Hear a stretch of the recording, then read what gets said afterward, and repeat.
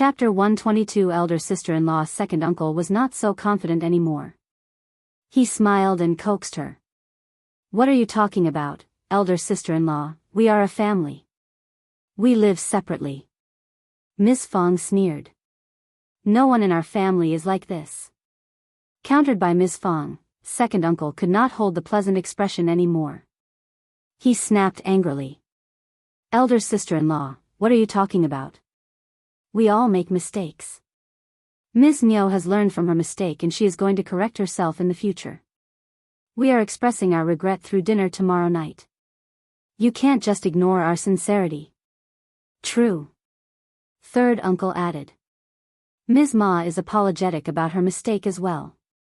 She is not going to make the same mistake ever again. She likes to spread rumors, but she is not a bad person.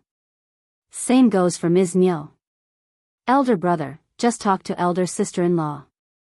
We are a family, and we will become a laughing stock for others around us, if we are not in a harmonious relationship."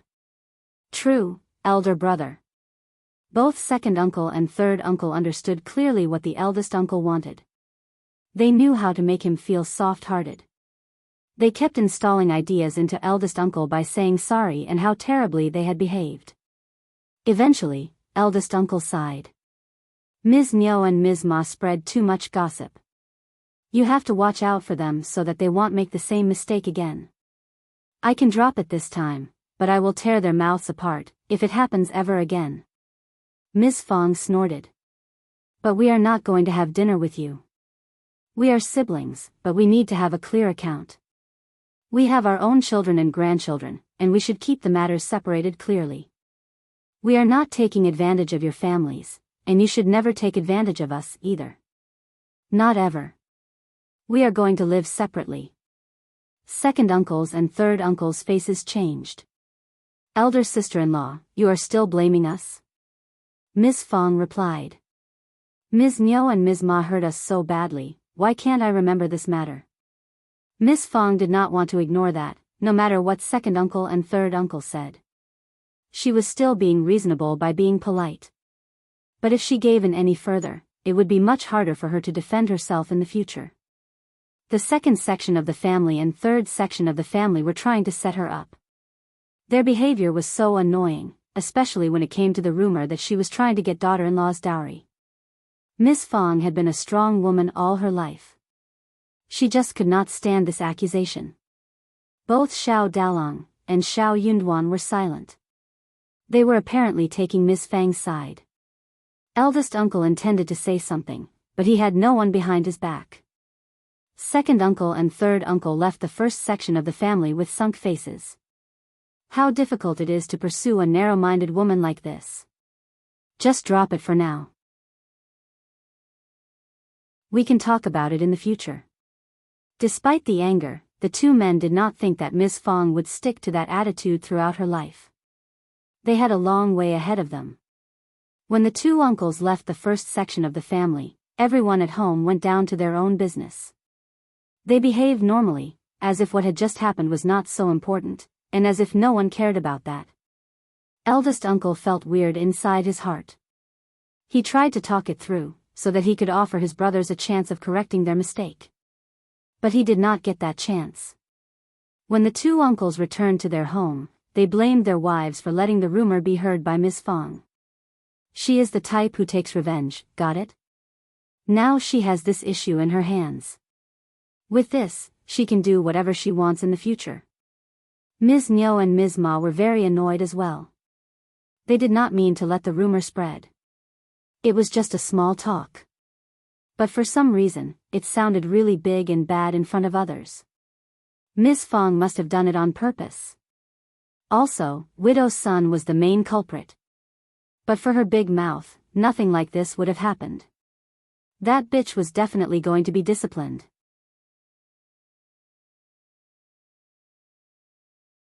Chapter 123. Shameless. On other hand, when Ding Qingqing and widow's son rushed home, they hugged each other and cried loudly.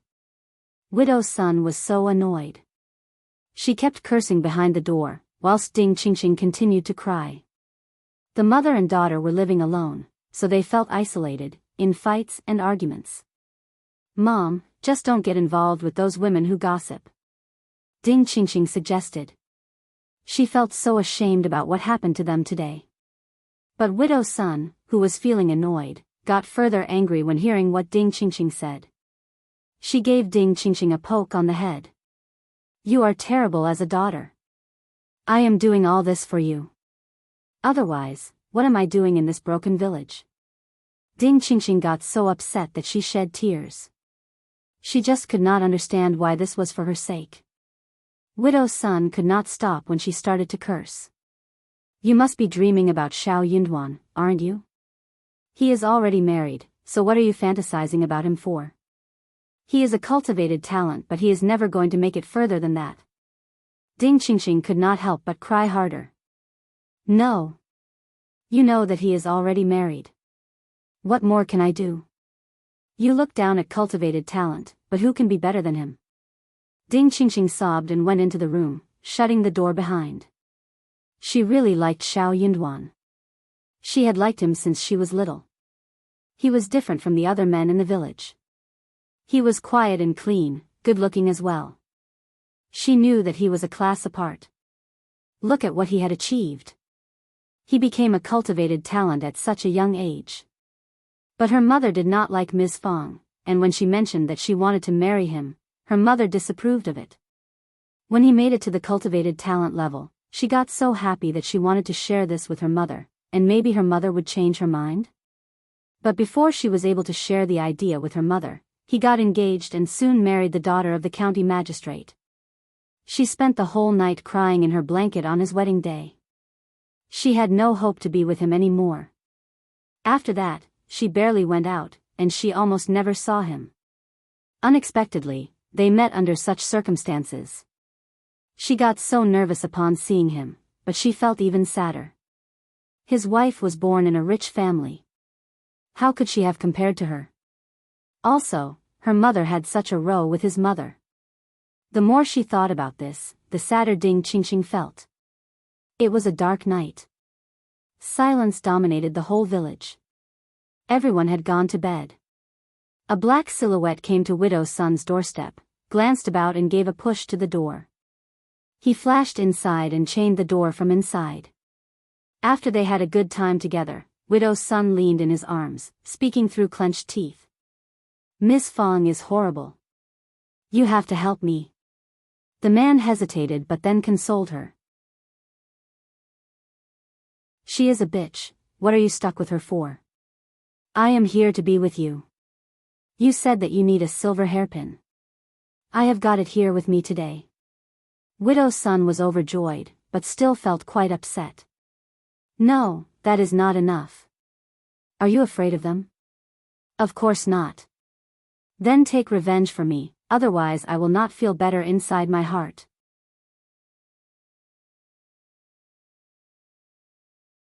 Chapter 124 Chance. As the proverb goes, the county magistrate isn't that useful. Even if they have a daughter of the county magistrate and a cultivated talent, so what? You will always have the chance to bring them down. You can destroy them all, and they would not be able to do anything about it. The man frowned even more deeply, and turned impatient. Seeing that she did not want to give up the topic, the man said with a smile, Okay, I promise you that I will teach them a lesson, whenever I have the chance. You have to find the chance. Okay, baby, let's just drop this topic, we can just, what? Oh, it was the Dragon Boat Festival. Early in the morning, Qiao Xian and Xiao Yunduan went out together. They went to watch the boat race in the county. Xiao Xiaoqi and Xiao Taotao were excited and would have liked to follow along but Miss Fang turned them down ruthlessly. There were too many people at the race. Xiao Yunduan and Xiao Xian would not be able to take care of them. What if something happened to them? The brother and sister did not insist either. Xiao Yunduan and Xiao Xian took the bullock cart and went to the Yunshui River located in the south of the town. The Yunshui River was a major river and it was flowing across the whole town. The race was taking place on the broad side of the river, which was the best position for the race. There was nice scenery around, and people often came here to ride horses and have fun, especially in spring. When the two of them arrived, there were already many people on both sides of the riverbank. It was bustling, and people were well dressed. They started to talk and cheer around, making comments. It was the first time for Qiao Xian to experience such a bustling scene. She got really excited to be here. Her eyes were large and sparkling. She looked around curiously. Although there was no other entertainment in this era, the nature was pure and green, and she felt so happy to see all of this. Looking at her enthusiasm, Xiao Yunduan subconsciously slowed down and gave her a tour around, whilst thinking inside his heart, what a pitiful girl. She must have never been out in the town till now. After a while, the two of them were united with those from the school. Apart from Xiao Yunduan, some of the fellows also had their family members with them and they greeted each other. Qiao Xian looked very pretty and behaved amicably. She stood out among everyone else, who knew about her background. So, they sized her up curiously and glanced at her on the sly. Most of them could not help but feel jealous and envious of Xiao Yunduan. Honestly, Madame Qiao and County Magistrate Xiao had never revealed what Xiao Xian had been through before she got married. After all, it was related to their reputation. Therefore, all they knew about her was that she had a noble background. Xiao Lulang felt even worse inside his heart.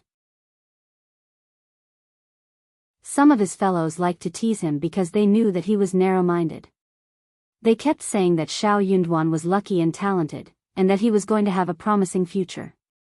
That made Xiao Lulang feel even more jealous. He swore to himself that he was going to bring down Xiao Yunduan on the occasion of couplet making today. He was going to let everyone understand that he was more talented than Xiao Yunduan, who had only pure luck on his side.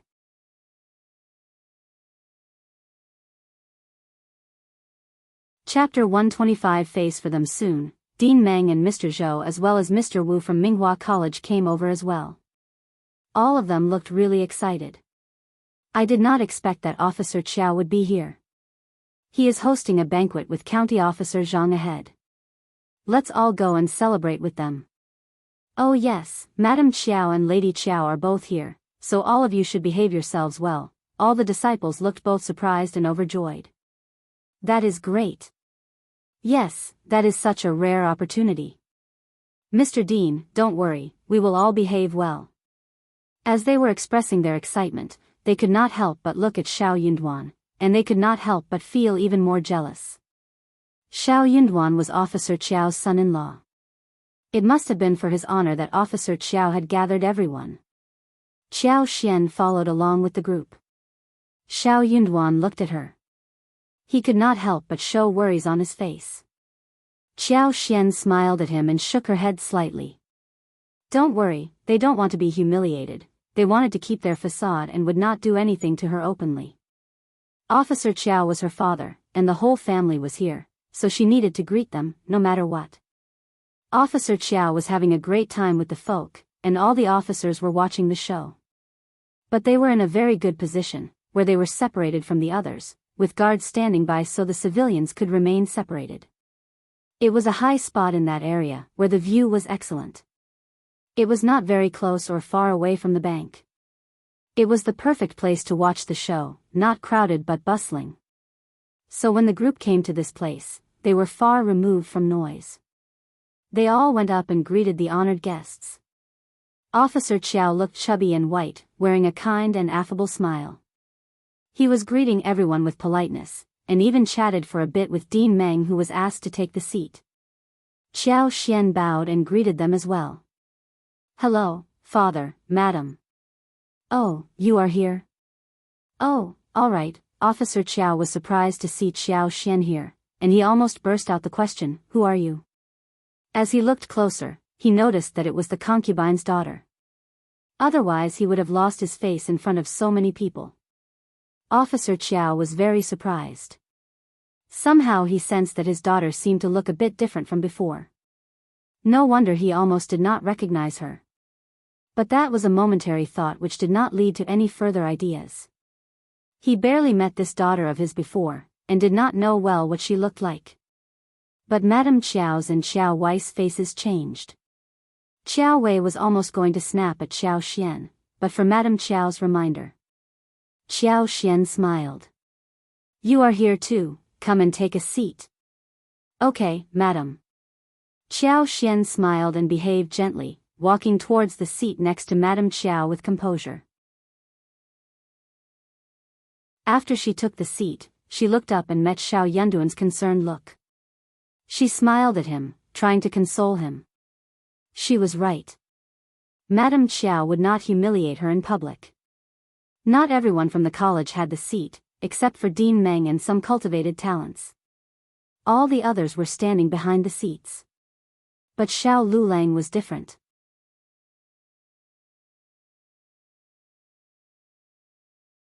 Chapter 126. Young Master Xiao Lulang was not a cultivated talent, but he was Xiao Yunduan's cousin, whilst Xiao Yunduan was County Magistrate's son-in-law. Therefore, Xiao Lulang pretended not to know the rules, and took the seat. No one went up to ask him to get up. Qiao Xian soon noticed that on the left side of Officer Qiao, there were two strange young men seated. Both of them were over 20 years old. One looked full of knowledge. He had a noble temperament, holding a folding fan, dressed in white, and was very elegant. The other person was slightly younger. He had handsome features, and a pair of peach blossom eyes, flying diagonally into the temples, long and narrow. He looked bright. He had a smile on his face, giving people a feeling of laziness and arrogance. The royal blue robe with gold trim was very gorgeous, which made him even more eye-catching. Both of them had a very interesting attitude towards Officer Qiao. They were polite, but not flattering. On the contrary, Officer Qiao seemed to flatter the handsome man in white every now and then. By this point, Qiao Xian more or less understood what was going on here. Her father did not like to hang out with common folks. He was focused on getting promoted and becoming rich. He was a very practical person. In the past, he would have never come to watch the dragon boat race. He must be here because of these two men who were interested in the race. He even had Madame Qiao and Xiao Wei with him. So, this young master must be holding a high position. Qiao Ko was also a follower of Xiao Wei, so Qiao Ko would always be with Xiao Wei wherever she was. But, Qiao Ko was nowhere to be seen today. Apparently, Xiao Wei did not need her to be around, and must have stopped Qiao Ko from meeting these two young masters. What if Qiao Ko got in touch with either of them? Xiao Wei would be very displeased. Qiao Xian could not help but smile. That would be an interesting show. Qiao Xian was absolutely right. At this moment in a small room of a small yard, Qiao Ko had finished crying hard. Concubine Du kept consoling her and said, "Don't cry any more, 3rd Mississippi. What if you get swollen eyes? What if Madame Qiao and Elder Miss see you? So what?" Qiao Ko snapped angrily. "Xiao Wei, the bitch is so narrow-minded, selfish and arrogant. She has her own suitor but still doesn't want me to have a good suitor. She doesn't allow me to meet young Master Xia, and also forbids me from meeting young Master Zhang and young Master Xiao. Mom, what should I do?" That white-clothed young master was called Xia Jingrong. He was the lineal elder grandson of the noble family, the Xia family. It was a very prestigious family in the city. He was talented, elegant and handsome. He was not into imperial examinations, but he was not someone to be looked down upon. His lineal grandfather was the former head of the Ministry of Personnel, whilst his father was the left officer of the Ministry of Rights. His mother was County Qingping, the only child of Lord Jian. More than 10 people of the Xia family were working as officers in the capital or some local areas. Moreover, there were endless of them who had achieved the level of recommended man and cultivated talent, but were yet to be granted official titles. That was a huge, noble clan that was far beyond the Qiao family's reach. Therefore, when Xia Jingrong was on a trip in this county with Yuezheng Xiao, who was the 3rd young master of the Yuezheng family, an enormous business family, County Magistrate Xiao heard about it and came to greet them happily. The Xia family had a wide network. Although their clan was not based in the capital, they had a huge network in the capital. Therefore, County Magistrate Xiao hoped that the Xia family could help with his transfer back to the capital. He was sure that he could make it happen.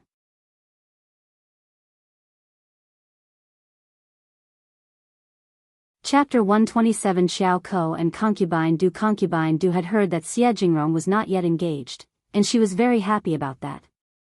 Xiao Ko was quite pretty and was also a miss from an officer's family. She should be a great match for Xie Jingrong. Xie Jingrong was now in the county, and she believed that it was a good opportunity for the two of them to get married. Xiao Ko had looked at Xie Jingrong briefly before, and felt so bashful even to think about marrying him.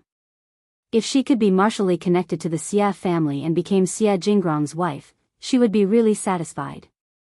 Xie Jingrong was not into the imperial examinations, but he was already a recommended man.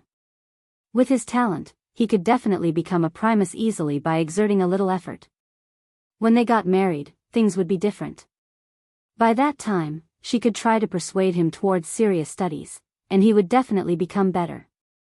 Moreover, he had a great background. If he ever became a primus, he would definitely make it to the highest position in his career. That was a promising future. Both Xiao Ko and Concubine Du had drawn a beautiful picture about his future in their heads. Concubine Du coaxed Officer Qiao, and talked into Officer Qiao's ears. He was moved. However, after speaking with Madame Qiao turned down the proposal calmly. She was not as talkative as Concubine Du and did not make a long speech. All she said was that Xie Jingrong was from a noble family. He was talented, good-looking, and his grandparents' positions were also high. He was even qualified enough to marry a princess, or some noble miss from a prestigious family. Why would the Xie family allow him to marry a mere concubine's daughter? She had heard that young Master Xie had a very high standard towards his future wife, and that was why he had not gotten married till date. Would Xiao Ko be capable enough to be a match for him? They could not risk it. Only then did Officer Qiao realize what was going on. He was taken aback. He lectured Concubine Du severely, who had been waiting for his news outside. She almost caused him a lot of trouble. Concubine Du knew that it must have been Madame Qiao who created the disruption. She was angry and furious, but could do nothing about it. The marriage would not work out, if the madam of the family disapproved of it. Xiao Ko was very annoyed too. She had assumed that with Xiao Xian's help, it seemed as if she had had a good position in the family. She even sneaked out just to run into Xie Jingrong and Yuezheng Xiao. However, Xie Jingrong and Yuezheng Xiao returned to the hostel, after Officer Qiao's persuasion. Madame Qiao sneered and told Officer Qiao what happened. Officer Qiao got so furious that he slapped hard on Xiao Ko's face, grounding both her and her mother. He was worried that Xie Jingrong would get angry about it, so he asked Xie Jingrong and Yuezheng Xiao to watch the race, as a way of compensation. Qiao Wei kept sneering at Xiao Ko. She told her about the race, and then mocked her. Do you think you are good enough for young Master Xie? Concubine Du even asked Madame Qiao to take Xiao Ko along for the race, but her request was turned down. They were both really furious and sad, sitting at home. The race started soon. With Officer Qiao present here, the prize had to be good. Officer Qiao expressed that the grand prize would be a roasted pig and goat, and the winning team would share the prizes. In addition, the winning team would be granted 2 liang. The prize was extremely luxurious.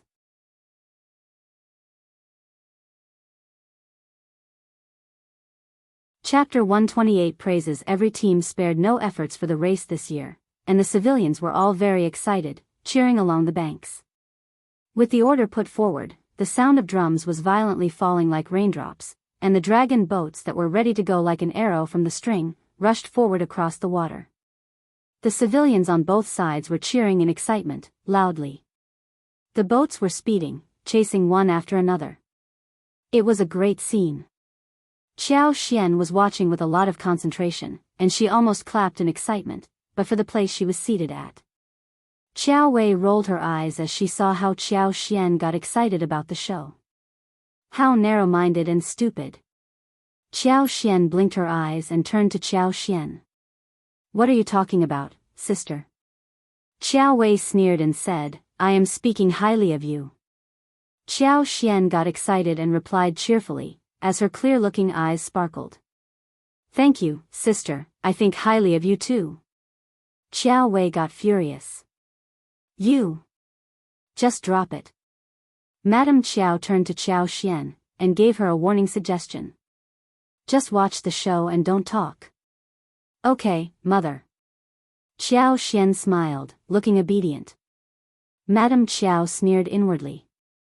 She somehow felt that she had been making no efforts to tease this woman. This bitch seemed to get so increasingly annoyed after she got married.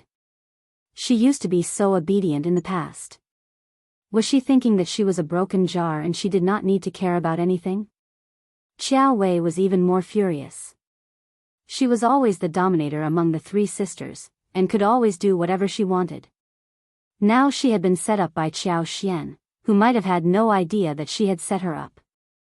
But she was still really furious. She found that she had been tricked. The race went on. Although this section of the river was wide, it was obviously impossible for a total of 26 dragon boat teams to line up all at once. Therefore, the preliminary competition was divided 4 times over. Each time the first place would be rematched to compete for the top spot. The whole process of the game was very lively and intense. When everyone watched the game, they even wrote poems to add to the fun. County Magistrate Xiao learned that Yuezheng was very talented, and that he loved to write poetry too. So he exchanged a few words with Yuezheng and then gave some regards to County Officer Zhang. County Officer Zhang said loudly, "Today is the Dragon Boat Festival, which coincides with this lively event. We can't have fun without poetry. What about we all make some poems for the beautiful scenery around here?" County Magistrate Xiao laughed and added, Yes, County Officer Zhang is right. Dean Meng, don't be restrained, just make some poems, so we can let young Master Xie make some remarks about them. That would be such a great honor." Yuezheng felt helpless, but he was a man with honor. Instead of countering him, he lowered his head slightly and said, "Thank you for the compliment, Officer Qiao." Yuezheng wasn't so happy. He rolled his eyes and said, "Poetry is too complicated. What about making couplets, and it adds much more money?" County Magistrate Xiao was startled, but smiled when Yuezheng approved of this idea by default. Good idea. Young Master Yuezheng is right. Let's make couplets." No one knew where young Master Xie was from, but seeing how County Magistrate Xiao treated him, they all believed that he was a big figure.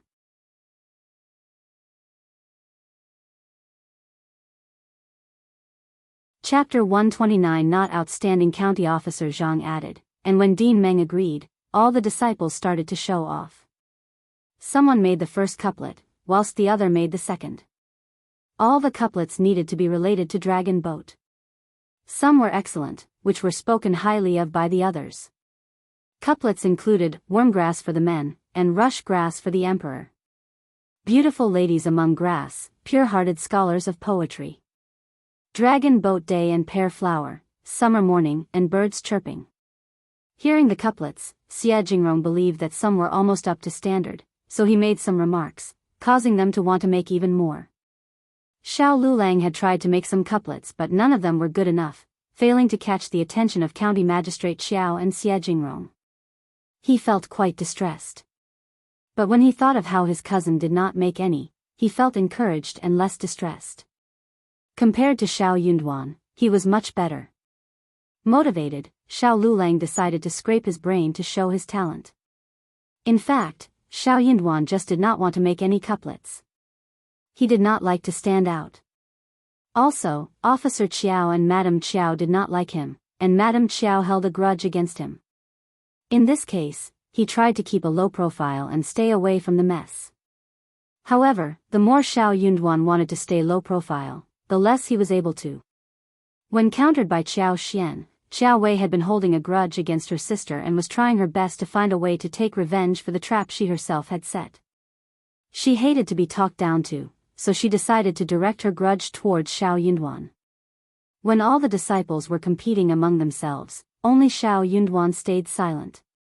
Qiao Wei, of course, did not know that Xiao Yunduan was doing that on purpose. She thought that Xiao Yunduan lacked the knowledge to make any couplets. Therefore, she was going to humiliate this idiot in public. That was like humiliating Qiao Xian. It would make her feel less annoyed. Qiao Wei rolled her eyes, and whispered to her maid, Fendi next to her. The maid turned to Qiao Xian, nodded and went to County Officer Zhang, passing on to him what Qiao Wei had said. County Officer Zhang felt quite embarrassed. He had no idea what was going on inside County Magistrate Qiao's family, but listening to the task assigned, he could tell what was going on for real. He had heard of how Elder Miss normally behaved. The Elder Miss ordered her maid to pass on the message to him that he should come up with a difficult idea for the second Miss husband to make a couplet, so that he could be humiliated. It was such a stupid thing to do. How could he humiliate a county magistrate's son-in-law? The county magistrate would lose his face if his son-in-law was embarrassed. But if he did not obey Elder Miss' order, this narrow-minded woman would tell Madame Qiao, who would ensure that his wife and daughter suffered greatly in the future. Helplessly, County Officer Zhang still decided to do as instructed. He chuckled and turned to Xiao Yunduan. Cultivated talent Xiao, you seem like a talented person, why don't you make a couplet for us to read?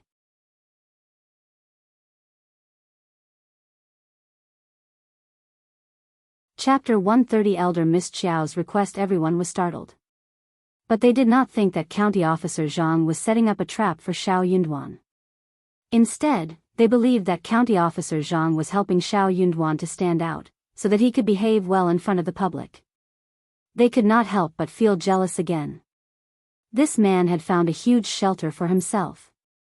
Look at him. After he became related to the county magistrate, even the county officer was trying to help him.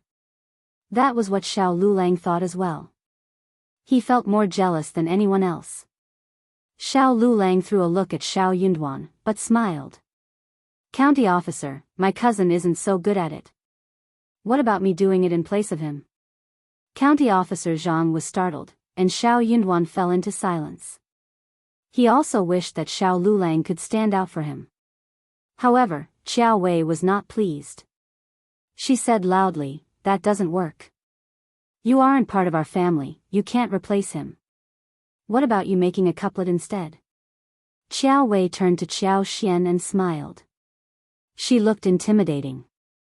Qiao Xian only had a little knowledge about characters, and she had never learned how to write poetry or lyrics, nor had she been taught how to play the zither, chess, or write calligraphy or draw.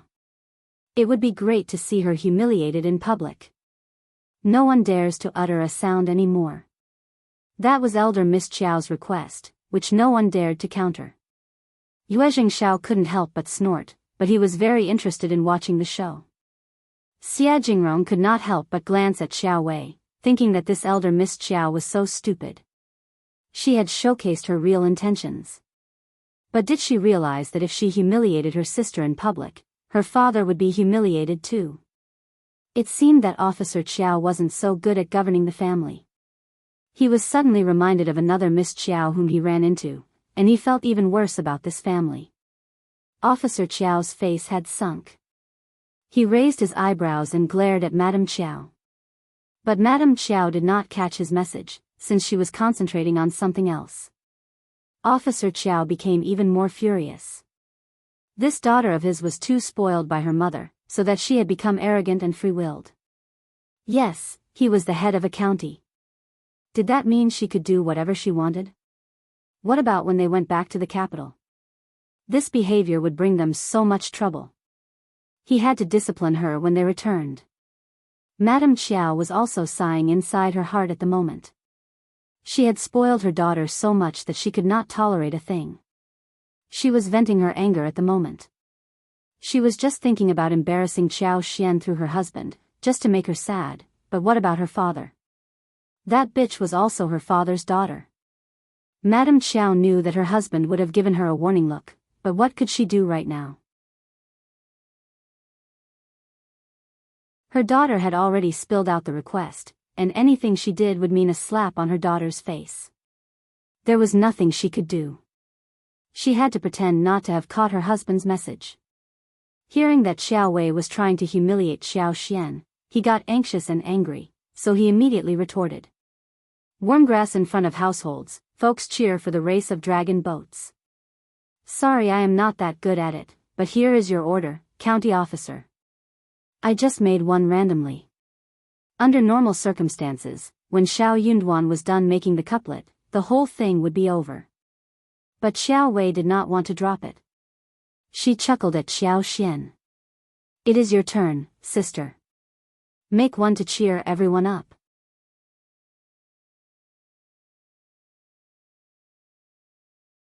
Chapter 131. Not her. Xiao Xian was rolling her eyes inwardly. You can't even do that yourself, why forcing me? Xiao Wei, who had been spoiled in the family, was not devoted to studies at all. She was no better than Xiao Xian in talent either. But she was the lineal daughter, whilst Xiao Xian was the concubine's daughter, and at the mercy of Xiao Xian. Hence, she could not use the same request to counter her. Otherwise the whole thing would get worse. Xiao Xian turned to her and said without hesitation, I don't know how to. Xiao Wei was surprised. It was such a straightforward confession made without shame or embarrassment, that Xiao Wei did not know how to react. Women without knowledge are virtuous. I don't know how to make couplets. Xiao Xian added. She had no idea how to, and she was not good at it either. Xiao Wei just could not say anything to mock her, strike her down or humiliate her in this case. All right, Madame Qiao smiled and intervened. Quan Xian is right, women don't need to be good at this. Just drop the topic and watch the race. Yes, watch the race. Officer Qiao let out a sigh of relief and let out a laugh. County Officer Zhang was clever, so he changed the topic directly, followed by all the disciples who continued to watch the race. Finally, the topic was dropped.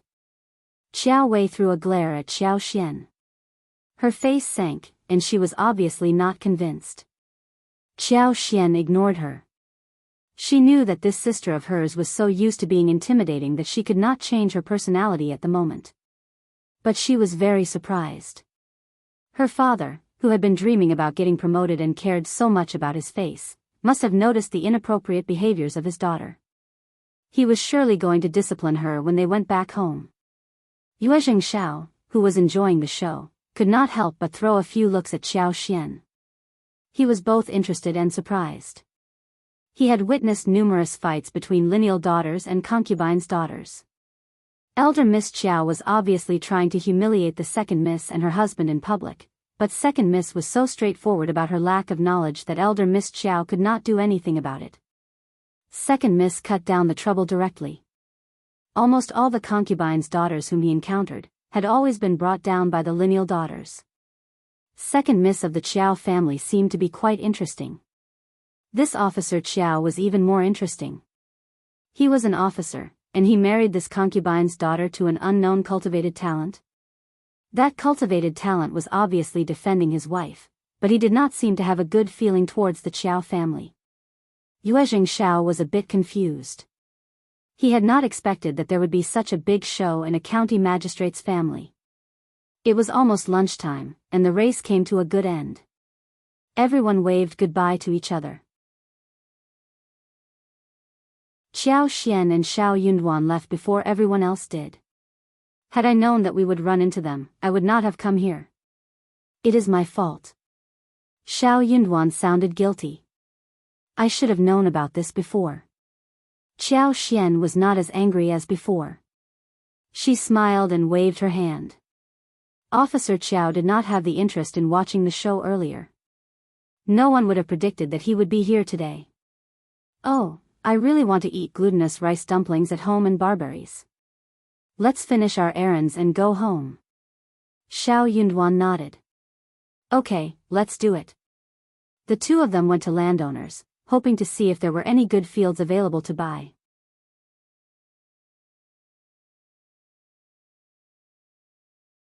Chapter 132. Super Luck. The landowner smiled. You are very lucky. Businessman Zhang is in urgent need of money, and he is selling 240 mu of good fields urgently.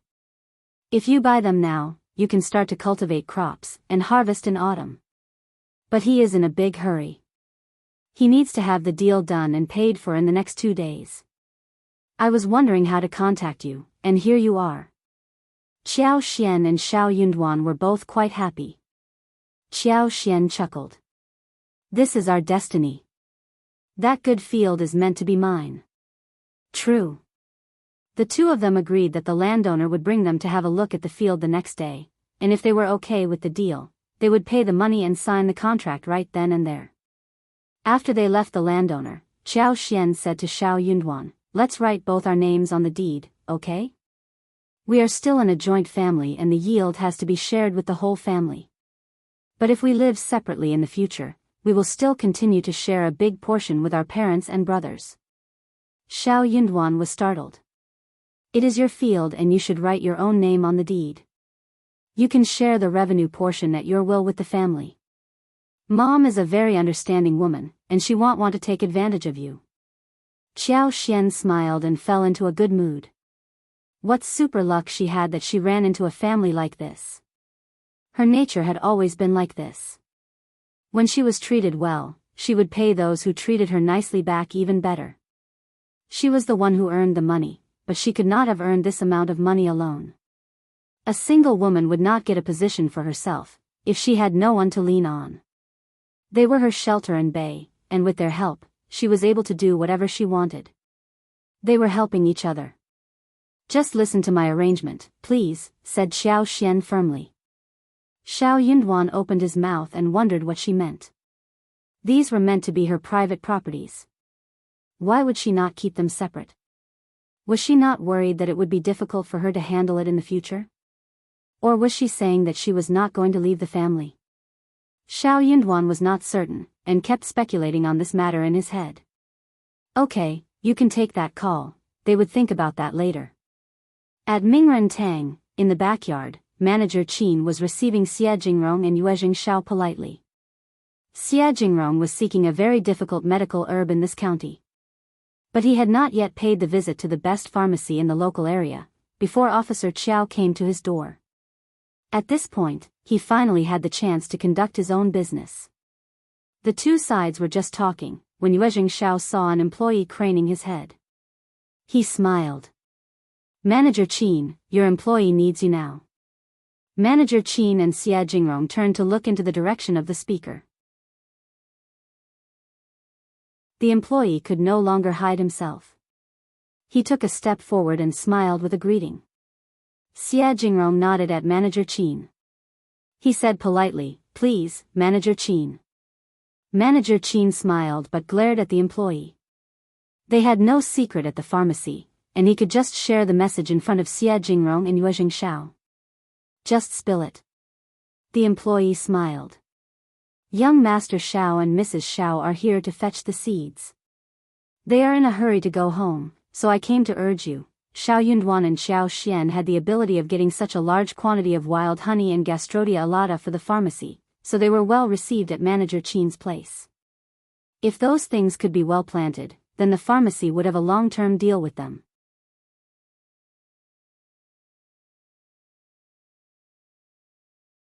Chapter 133 Exception. Manager Qin was startled. He smiled. I almost forgot about that. I will be out there soon. Manager Qin turned to Xia Jingrong and said, Young Master Xia, young Master Xiao and his wife should be of great help for you. They live in the countryside, and often go into the mountains. They have brought numerous good things to us. Xia Jingrong and Yuezheng Xiao were startled. Since Manager Qin said so, he must have gotten many excellent things from the couple but did not want to share those. Xia Jingrong said, okay, in this case, let's bring them in here. That is exactly what I mean. Manager Qin chuckled and asked his employee to get the couple in. The employee answered and felt emotional. The couple was so lucky as to have come over at the moment. If the couple managed to help young Master Xia with even a small thing, they would have no worries in their future life. No worries ever. Xiao Yunduan and Xiao Xian, who heard that the manager had already got the seeds for them, were so happy that they decided to buy them and leave quickly. In this way, they could take a look in the market, buy some food and go home soon. But the manager had something else in store for them. When they came to the back hall, all four guests were startled. Cultivated talent Xiao, second miss of Qiao, what are you doing here? Yuezheng Xiao's eyes widened in surprise. Xiao Yunduan smiled and greeted them. This is quite coincidental. Sorry for the interruption, no, it is no bother. Yuezheng Xiao smiled. I did not expect that Manager Qin meant you too. Manager Qin could not help but smile as well. Since you are all friends, then we can save a lot of trouble. Please, take your seats. Yes. They exchanged greetings and sat down. Manager Qin started the conversation. Soon, Xiao Yunduan turned speechless.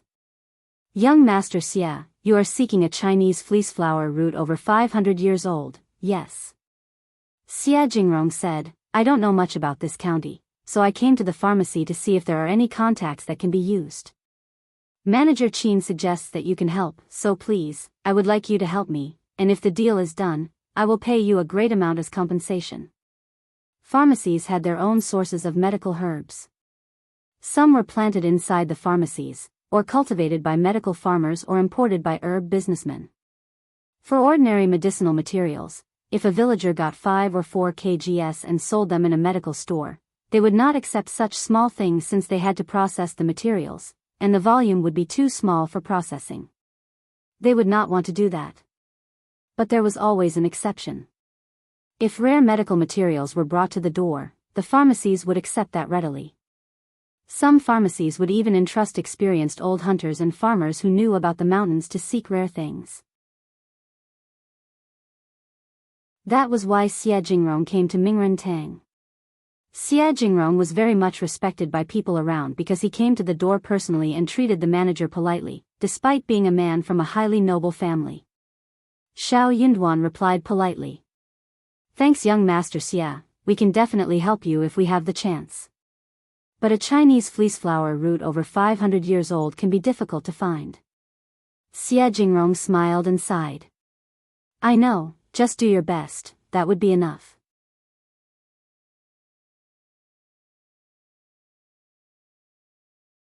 Chapter 134 Pause. Qiao Xian smiled and said to Xiao Yunduan, Darling, Chinese fleece flower root is a very commonly seen thing.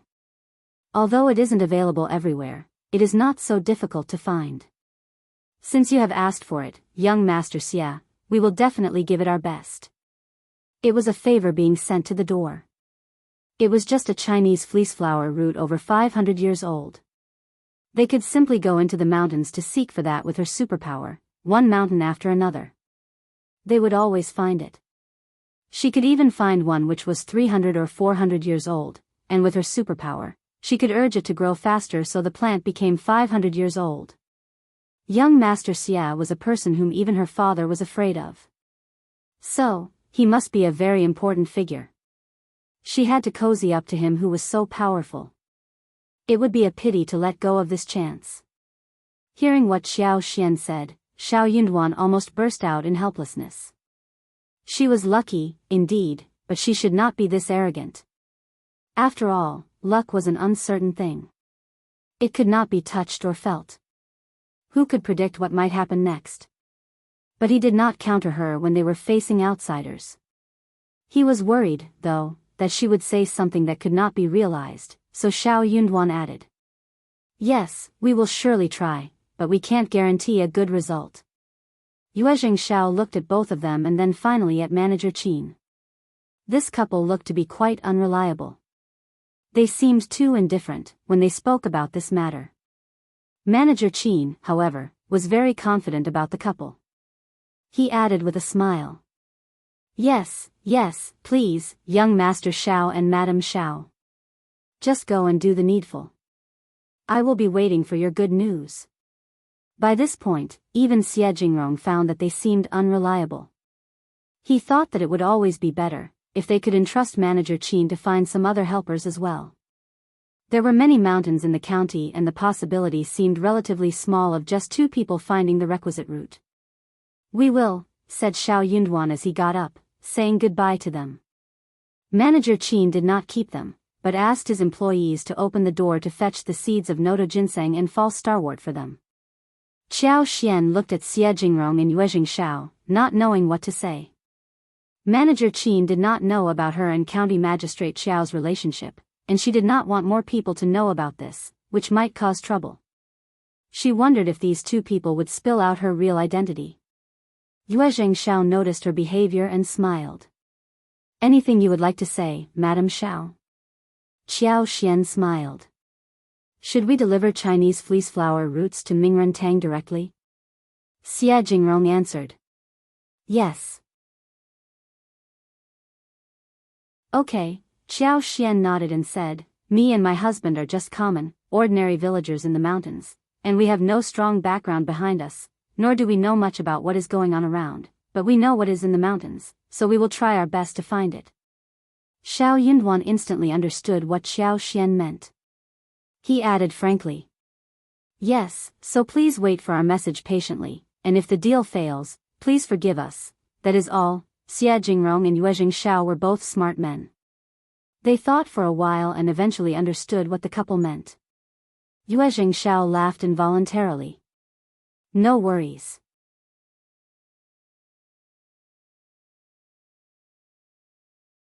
Chapter 135. An image. Yuezheng Xiao got even more curious. What was going on with County Magistrate Xiao's family? Manager Qin was not aware of second Miss' real identity.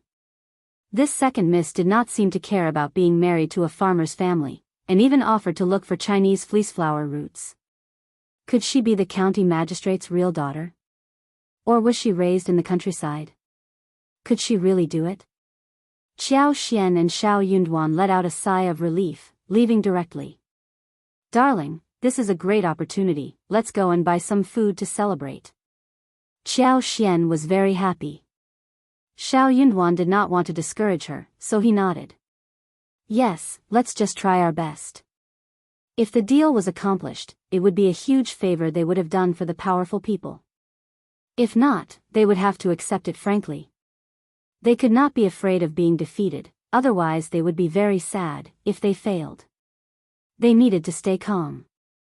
Qiao Xian bought pork belly, ribs, 2 fat ducks, a roast chicken, some snacks, and head flowers for Tao Tao and Xiao Qing. When she was done shopping, she started to head home with Xiao Yunduan. At Mingrentang, Xia Jingrong still asked Manager Qin to entrust several more hunters and experienced veterans in the mountains for help, before leaving with Yuezheng Xiao. Yuezheng Xiao could not help but laugh. Officer Qiao's family is quite interesting. Look at that second miss, she is more than ordinary. Then he laughed as well. Honestly, I have never met any concubine's daughter like her. Xia Jingrong frowned slightly as he turned to him. The Qiao family isn't a family with integrity, let's just drop it. But the second miss seems quite different. Not that he really cared how she was. He was definitely going to return her favor, if she was able to find Chinese fleeceflower root over 500 years old. That was all he could do, since he was not interested in the Qiao family. Qiao Xian and Xiao Yunduan traveled home leisurely on his bullock cart. The cart moved very slowly. While they were on the cart, they could notice what was going on around them. When they found a tall, young man lying in a coma in the grass on the roadside, they could not help but stop, exchanging a look between themselves. Hang here, let me go and have a look, Xiao Yunduan said. Let me go with you. Okay. The couple wanted to save people.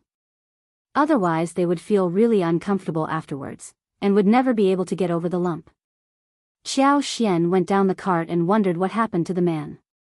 Xiao Yunduan came to the man's side, felt his nose and sighed in relief.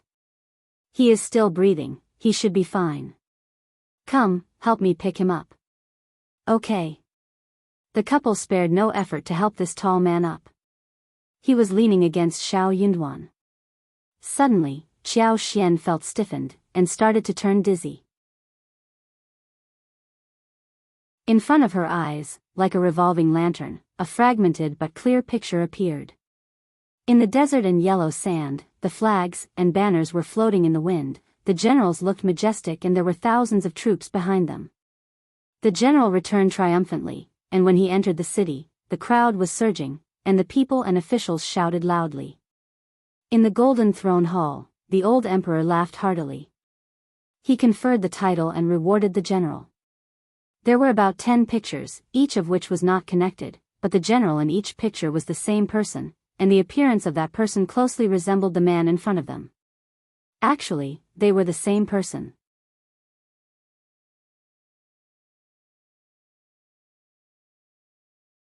Chapter 136. What to see what? What was going on? Qiao Xian was almost dumbfounded. What on earth had she seen? The future of this man? Or maybe the past? Qiao Xian shook herself out of her stupor. Suddenly, she was very motivated to save him. At this moment, Xiao Yunduan let out a low cry. He has wounds on his back and thighs. Let's help him bandage that. Okay. Neither of them were professional medical people. Moreover, this man was not only wounded but also starved. So, when the couple was done bandaging him, they fed him water, before he slowly woke up. They fed him almost 250 grams of snacks slowly. His mind became clear, gradually. Who are you? Xiao Yunduan replied calmly. We were passing by and saw you in a coma. How are you feeling now? Better? Startled, the man greeted the couple. Thank you for saving my life. It is okay. Xiao Yunduan could not accept such a big gesture, but waved his hands and said, we were just passing by, not a big deal. Where is your home? We will drop you there. Home? The man looked confused and miserable. He had no home. He left home when he was much younger, full of ambition, always thinking that he could make a name for himself but eventually ended up gaining nothing. After a few years of wandering, he returned, but by then, his parents were dead. His uncle had taken hold of the properties and insisted that he had committed a crime outside. So he got irritated and hit them. The others couldn't help but rush up and took the opportunity to beat him fiercely, before locking him up in the woodshed. He had no idea how they were going to deal with him, but he knew that it was not going to be good. After being in the woodshed for 3 days, he managed to escape but ended up passing out here on the spot in pain and starvation. Unexpectedly, he was saved by 2 kind-hearted people. Come and read on our website Wuxia World site. Thanks, there were good people in this world. He was no longer so angry at the sight of this couple in front of him. Thanks, but it is fine, you can leave me here. He originally wanted to say that if there was a chance in the future, he would definitely repay them, but then he thought about it, and realized that he had gotten to this point. What was his future? What could he do in return? It all seemed so ridiculous. He laughed self-mockingly. Anyway, thanks very much for saving me. You will definitely have a great fortune in the future. Qiao Xian was not going to let go of this opportunity.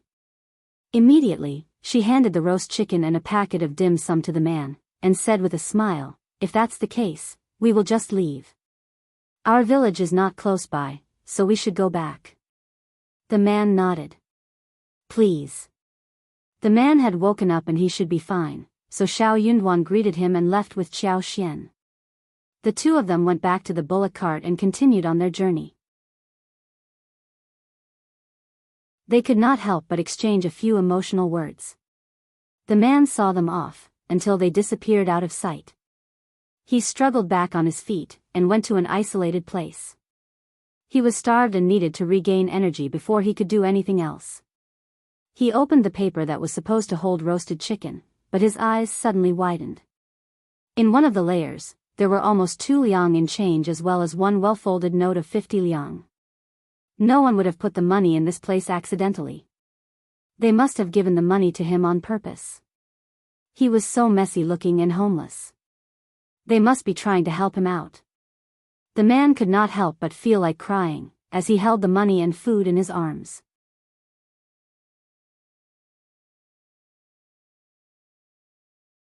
Chapter 137. An idea, shouting village, he mumbled inside his heart. He swore that he was definitely going to become someone accomplished in the future. At that time, he would return the favor and more importantly, take his revenge. He was not going to live the rest of his life as a useless person. When Xiao Xian and Xiao Yunduan were back home, the glutinous dumplings were already steaming. The dumplings were put in a large iron pot, covered with a heavy wooden lid, and cooked on the stove. Some of the steam was escaping the lid, spreading the aroma of fresh grass and leaves in the whole room. It was festival time and everyone was craving the dumplings, which were eaten only once a year. They did not even eat lunch, and instead waited for the dumplings. Seeing them returning, Ms. Fang opened the lid and scooped out some large ones for them to eat. Meat dumplings, pork ribs dumplings, bean dumplings, 8 treasure dumplings, and alkaline water dumplings were marked when they were being wrapped. The length and number of straw cores in each kind of dumpling were different, so it was easy to distinguish. Xiao Tao Tao and Xiao Xian helped open the dumplings. The dumplings were cut into pieces with the straw core that bound them, before they were placed on the plate. The shining dumplings looked beautiful and smooth in appearance, and when they were twisted open, the aroma of rice, meat, or sweetness inside was mouth-watering and attractive. The meat dumplings smell so great. I want meat dumplings too, they look so delicious. Ms. Fang smiled. All right, we have a large number of them. Eat as many as you want. She had money and could afford to make those dumplings. It was a festival and they should all be happy during this period. Long strips of pork belly and large ribs had been marinated with 5-spice powder, soy sauce, shredded ginger, green onion, cooking wine, etc. last night. They were wrapped in the dumplings and boiled for nearly 2 hours. The bones could be easily broken in one bite.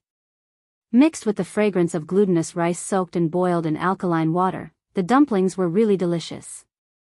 Come and read on our website Wuxia World site. Thanks, they had never eaten meat dumplings before. This year's food was really sumptuous. After the glutinous dumplings, they ate a few fresh bayberries and loquats to relieve tiredness, which was perfect. Among the fruit trees transplanted in Xiao Xian's garden, the bayberry, loquat, and plum did not fall out.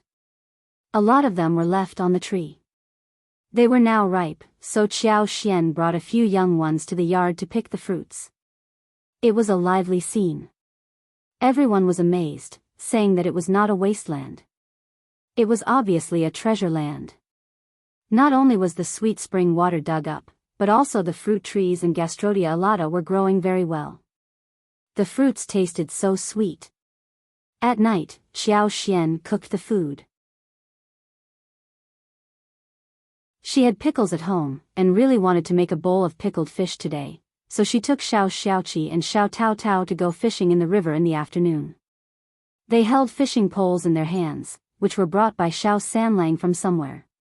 Xiao Yunduan also went fishing with them.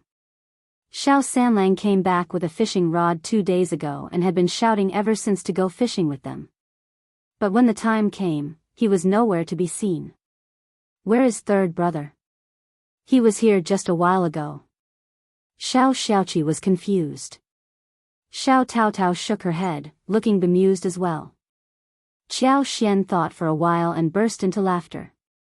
She said to Xiao Yunduan, I have an idea. Xiao Yunduan was startled and smiled. Just leave him alone. He would be very careful about it. Yes. Xiao Xian nodded with a smile. Let's go. Xiao Xiaoqi and Xiao Tao Tao were confused about what was happening, but were extremely motivated to go fishing. We are going fishing. It was all right even if third brother wasn't with them.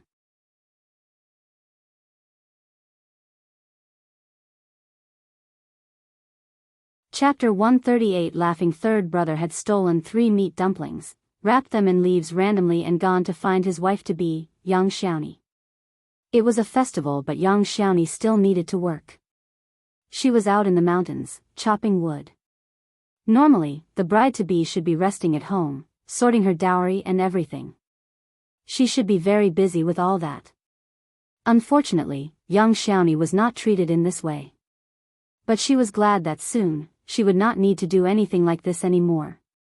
When Xiao Sanlang found her, she was eating wild fruits in the mountains. Brother Sanlang. Yang Xiaoni cheered as she saw Xiao Sanlang. Xiao Sanlang looked up and saw her, laughing along the side. He rushed to her. The two of them sneaked into the forests by default. This way they could not be discovered so easily. The same mistake could not be made twice. Young Xiaoni sniffed and her eyes sparkled. It smells so good. Third brother, what have you brought for me? Xiao Sanlang gazed at her proudly. Just guess. Young Xiaoni sniffed again. Ah, it is glutinous dumplings. Yes. It is made by fifth sister-in-law. There is pork belly and ribs filling inside. It is delicious, I have brought you 3. Really? I am going to have a good taste of it. Young Xiaoni rubbed her hands, and could not wait and took a bite when Xiao Sanlang opened it for her. The dumplings were bursting with fillings. Every bite would reach the meat. Come and read on our website Wuxia World site. Thanks, the fragrant glutinous rice dumplings and the fragrant and soft meat of the dumplings were blended together very well. The aroma was tangy, and it was so delicious after the first bite, that one could not wait to swallow a piece of the tongue also alongside. It is really yummy. Young Xiaoni's eyes sparkled. She was obsessed and just could not stop eating them. Xiao Sanlang felt very pleased. What did I tell you? When you move in, you will know how well my fifth sister-in-law cooks. She is like no one else. Young Xiaoni agreed and looked expectant. I have never eaten a dumpling as good as this. Our fifth sister-in-law is so good at cooking. I wish I could move in with you directly. I will treat fifth sister-in-law well in the future. Xiao Sanlang smiled. It is happening soon. I am counting the days, only 15 days left. Yes. They laughed at each other happily. Satisfied by the meat dumplings, young Xiaoni held one in her arms and they continued to talk for some more time, before they separated at the entrance of the Yang family. They unwillingly waved each other goodbye. Miss Tian came and glared at young Xiaoni the moment she arrived home.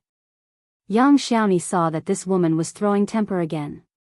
She put down the chopped wood and dashed off before Miss Tian could say a word. She had already eaten 2 glutinous rice dumplings and held one in her arms for dinner, so she did not have to eat with them. You bitch, being lazy all the time, stupid and lazy, no food for you. Miss Tian was still cursing her when she left. Miss Tian cursed at Yang Liang when returned. Then she started to curse the whole Xiao family.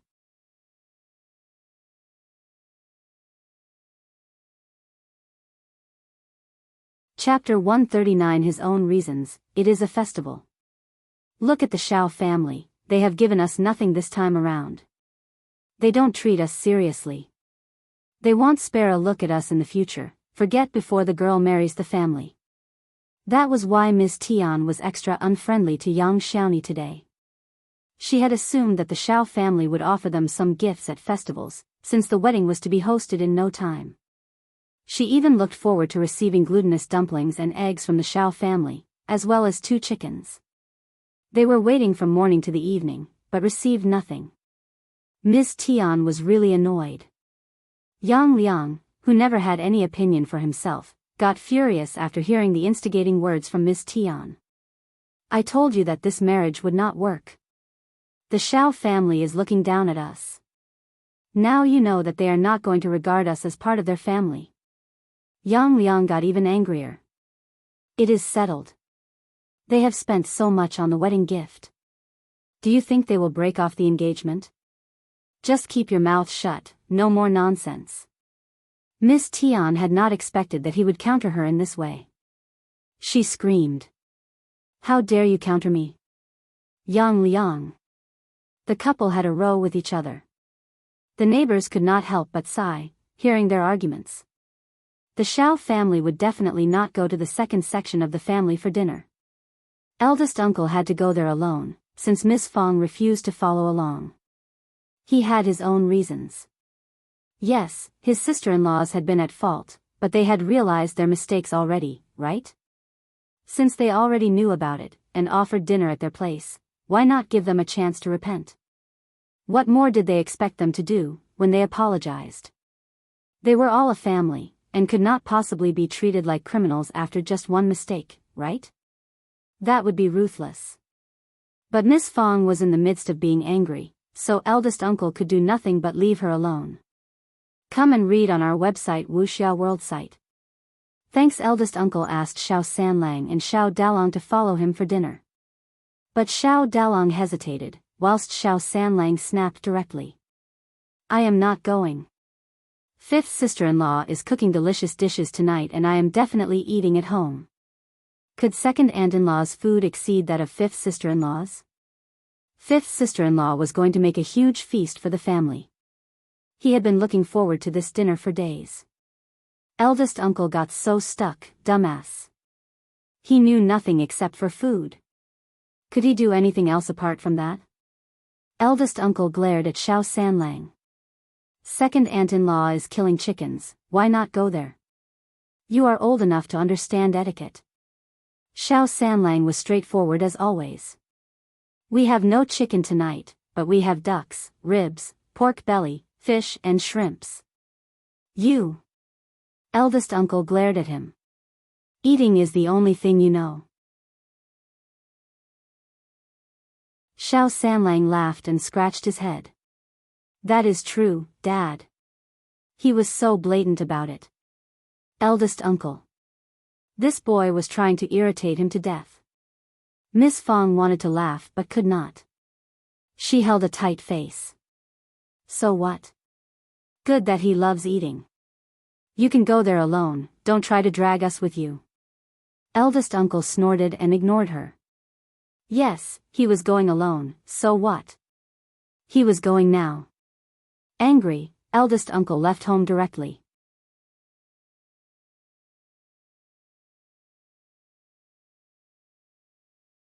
Chapter 140 Festival. The whole family let out a sigh of relief, and they went all out to make preparations for the dinner. Qiao Xian and Xiao Yunduan decided to get a big fish in the afternoon, so Xiao Xiaoqi took them to a relatively isolated and deep water area of the river. There was one section where long and many seaweeds were growing. Xiao Tao Tao as well as Xiao Xiaoqi were fishing shrimps using a net whilst Xiao Xian and Xiao Yunduan were fishing on the bank. Xiao Xian looked calm, but actually, she could not do anything. With her superpower, she was able to see endless fish in the seaweeds, but that did not help. They were not able to catch any of it. Luckily, there were enough fish and shrimps in the river, and they harvested a lot. Half a basket of shrimps plus half a barrel of small fish as well as more than 30 large, green, finger-sized shrimps were taken back. They got several crucian carp about the size of a palm, as well as 2 grass carp more than a foot long, along with 5 long large eels. What pleased Xiao Xian above all was that they also managed to catch a palm-sized wild mandarin fish. They killed the duck for dinner, cut tender ginger into pieces, stir-fried chili and garlic cloves, added rice wine, soy sauce and other seasonings, as well as water. The whole thing was simmered over high heat. In this way, the fresh, spicy and fragrant taste quickly permeated the entire kitchen. They steamed mandarin fish, and fried prawns in oil. The 2 grass carps were used to make pickled fish, whilst finger-sized, small fish were wrapped in egg batter and then fried. A few dishes plus a bowl of braised pork, vegetarian fried yam, and shredded cabbage were served. A sumptuous feast was laid out. The fish that could not be eaten up were kept in a large water tank in the backyard. Qiao Xian put some water plants in the water tank. She could use the water plants to send her superpower into the water, so that these fish could stay alive for almost half a year. Come and read on our website Wuxia World site. Thanks. Small river shrimps were not easy to raise, so they were roasted and dried. They could fry fresh leeks with it, or peppers, or even eggs.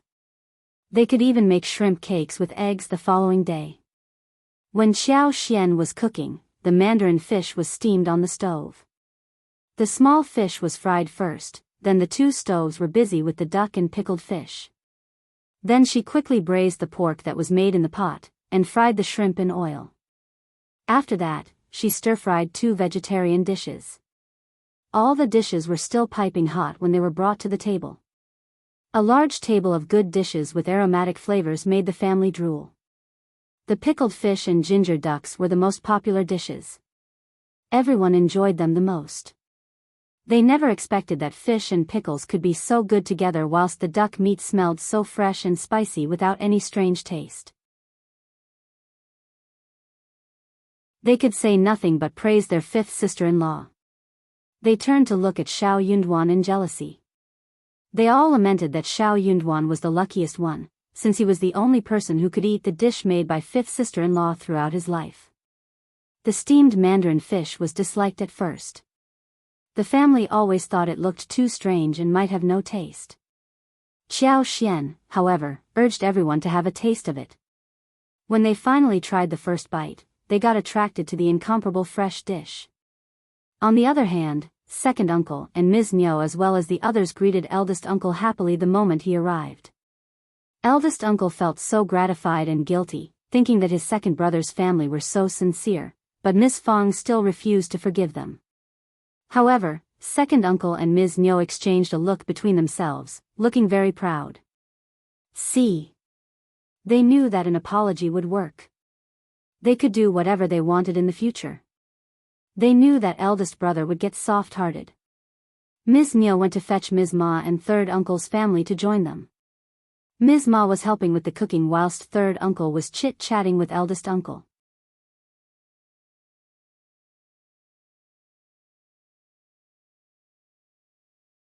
Chapter 141 Family. The two sections of the family had sensed that they were not in a good place as before. Ms. Fang was annoying, and more domineering than before. Moreover, Qiao Xian had joined her. They kept bitching about her mistake. They tried to console eldest brother and even flattered him. Eldest brother was the master of the family. As long as he was well manipulated by them, everything else would be solved easily. It was just a matter of time. Eldest uncle felt so moved when he saw how his brothers, nieces and nephews were chatting with him. They were so nice to him. They were his family. He had treated them well these past few years and it was all worth the while. Their parents would be gratified in heaven as well. He had lived up to their parents' standards. In the kitchen, Ms. Niu and Ms. Ma were quite distracted. Ms. Ma could not help but look outside the kitchen, mumbling. What are eldest sister-in-law and everyone else doing? What is keeping them for so long? True, they all believed that the eldest section of the family would definitely be here, with eldest uncle coming over first, and the others following later. Ms. Niu was quite displeased as well. She knew exactly what Ms. Ma meant. When Ms. Fang and Ms. Su were here, they would definitely help in cooking. Also, eldest brother treated them well, and would always come with some gifts, like a chicken, for example. Ms. Niu even expected to wait until Ms. Fang arrived to kill the chicken. A while later, Ms. Ma could not stand the wait anymore. What on earth is taking them so long? Xiaoji, Miling, go and check on them. Tell them to be here as soon as possible. Just wait. Ms. Niu stopped her. Let's just hold on. We can kill the chicken and make the food. We will fetch them when dinner is served. Ms. Ma was startled. Ms. Niu really started to think that she was stupid. She snapped. Haven't you got it? Eldest sister-in-law is so annoyed by us that she wants to postpone her arrival. Just drop it, we can make some dishes as we want. Ms. Ma nodded. Come and read on our website Wuxia World site. Thanks, that was exactly what Ms. Fang would have done. She is so stingy. We have apologized and made dinner, what more does she want? Should we kneel down and kowtow to her? Ms. Niu rolled her eyes. What else can we do? Ms. Ma was stuck with words. Yeah, what else could they do? All right. It was their own fault that they were caught red-handed. They had to be tolerant at the moment. It was widow's son, the bitch's fault. But for her big mouth, nothing like this would have happened. That bitch needed to be punished. So, Ms. Niu and Ms. Ma dropped the idea of fetching Ms. Fang at the moment, and pretended to make dishes with full sincerity. Ms. Niu, against her will, killed one of her chickens, whilst Ms. Ma brought 12 eggs as well as some vegetables from her house. They made the dinner without putting any oil or salt in it. When dishes were served on the table, Ms. Niu smiled. Eldest brother, the dishes are ready. What are eldest sister-in-law and the others doing? Yes, we are all waiting for them. Ms. Ma added with a smile. Eldest uncle's face stiffened. It is fine, we can wait a little longer. Miling, Xiaoji, go and fetch them, okay? Second uncle made a gesture and let them leave. Eldest uncle was about to stop them, when he suddenly realized that maybe these two children would be able to move Miss Fang.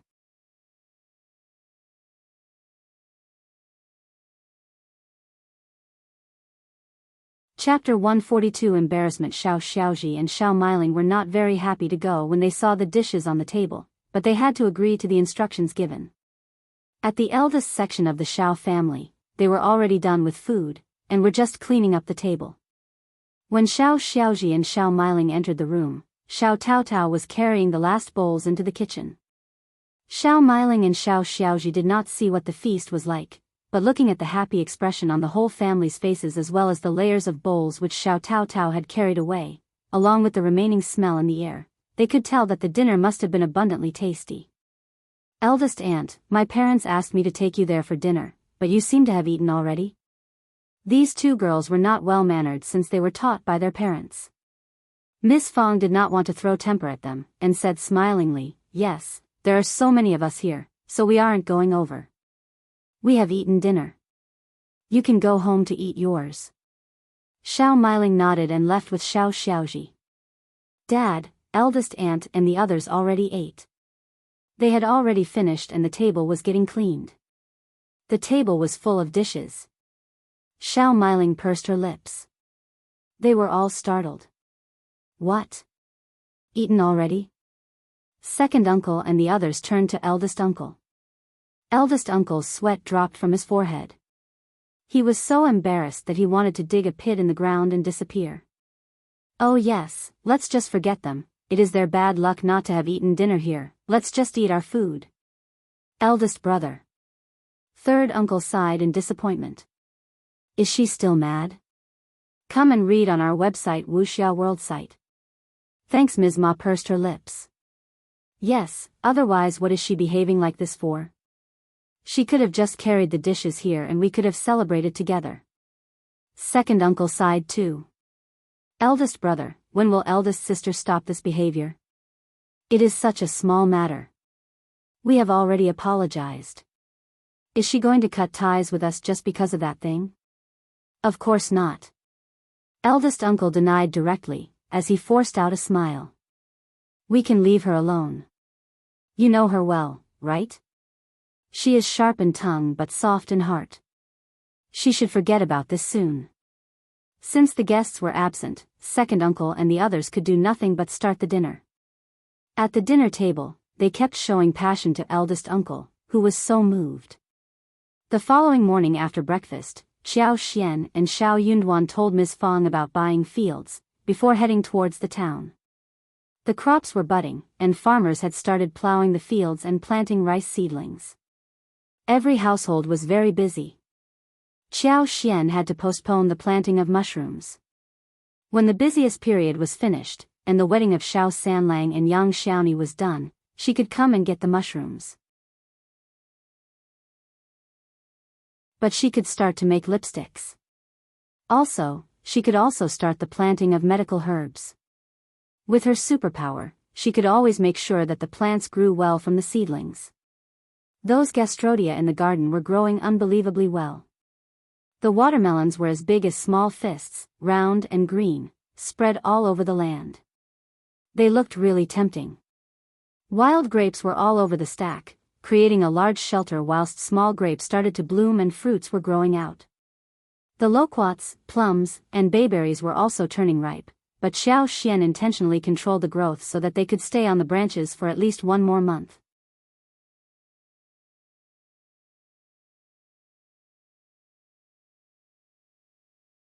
Chapter 143 Arrival. The couple came to the town and visited the Zhang village with the landowner to check out the field. Zhang village was located in the east outskirts of the county, almost 10 miles away from the town, closer to the county compared to the Shaoding village. It was a really good area of more than 240 mu gold fields. Since they needed cash urgently, and the seller did not want to split them. Very few families were able to pay in cash at one go, so Xiao Yunduan and Xiao Xian bought the whole thing at a low price. Xiao Xian was very satisfied, so she made the deal right there and then. The field was sold at 7 liang 1 mu, which should be 1,680 liang for the 240 mu in total. Xiao Xian bought another 5 mu of drought field at 20 liang, where she intended to build a small yard for future residents. Therefore, 1,700 liang was spent in one go. They had around 200 liang left from selling Gastrodia Alata after this. When the fields were bought, the tenants were available. But Xiao Xian did not want to reveal her identity, so she did not meet the tenants, but entrusted Zhang Chunlai and Zhang Xiaofeng with this matter. They were the chiefs, and Xiao Xian and Xiao Yunduan believed that they were down-to-earth farmers. So the task was delegated to them. Tenants were very afraid that when the landlords changed, the rent would be raised, but when they realized that everything was the same, they were assured in heart. The Zhang village was located on a relatively flat field, where a large patch of land was spread across the distance. There were also some beautiful dikes and creeks. Xiao Xian decided to have a look around since they were here. Xiao Yunduan kept her company. They climbed the mountain, and saw the river flowing across the beautiful landscape. Come and read on our website Wuxia World site. Thanks. It was May, the trees were shady and the vines were entwined. It was not as beautiful as the blooming flowers in spring, but there were still many wildflowers swaying on the banks of the river and the forest road, embellishing it in a deep and shallow shade of green. The mountain scenery was so outstanding that as they were walking in the middle, they felt relaxed and happy. Xiao Xian had been to many mountains, but it was all for work. This was the first time when they were having fun in the mountains, thus, both of them were overjoyed. Seeing her happy smile, Xiao Yunduan could not help but feel happy too. They intended to climb up to the top of the mountain. Xiao Yunduan and his fellows had been to this spot, so they knew that there was one pavilion on the top as well as a hole. Xiao Xian became interested in visiting the spot when she heard about this. However, as they reached half of the mountain, the couple ran into Xie Jingrong and Yuezheng Xiao as well as their 4 followers. Both sides were startled. Yuezheng Xiao smiled. Young Master Xiao, second miss, what a coincidence. Xiao Xian let out a small cough. What a coincidence, you are having a good time, aren't you? They were almost considered to be friends, so they greeted each other politely. All of them were heading towards the top of the mountain, so they had no choice but to walk together. Yuezheng Xiao could not help but ask. Are you here seeking Chinese fleeceflower root? But the village is just next to the mountain, where a Chinese fleeceflower root over 500 years old might not be found, right? Xiao Xian and Xiao Yunduan exchanged an embarrassed look between themselves, as he said the words. They were not here for Chinese fleeceflower root. They were here for fun. Yuezheng Xiao might not have noticed it, but Xie Jingrong had understood the point. Of course the couple was not here for herbs. They were not equipped with the right tools. They must be here for fun. They had just expressed their willingness to help them to find Chinese fleeceflower root, but here they were strolling around, which made Xie Jingrong feel displeased. He believed that the couple was not sticking to the promise, nor were they reliable.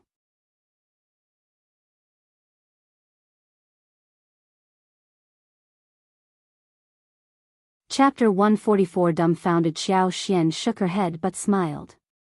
We were just doing some business in the village nearby, but I heard that the scenery here is very good, so we came to take a look at it. It is very unlikely that we can find Chinese fleeceflower roots over 500 years old in this place. We would seek that somewhere else.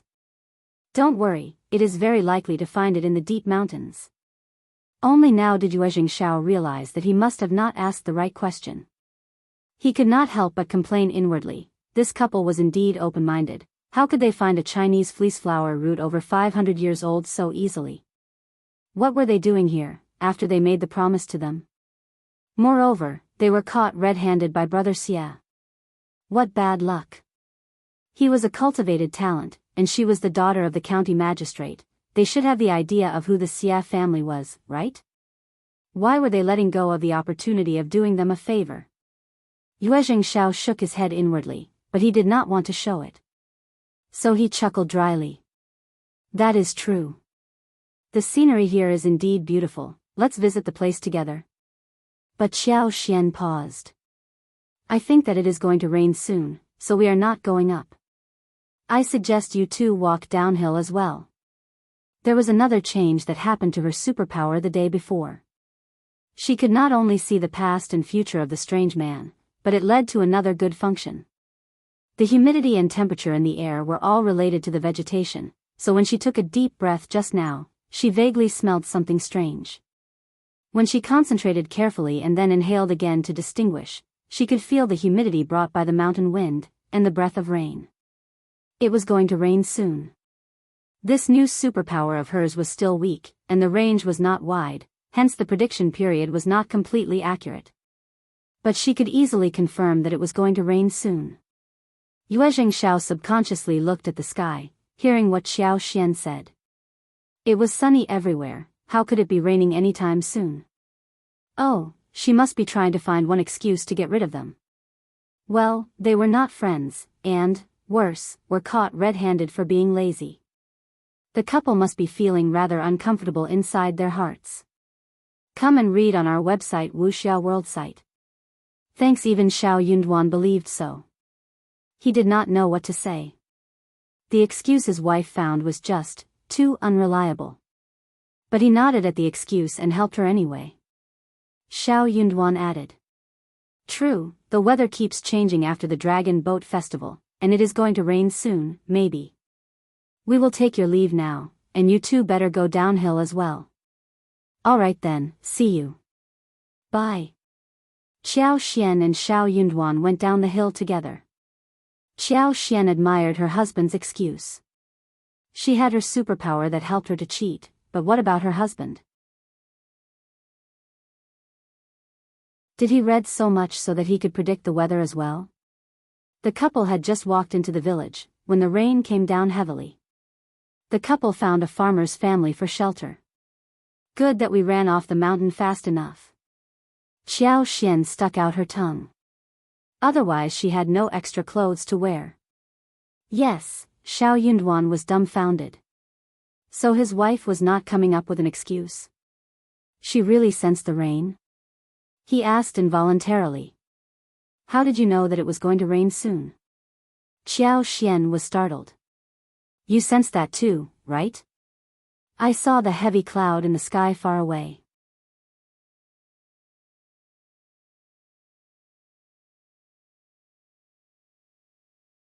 Chapter 145. Guilty. Xiao Xian felt a bit guilty. She believed that it was because of Xiao Yunduan's rich knowledge that he could forecast the weather, but he was just wondering how she could tell the change of weather at the moment. He could not have remembered that there was no heavy cloud in the sky, all this while, right? Sure enough, Xiao Yunduan did not remember, nor did he think of it deeply. He smiled. Oh, that is right, you are a very careful person. Xiao Xian laughed. Of course, she was. But it reminded her of one thing. She should be careful when using the superpower, and could just put it at bay, when she did not have to use it. Once or twice would be enough, too many times might cause suspicion, and lead to nothing good. The rain was pouring, and soon the drapery of clouds covered the whole sky. The couple were waiting, without knowing what to do. The rain came too fast, but it left fast too. Soon it would stop.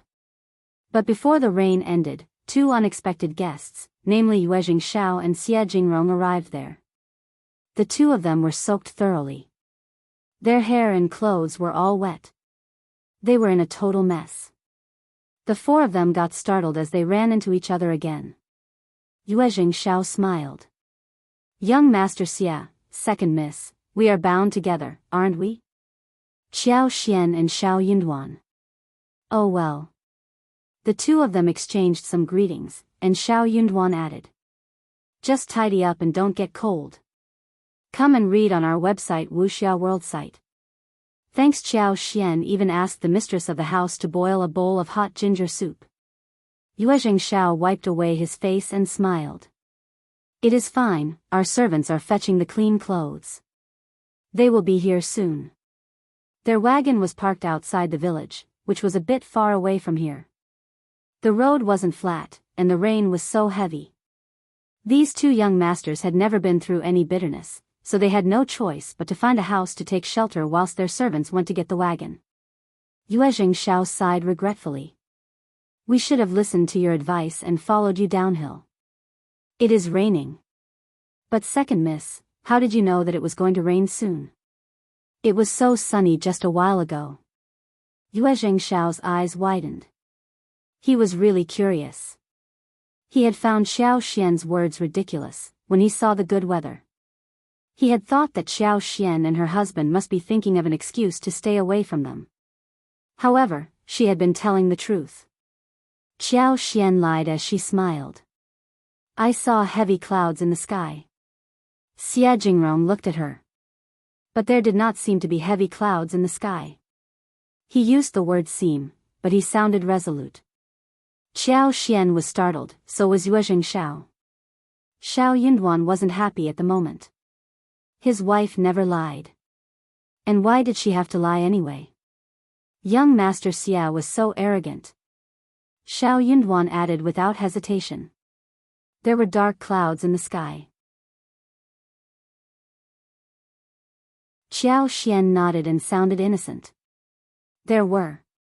Xia Jingrong raised his eyebrows. He had always had a good memory and could never forget things after one glance. He remembered clearly that there was no heavy cloud in the sky, but, could he have been wrong? Seeing the resolute look on the couple, Xia Jingrong could not help but feel unsure.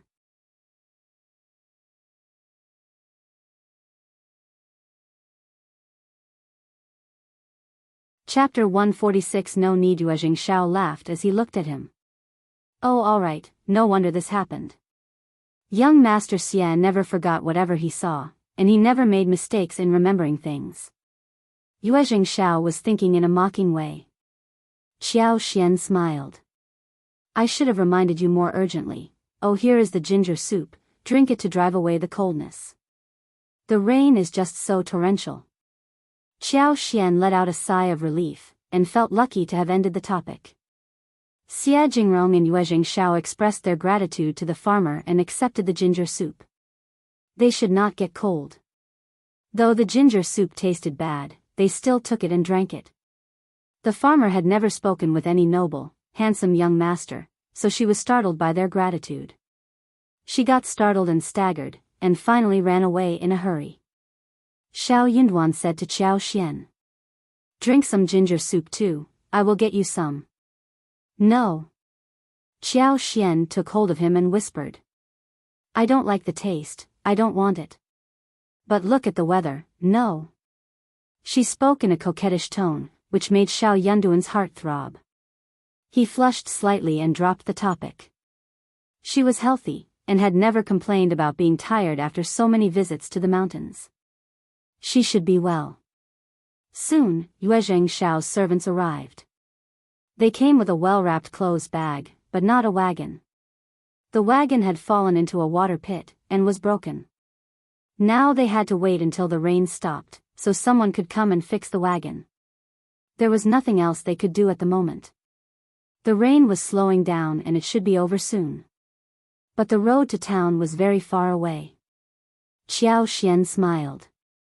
It is lunchtime, if you want, I can borrow the farmer's kitchen to make some casual food, what do you think? Yuezheng Xiao was startled. Second miss, you know how to cook. Xiao Xian chuckled as she raised her eyebrows. It is just cooking, right? Yuezheng Xiao laughed and said to her happily, sure, then, thanks, second miss, we are really starving. Xiao Xian smiled. So are we. I will just make some casual food since I will be using the farmer's kitchen. You can change your clothes till then and wait. I will be done soon. Xiao Xian told them and dragged Xiao Yunduan inside to give her a hand. Xiao Yunduan had no opinion and followed her into the kitchen. Yuezheng Xiao found the whole scene so rare. He said to Xia Jingrong happily, second miss is so interesting, so is cultivated talent Xiao.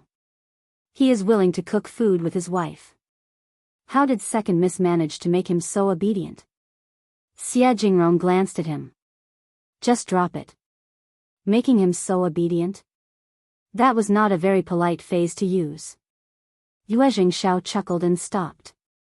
In the kitchen, Xiao Yunduan could not help but say, "Are you really making food for them?" She did not have to. Xiao Yunduan wasn't pleased. Why must his wife make food for those two? Qiao Xian patted his hands and smiled. We are starving too, right? And the farmer is helping us, it should be done quickly. I can help you as well, just tell me what to do. He knew that when she was making food at home, washing and cutting vegetables as well as dishing were all done by his elder sister-in-law as well as Tao Tao. She had never done such work before. She was a nobly born daughter, and did not know how to do all of these.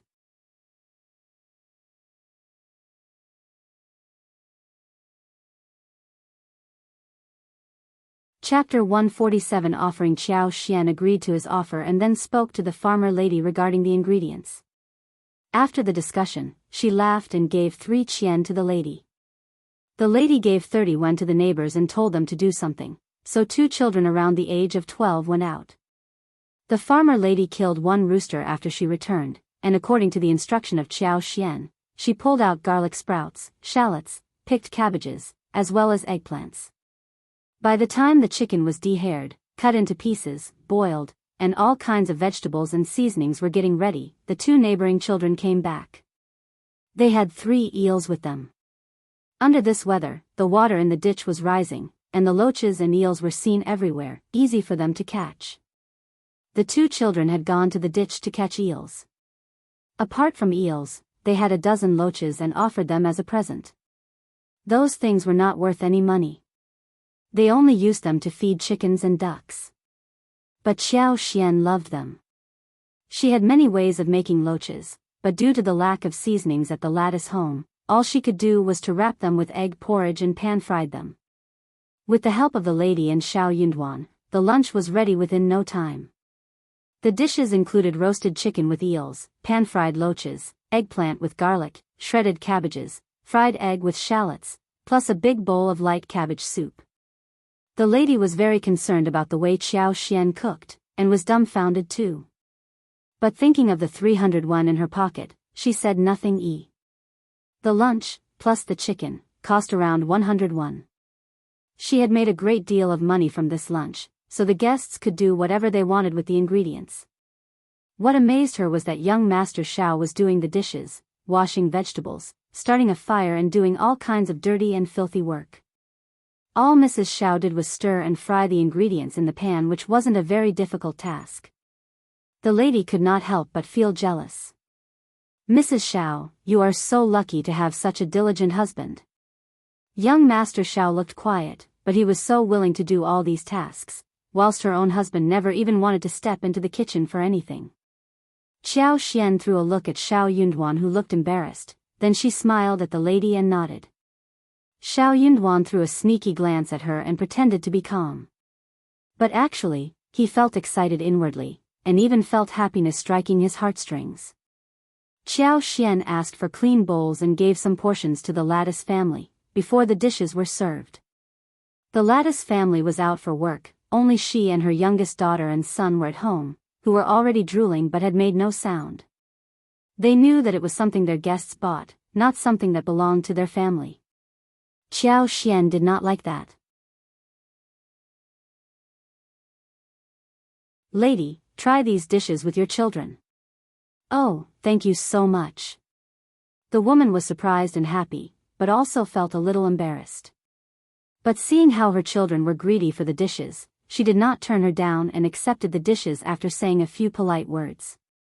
When the dishes were served, both Yuezheng Xiao and Xiao were startled. Yuezheng Xiao looked at the dishes and then at Qiao Xian suspiciously. He was really confused. Did she really make all the dishes? Even Xiao was taken aback. He could not think of how Yuezheng Xiao said that she was different from all the concubine daughters they had met till date. Concubine daughters were often those who got spoiled by the madam of the family and behaved like a dumbass.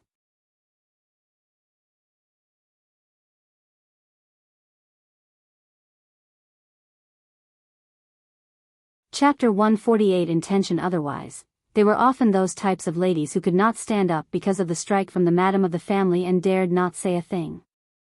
Or, they were barely seen but were cautious and dull. Second Miss seemed to be really different. Xiao Yunduan was displeased. He said calmly, I wonder if the dishes my wife has made are catering to your tastes. We have limited ingredients in the village and I apologize for that. His wife had taken so much effort to make a table full of dishes, and they were even suspecting if they were tasty. How could a random lady make such dishes? What? Yuezheng Xiao smiled. Young Master Xiao, you have been too modest. The smell has told us that the dishes are definitely going to be tasty, let's just sit down and eat. We are starving. Please. Xiao Yunduan smiled and asked Xiao Xian to sit as well.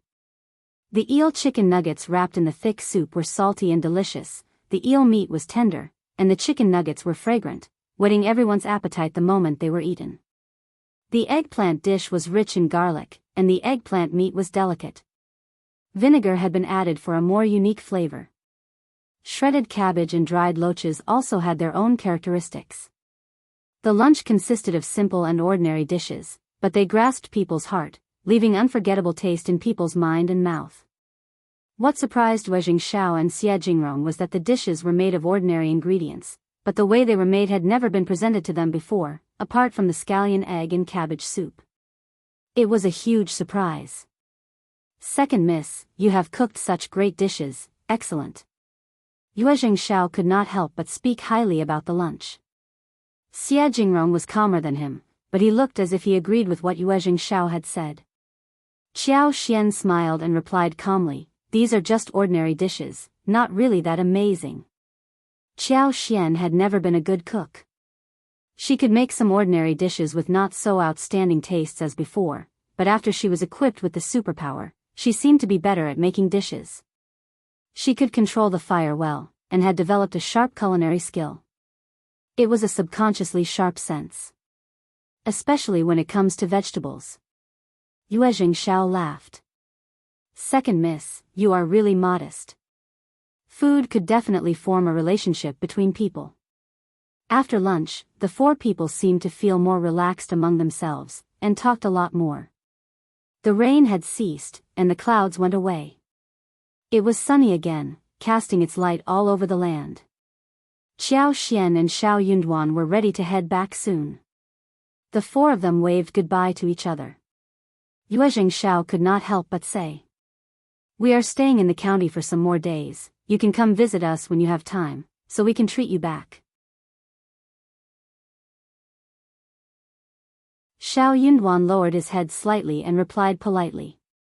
The landscape is very beautiful, and there are pagodas, waterfalls to see, and we can travel by boat in the lake. We will definitely visit you, when we have time. Yuezheng Xiao laughed loudly.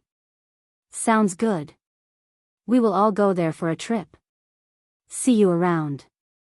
Xiao Xian and Xiao Yunduan left, as Yuezheng Xiao raised his eyebrows and looked at Xie Jingrong. It is worth the visit, isn't it? We have met such interesting people here. Xie Jingrong threw a look at him, saying nothing more. He had not expected that Yuezheng Xiao had opened his mind and admired so openly, whilst he was the one who kept falling into the pit. On the way home, Xiao Yunduan looked at Xiao Xian and could not help but ask. Do you intend to establish a relationship with them?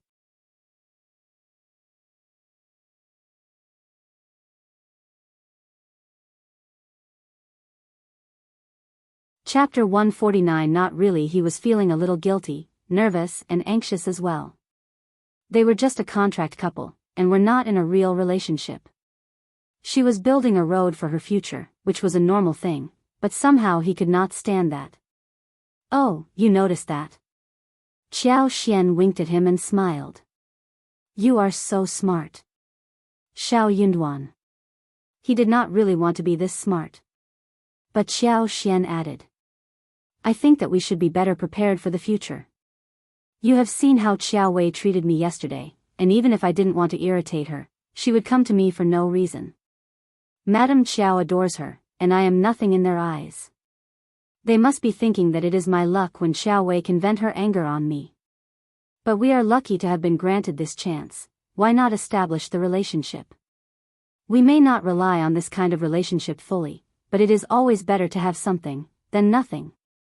Maybe one day, we can ask them for help. In one word, it was never easy to make a living. She had just realized that Xiao Wei was a stupid woman, who was spoiled and had no brain. She could humiliate her whenever she wanted, but she had no way to counter her. Her words made Xiao Yunduan feel motivated. I will definitely become the recommended man next year, I will. He looked at Xiao Xian with a gaze full of profoundness. He was determined. Xiao Xian smiled and nodded. Yes, fight on. I believe that you will too. She added. Even if, there is no even if. Xiao Yunduan said seriously, I will definitely make it. If he made it, she would not have to be suppressed or scared or anxious. Xiao Xian was struck speechless. Oh, okay. I believe that you can make it too. He was so confident that she did not want to discourage him. Xiao Yunduan smiled and nodded. Yes. As the couple returned home, they repeated the matter to Miss Fang, who was very happy for them. She could not help but praise Xiao Xian once again. Now there were wonderful fields for more than 200 mu in the family. They could have endless grains for the rest of their life. Moreover, she was also happy for her son and daughter-in-law, even though those grains could not be shared.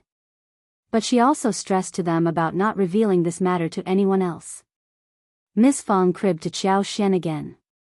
Soon the spring plowing was coming. Rakes needed to be made, and seedlings were required too.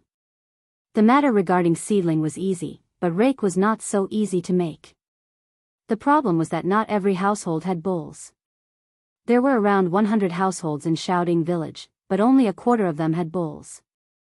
Therefore, when they needed to make the rake, they would need fathers and sons, brothers and even couples to make the rake, and do the plowing through pure manual work. Or they would need to rent the bulls with money.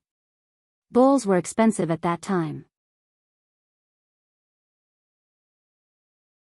So, ordinary families could only rent bulls for half of the work, leaving the other half for the family members to complete.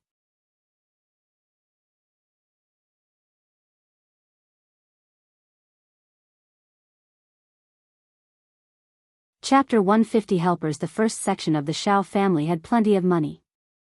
Xiao Xian suddenly thought about buying 2 bulls for home and raising them. But Miss Fang turned around and said, not buying, they can be rented for other people. What about just renting? Miss Fang had so much money in her hands, so she was speaking with confidence.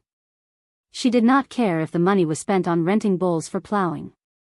Xiao Xian complimented her mother-in-law for being so considerate. When the rake was to be made, Miss Fang offered the money and rented the bull, so her husband and sons did not have to work so hard. They had only 7.5 mu of fields at home. The production per mu at this time was very low. The grain harvested per mu of land was just over 200 kilograms. If it was a bad year, it might be even less than 200 kilograms. The 200 kilograms was counted with shells on the rice, and only 30 kilograms of rice could be produced out of 50 kilograms crops. The whole family used to have a very tight life. With the inclusion of taros, various beans, pumpkins, winter melons, and dug-up yams in the meals, they could get through the year. When the matter of rakes was solved, everyone was very happy. Miss Su in particular, because her husband, who was the eldest son, was always the most tired of all. This year, everything became easier. However, second uncle and third uncle came to ask the first section of the family to help them make rakes. They had no bulls either, but they had plenty of money to rent the bulls, yet they did not want to spend their own savings. Miss Fang had argued about this earlier, but it did not work. The first section had offered them enough help through the years. But this year, Miss Fang was really confident and acted much more fiercely. She was not going to ask Xiao Dalong to offer help. Second uncle said in a pretentious tone, elder sister-in-law, we should help each other, don't we always do it together? How about you finish your work this year, and then come to help us? Right? Second uncle and third uncle were trying their best to convince Miss Fang. Miss Fang looked at them and thought to herself that these two men were strong outside but stupid inside. She should have seen through that before. Miss Fang sneered. Together? No, thanks. Dalong and Sanlang are terribly tired people every year. This year, we have rented a bull, so you two families can work together and solve it yourselves. What? Where did you get the money from? Second uncle and third uncle exchanged a look between themselves. It must be Miss Qiao. Miss Qiao must have offered the money. So, they had a rich daughter-in-law, and now they were looking down at people. They were so jealous. Third uncle said sourly, "Oh, my brother and sister-in-law are living a better life with a rich daughter-in-law married to the family."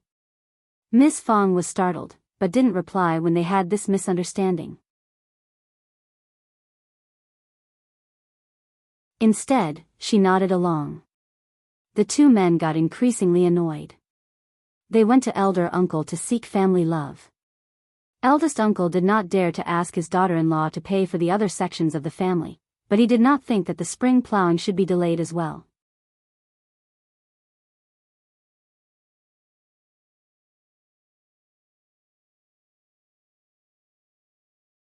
Chapter 151 Ideas. If the spring plow was postponed, the harvest by the end of the year would be ruined. That would not work. Miss Fang did not approve of it. She kept reminding him of what Ms. Niu and Ms. Ma did to them, and eldest uncle felt quite helpless. But they already apologized. Could this matter not be done by now? The two of them argued but could not talk it through, so second uncle and third uncle had to leave first. Miss Fang felt much better after telling Xiao Xian what happened. She sneered. I am determined this time. I will never let them get what they want. We have given them so much over these years. It won't work, if it continues in this way. Those people not only failed to thank them, but kept showing off outside the family, saying that the first section of the family were like their employees. Worse still, they even made up lies about the first section of the family. Her third son was getting married soon, and when they had so many daughter-in-laws at home, the daughter-in-laws would not be happy about the arrangement. Their dissatisfaction might lead to unhappiness in their own family, which would be such a pity. Those two sections of the family never made efforts in spring plowing, and Ms. Fang was displeased to see that they had more fields than she did. Xiao Xian smiled. Right, Mom.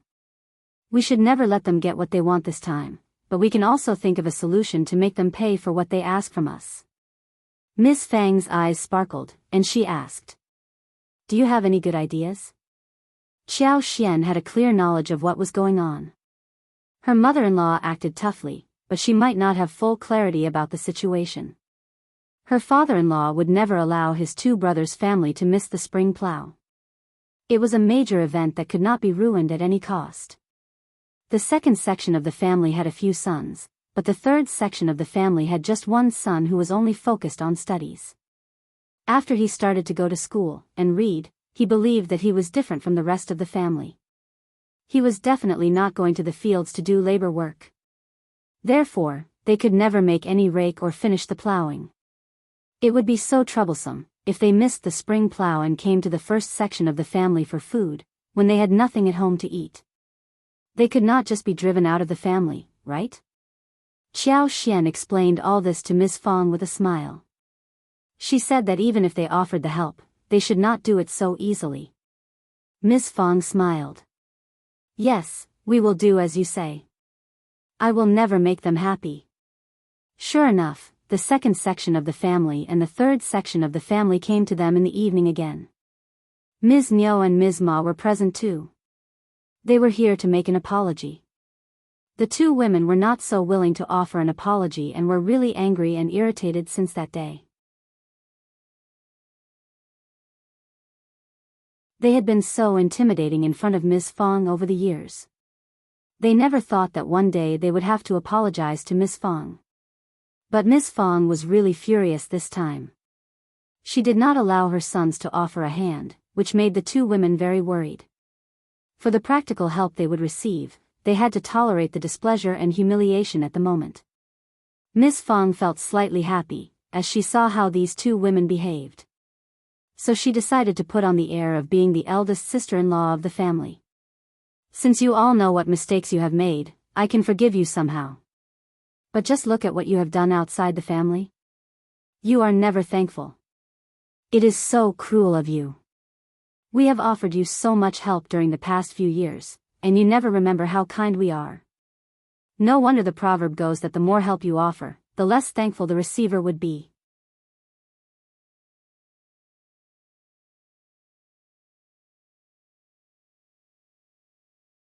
Chapter 152 Empty Words. I understand now that the more help you offer, the more greedy the receiver will be.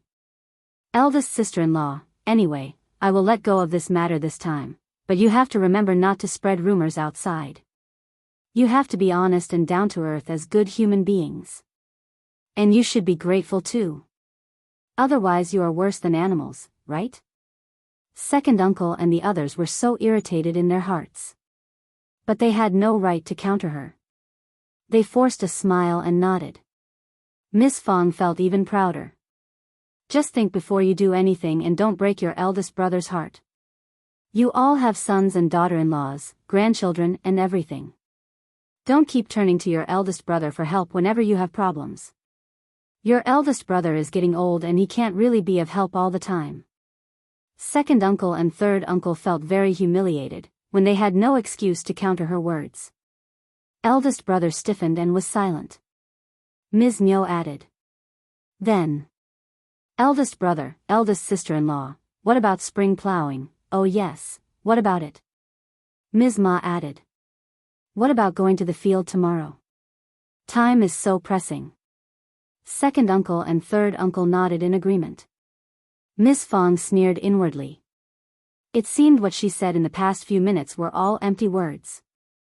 They were never going to become independent or examine themselves. They were so used to relying on their eldest brother for everything that they could not change the habit so easily. There were always people who could not change their nature, no matter how the environment changed. Miss Fang said, "We are a family, but we still need to have an account for everything. My sons can't help you for free all the time. Instead, we can make an exchange." Second uncle and the others nodded in agreement. They agreed because the exchange would happen in the next spring plowing time. For now, everything could be agreed upon and then later left behind. Miss Fang knew exactly what they were thinking, seeing how easily they nodded. She sneered inwardly and added. Since we need to settle it fairly, we will write it down. They were all startled. Second uncle felt very uncomfortable. We are a family. We don't need to make it so serious, right? Why not? Miss Fang sneered. I don't want to take advantage of anyone. What if some rumor is spread again? I only trust written words. Eldest uncle could not say a word. Ms. Niu and Ms. Ma were so angry. That episode was the bargaining chip Miss Fang could always use throughout her whole life, right? Actually, Miss Fang truly planned to do that. They were the ones who betrayed her, no? Second uncle did not want to prolong it any longer, and did not think that it was a big deal, so he said, eldest sister-in-law is right, just write it down. Miss Fang added. I won't let you suffer. Your rakes will all be made by us.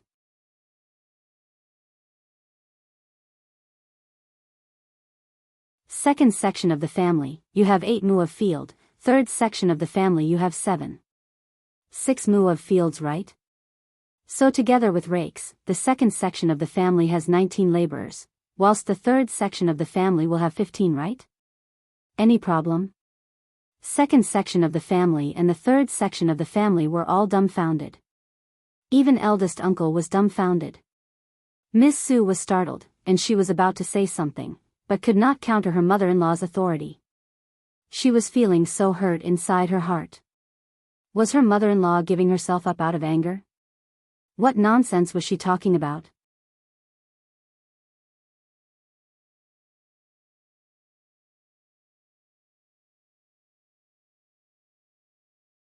Chapter 153 Your words. Her man would get so tired when he had to do all the work. Miss Su almost cried, with teeth clenched. Sister-in-law, you are sure? If you are so happy about this, we are willing to assist you too. second section of the family and the third section of the family were very pleased. Miss Fang looked at them expressionless. Good that you have nothing against my proposal. Duan, fetch the paper and pen and write it down. Okay, Mom. Xiao Yinduan soon got the paper and pen and wrote 2 contracts according to Miss Fang's opinions. Second uncle and third uncle made a thumbprint on their names respectively. Dalong, Sanlang, get up early to do work, don't forget about the fields. The 2 sections of the family left after getting the assurance. Eldest uncle suddenly felt guilty and he sighed. What are you doing? You. Why did you agree to take all the work for yourself? My sons are going to get so tired. Miss Fang sneered. Oh, feeling sorry for your sons? I thought you would be happy. After all, they are your brothers, aren't they? Eldest uncle was struck speechless. You think that your brother and nephews would work hard? Just ask your sons, when do the fathers and the sons actually work? It is all done by our sons. Xiao Dalong laughed as Xiao Sanlang pursed his lips. That is right. Qi said voluntarily, they are even worse than me. Eldest uncle, Miss Fang threw a look at her sons and daughter-in-laws, as she put away the paper and said, Don't worry, I have my own idea, just go and rest. Miss Fang also told Ms. Su to tell Dalong not to go to the second section of the family's field the next morning. Ms. Su felt a bit confused, but she never wanted her man to help the other sections of the family anyways, so she nodded in agreement. The next day after breakfast, Qiao Xian asked Dalong, Miss Su and Erlang to help her work in her medical field. She was going to pay them 20 won a day as before. Miss Su was very happy when she heard that, especially since she did not have to help the second section of the family. She even felt that her shovel was lighter than before. Qiao Xian had brought the seeds of Noto ginseng and false starwort from Manager Qin, and needed to plant them down as soon as possible. She decided to allocate 2 mu for each of them. There were not many fruit trees at the moment, so they had enough fields empty for herbs. If she was able to get the right buyer, then she could buy some more fields through Manager Qin and expand the planting of medical herbs. Or she could pick some households from the village, and rent their fields for mutual planting. Qiao Xian had not forgotten about Chinese fleeceflower root. She told Xiao Xiaoqi and Xiao Tao Tao about it as they headed to the mountain together. Xiao Yinduan did not follow along, but asked them to be careful. It was their goal for the day when they entered the mountains. Qiao Xian used her superpower and started the search. She could see everything within a 6 kilometers range. The only shortcoming was that the road became very bumpy as they went deep into the mountains, and they were not fast enough to catch up with the superpower's speed. Qiao Xian was not in a hurry either. She was trying her best, but also needed some luck. She had looked everywhere, as far as she could. If they really failed to find it, then it meant that there was none existing. And that was what eventually happened.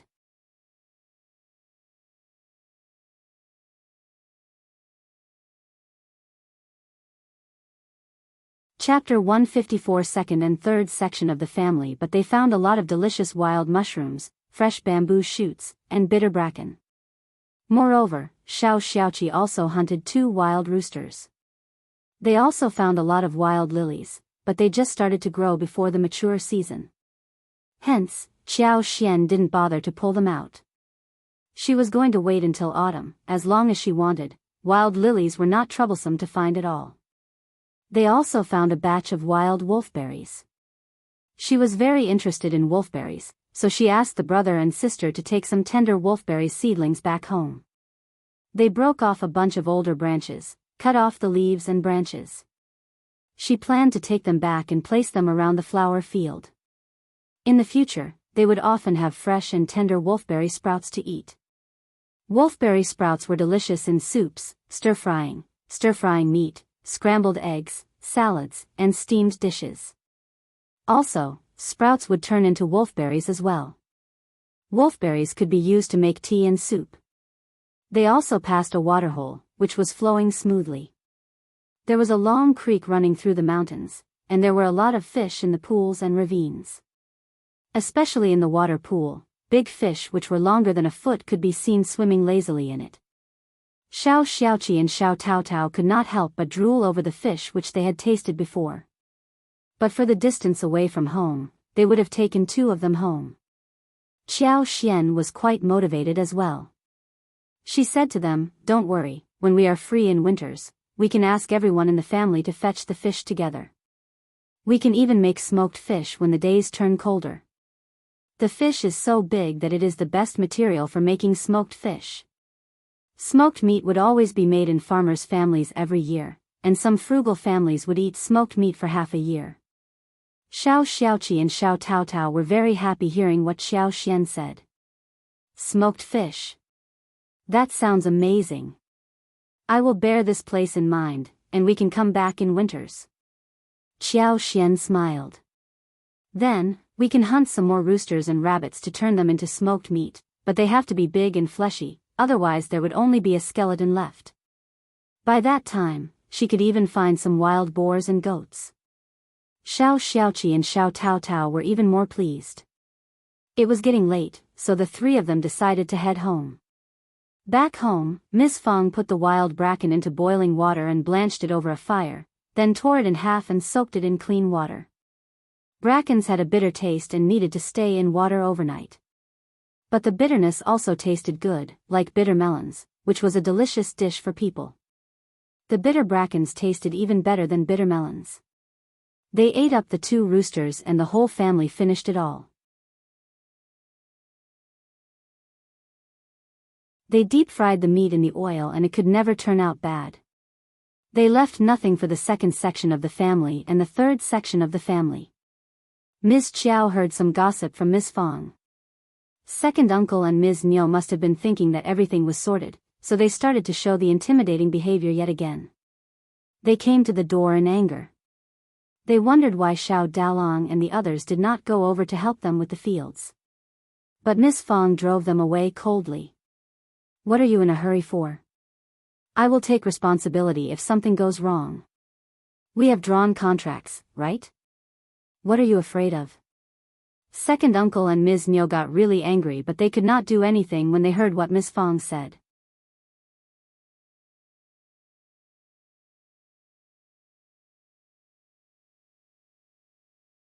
Chapter 155. Here again the contract was written down and they could not deny that. Despite this assurance, they were still worried that no one would make it in time for the plowing. They got even more angry when they thought of how Xiao Dalong was helping Qiao Xian with her useless garden. Miss Fang replied coldly. "That is something happening in our house, and of course it is more important. Also, Miss Qiao pays them 20 won a day for the work they do. Of course they were not helping for free. What did they think? Qiao Xian had only hired Xiao Dalong for work, instead of outsiders, so second uncle and the rest could not say anything about it. Miss Fang put that out on purpose, just to annoy them.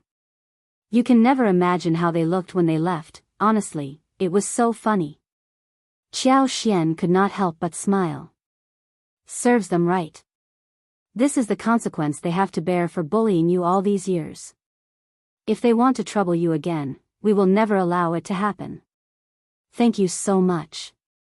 Miss Fang smiled so kindly. Qiao Xian chuckled. "Mom, to celebrate this, let me cook tonight. I will make many delicious dishes." Miss Fang laughed. All right, make anything you want, we have plenty of money. Oh, by the way, you don't have to buy rice or flour for the shared savings. I will ask Third to buy it from his share." Qiao Xian nodded with a smile. "Okay, Mom, you are the best to me. Oh my child, you are so sweet-tongued and adorable." The fresh mushrooms were washed and thinly sliced. The breast meat of 2 roosters was taken, coated with flour and egg whites, marinated with rice wine, salt, ginger, etc., and stir-fried together. 2 eels were picked from the big water tank, chopped into pieces. Some pieces of yam were added, and simmered together with the chicken pieces. Mixed mushrooms and wolfberry sprouts were stir-fried separately. The oil pan was heated, and then the dried river prawns were put in it. The sound of swish was heard as the oil sizzled. Green and red peppers were chopped, garlic was added to the stir-fry, a little soy sauce, salt, along with half a bowl of water were also put in. The smell spread across the place, appealing to everyone's stomachs. There were still some yams left, so another plate of sugar-coated yams was made. The dishes were put on the table, and the whole family was raring to get started, feeling no longer tired. It is so fragrant. I can eat an extra bowl of rice by just smelling the food. Me too. Eldest uncle opened his mouth but did not say anything about delivering some food to his brothers' families, when he thought of how Miss Fang still held a grudge against Ms. Niu and Ms. Ma. He was very happy to see how happy his own children were. It was just that he had always paid too much attention to his brothers subconsciously. The dinner was finished earlier than usual, especially since Qiao Xian had cooked it. She did not like to cook under the oil lamp. Before the sun went down, Ms. Fang and Tao Tao helped with the preparations, so when they were done with dinner, the day was still bright. In the evening, second uncle and Ms. Niu came over again for the issue regarding rakes. Miss Fang said the same thing again, that they had the contract, and there was no need to worry about the work getting postponed. She was not going to let her sons do the work. Following Qiao Xian's advice, she had decided to hire the family with bowls to finish the labor.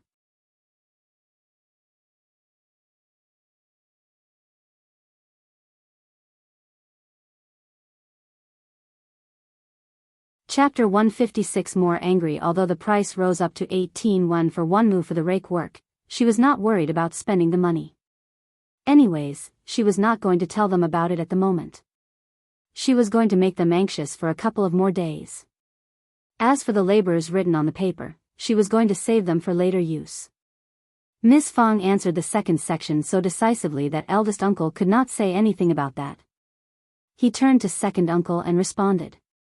You can go home now, don't worry, spring plow is so important that it won't be delayed at any cost. Miss Fang understood that her husband was implicitly reminding her of this issue as well. So, she sneered. Ms. Niu's eyes rolled as she smiled. You are right, eldest brother, but it is always better to be early than late, right? We are really worried about this. What about letting Dalan come to my field tomorrow? And if fifth niece-in-law has some work to do in her yard, I can ask my sons to take it over. Ms. Zhang and I can help too. She was thinking that they could get paid for the work, at least 20 won a day. The work was taking place right in front of their home, and it would be effortless to do the work and get paid. It sounded like a great plan. Ms. Fang sneered. Second sister-in-law, you think you are very smart, don't you? Qiao Xian smiled. Elder brother and elder sister-in-law are doing great work and I don't want to replace them. If second brother is so free, why not go down to the field to finish the pending work himself? Second aunt-in-law, if you don't trust my mom, you don't have to wait for us. That won't work, we have a contract, you can't deny that. Ms. Niu waved her hands hesitantly. Miss Fang threw a sarcastic look at her husband. In this case, just go home and wait. Could her husband see the truth? They would rather wait for others than go to the field to do their own work. They wanted her sons to take over the tough task. If they really treated the first section as a family, why did they keep mentioning the contract? They were waiting for her sons to do the labor work, they were even trying to steal her sons' easy jobs. Eldest uncle was suffocating under her gaze, and did not dare to meet his wife's eyes. But Ms. Niu did not want to give up. How about you hire 2 more people and get the work done as soon as possible? Qiao Xian replied. No thanks, I like the work to be done slowly. Ms. Niu glared at her. You don't want my sons to make money from you. Obviously I need to think about my own brother and sister-in-law first, right? Second aunt-in-law? Qiao Xian smiled as she countered smoothly. Xiao Yunduan, who found Ms. Niu to be talking too much, tugged at Xiao Xian. Dad, Mom, we are going to bed. With that, he left the place. Xiao Xian gave Ms. Niu a smile and left as well. Ms. Niu. What was she smiling for? Everything about her was so irritating. When second uncle and Ms. Niu left, they were only discussing the eldest sister-in-law. What is Ms. Fang doing? What is she thinking? She can't be trying to trick us, right? Of course not, we have drawn a contract.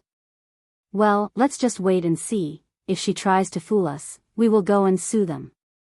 Anyways, Miss Qiao has the money to compensate us. That sounds reasonable. They were so annoyed thinking how arrogant Miss Fang had become after having Qiao Xian on her side whilst they seemed to have gotten no benefits. The following day, Qiao Xian took Xiao Taotao and Xiao Xiaoqi to the mountains in search of Chinese fleeceflower root. The herb field in the yard was not yet sorted, so Xiao Dalong and his wife as well as Xiao Sanlang were still working in it. It would take one more day before they were done with it. The seedling work could begin once the water was poured in the soil, which would be finished by the evening.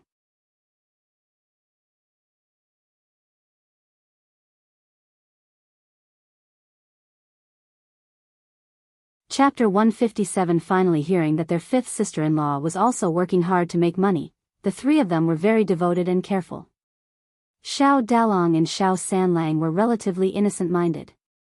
What they needed was to level the field well so they could face their fifth sister-in-law truthfully, especially since she was always very nice to them.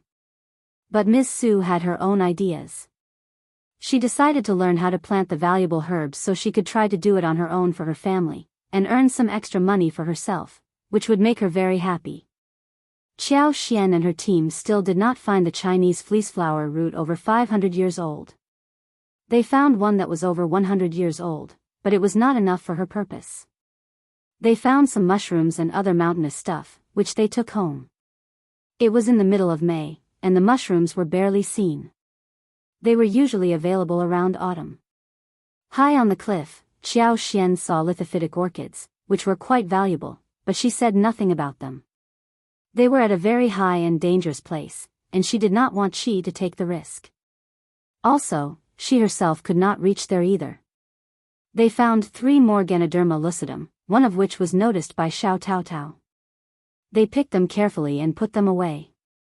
Qiao Xian did not put them into space. She found the other 2, and with the help of her superpower, she delivered them into her space without being noticed. The space was not as greedy as before, and did not steal anything from her. Gastrodia, polygonatum and other medicinal materials were also found. But they were relatively fragmented, and the pharmacies may not accept them. Hence, they gave them up to avoid wasting time.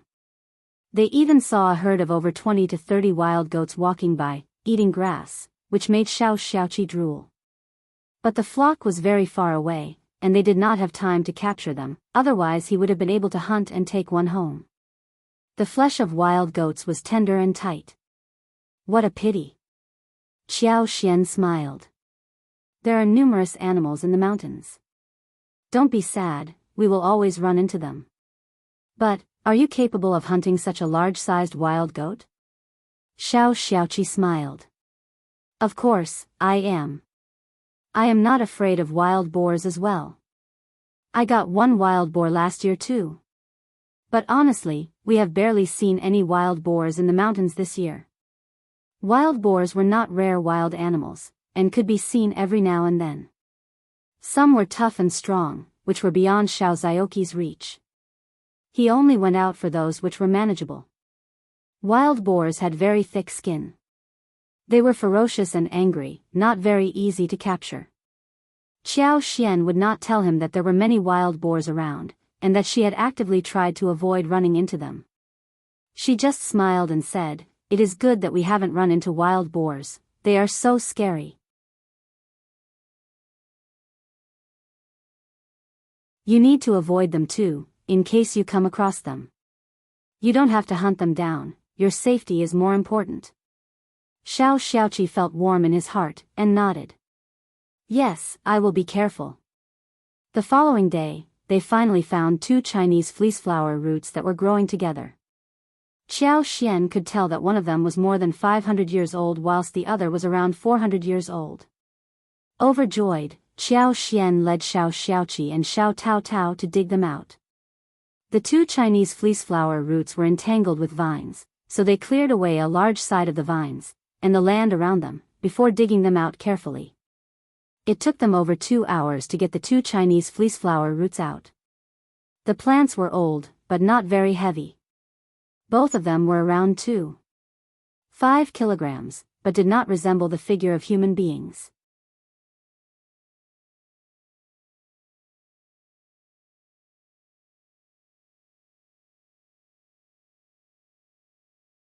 Chapter 158. Good thing she intended to give the one over 500 years old to Yuezheng, and handed over the other one with Xiaoqi for future use. Actually, she wanted to put it in her space. A 400 years old Chinese fleeceflower root should be considered as treasure. Her space would not reject it, right? Xiaoqi and Xiao Taotao followed whatever their sister-in-law said. They were so lucky that they not only found Chinese fleeceflower roots they needed, but also another good thing called Chinese masona. Chinese masona belonged to the family of grass, but could grow very high, sometimes as tall as an adult. The twigs were tender, and the leaves were oval-shaped, bigger than a thumb. The color was dark green, and fruits grew out of them, sweet and edible. Ripe fruits would turn black, and they grew in a cluster of more than 10. Each of them was as small as the eyes of a carp. The leaves as well as the ripe fruits would give off a fresh grassy smell when bitten in the mouth. The leaves of Chinese masona were first mashed, then wrapped with cotton gauze, rubbed with water in a pot, and the juice obtained was filtered and left for a while. A natural pure green jelly could be made in this way. When the jelly was served in the bowl, with some honey as well as mint water, it would become a really good snack for hot summer. If they could find saltpeter and make ice out of it, then the snack would taste much better, by adding some chopped ice in the jelly. When she had enough people working for her, she would open a dessert store. Qiao Xian chopped a large bunch and decided to plant some Chinese masona in her flower field. She could even make jelly as a snack whenever she had time. She thought of another thing that could be used to make jelly, namely the creeping figure. The creeping fig was a far better option to make jelly than Chinese masona. When ripe creeping figs were dried, the small seeds inside could be collected and grounded for making jelly. It was much easier to make and store that. But the creeping figs would only ripen in August and September. At this time of the year, the creeping figs were just beginning to bloom. The creeping figs were growing wildly and broadly, and could be found easily. She would focus on this business in a couple of days and bring them home too. That was a plant that could survive easily, as long as their vines were well planted. Satisfied, Qiao Xian asked her siblings-in-law to get ready to go home. Xiaoqi and Xiao Taotao were both very motivated, when they heard that the Chinese masona could be used to make something tasty. They put the cut branches on their backs directly. Xiao Yunduan could not help but admire his wife's good luck. She had really found what they needed. Darling, we will deliver it to the town tomorrow. I believe that young Master Xiao wouldn't have left yet. We can give it to him face to face. Xiao Yunduan nodded with a smile. Sure.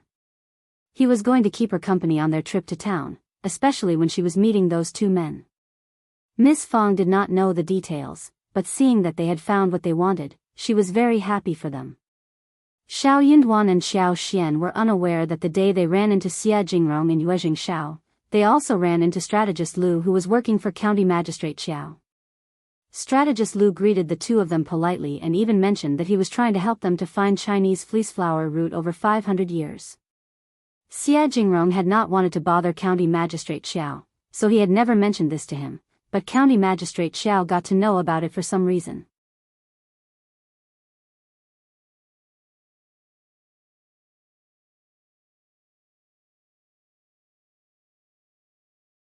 Chapter 159. Tricky Yuezheng, who had been thinking that one more helper might work better, expressed his gratitude politely but refused his help. He stressed repeatedly. Please tell Officer Qiao that it is my private affair, and it is a big taboo to use public forces to deal with private matters.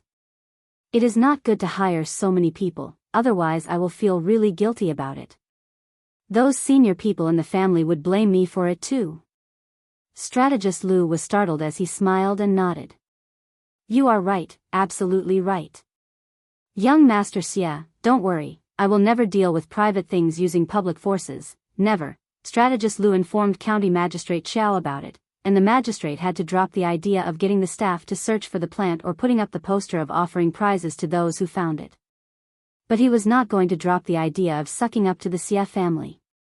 So, he dispatched a few servants and several trustworthy policemen to seek the same in the mountains. Then, he gave strategist Lu some money to look around the mountains with some reliable villagers. He even stressed that the young master Xia did not want this known to others, so everyone who was looking for the Chinese fleeceflower root should stay low-profiled rather than shout around, otherwise they would be punished. Officer Qiao said to Madame Qiao happily, "There are so many mountains in the county. I believe that with so many people going into the mountains, they will definitely find one Chinese fleeceflower root over 500 years old. If we find it," County Magistrate Xiao started to dream as his eyes sparkled.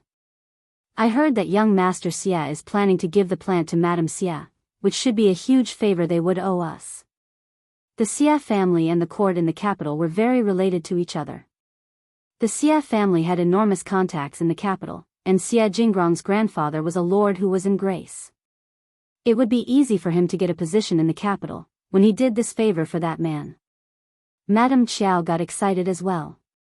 She crossed her fingers and said, "Please, Buddha, please give us the blessing. If it happens, all will work out so well." Madame Qiao's eyes rolled as she smiled. 500 years or 400 years, or less, the year is not fixed.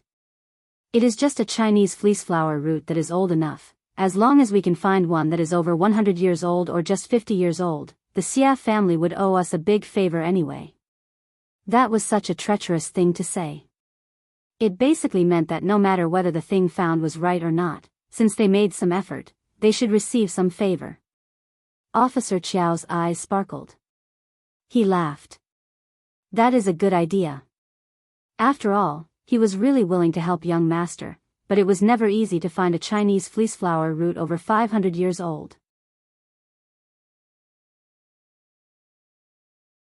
If he managed to find one less than 500 years old, it could still be handy for young Master Xia. It was the effort he was exerting. Young Master Xia was talented. He was young and could not stand being embarrassed. If they exchanged a few amiable words after this, the Xia family would definitely have to owe them a favor, no matter what.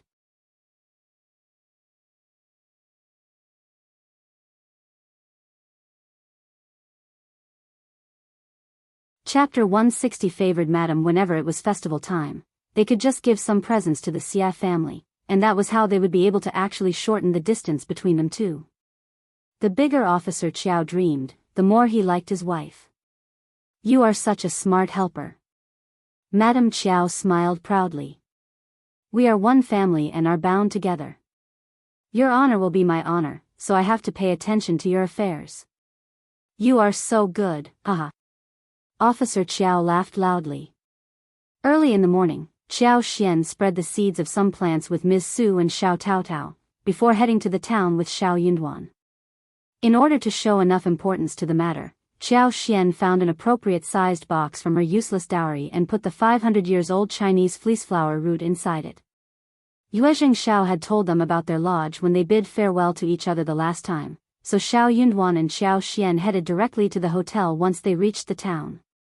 Yuezheng Xiao and Xia Jingrong had been resting at the hotel due to the strenuous mountain climbing a couple of days ago. Hearing about their visit, Yuezheng Xiao smiled and asked his servant to invite the couple in. Xiao Yunduan and Xiao Xian were here to deliver the Chinese fleeceflower root. Xia Jingrong was overjoyed and also surprised. He thanked them again and again after seeing the large-sized, fresh-smelling plant, and headed to Mingren Tang along with them for Manager Qin to identify the age of the plant.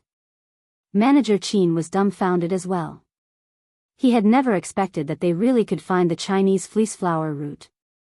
He had dispatched many people from the pharmacy, and entrusted experienced hunters and farmers to go into the mountains, yet everyone failed to find anything. These two were just...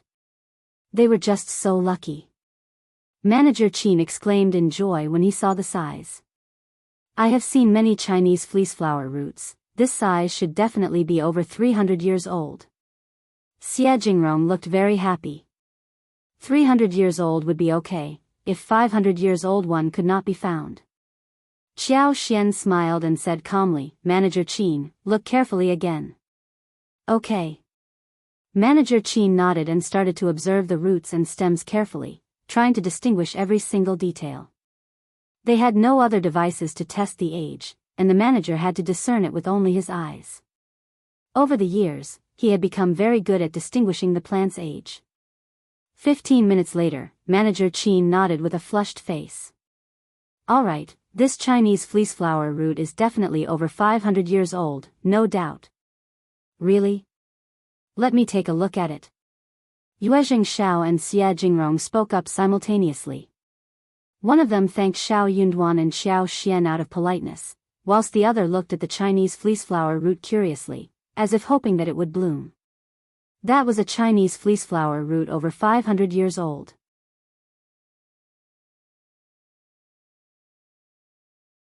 It was such a rare thing. The entire group was happy after they left Mingren Tang. Xia Jingrong invited the couple to have a drink at the tea house, whilst his servant had run back to the hotel to fetch the gift. Soon the servant came over.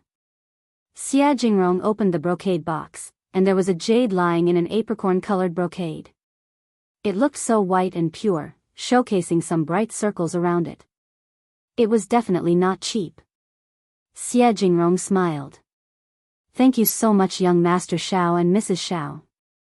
If you ever need my help, please bring this jade to the Xia family, and I will do all I can to give you a hand.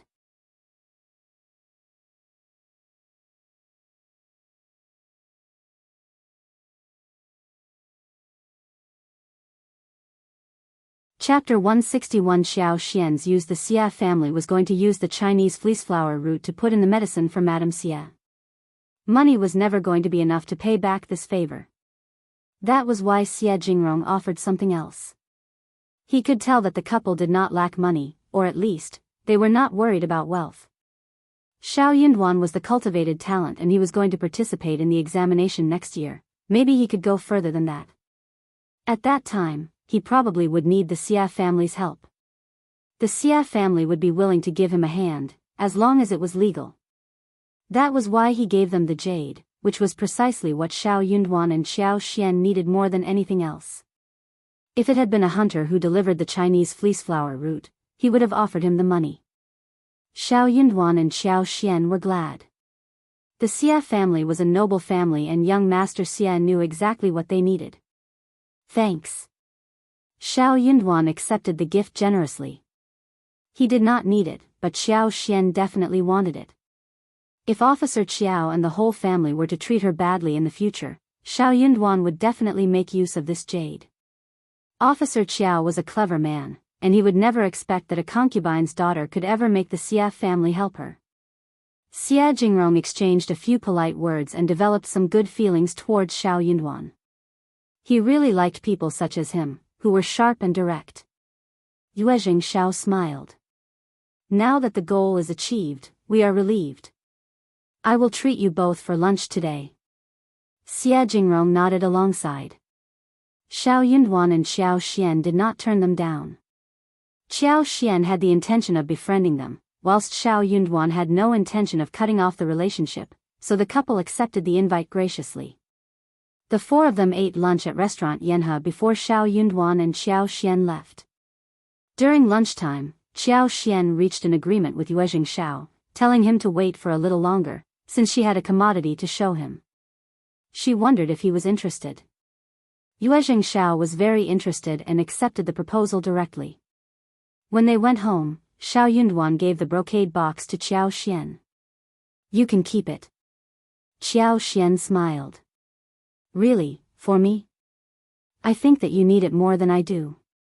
I trust that you can become a recommended man. What if you get bullied? You can keep the jade. This can ensure that everything goes fairly in the future. Xiao Yunduan felt his heart become warm. He smiled gently. No one would dare to do anything about the village examination, and I barely go out or have any conflict with anyone. You keep it, so you don't have to be at the mercy of Madame Qiao and her daughter. Xiao Xian accepted the brocade box after hearing that. Okay, I will keep it, and we will use it when needed.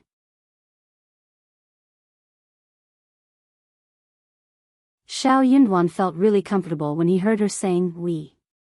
He nodded with a smile. "Okay." Qiao Xian smiled. "I will stop here. I need to do some work. You should get back to your studies. I am going to make the commodity and show it to young Master Yuezheng. If he likes it, we will have another way of making money." The more money they had, the wider the road would be, and the stronger they would become as well. In this way, she would be able to get rid of the Qiao family permanently. Also, she was going to live more happily as well.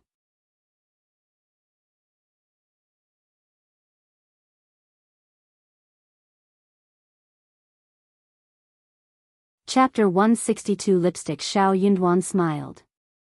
"Okay, go ahead." He had no idea what other strange thing she was going to work upon.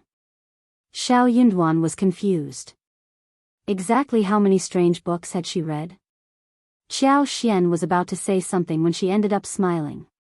"Then I will be off now." Saying so, she ran away. She had no time to waste. There was only half a day left. Qiao Xian asked Xiao Taotao to give her a hand. Xiao Xiaoqi joined them too, when he saw them in a frenzy. The three of them came to the floral field, and plucked pink roses. There were 3 colors of roses: pink, rosy and orange. Qiao Xian had used her superpower secretly, so the flowers bloomed and the fragrance became stronger. It was the flourishing time for the roses in May. Qiao Xian had tried to keep control of the growth, yet she could not control nature's vitality too much. Moreover, she needed to get down to making lipsticks as soon as possible. If she used her superpower, the roses would keep blooming until the end of June. Apart from these, there were China roses which bloomed throughout the year. Soon, they would also witness pomegranate flowers. Those were enough for her to make lipsticks. It was very easy to pick flowers, and the brother and sister soon had a basket filled with flowers. They poured the flowers into the basket next to Qiao Xian before going back to pick some more. Qiao Xian grabbed all the petals and put them into another basket. Then she put the petals into jars, one handful after another, grinding them. The juice was extracted, filtered and mixed with the beeswax in a jar, whilst some almond powder bought from the pharmacy as well as some seed oil which had been laced with her superpower was put inside. She stirred it smoothly. Then she poured the liquid into a mold, and smoothed away the top. After that, she carefully put the whole thing into the lipstick tube, and zipped up the opening. With that, one lipstick was done. Qiao Xian had the itch of using that lipstick immediately. It looked smooth and bright, fresh and tender, giving out the fragrance of roses. Perfect. It took almost 2 hours before the whole thing was done. It was evening when the first batch was finished. In the end, they had 12 tubes of lipsticks. They all had the same color, a beautiful, deep pink shade. She was going to fetch red roses, and deep red-colored China roses as well as orange-color roses for another batch respectively. With that, all the samples would be done. She was going to mix the color so different shades of lipsticks could be made. And she could even make use of different kinds of mountain flowers, wild flowers growing in different seasons for all kinds of lipsticks. Xiao Xiaoqi and Xiao Taotao were confused when they saw the strange thing that their adorable 5th sister-in-law had made. "5th sister-in-law, what is it? Is it for fun?" Xiao Xiaoqi asked after some time.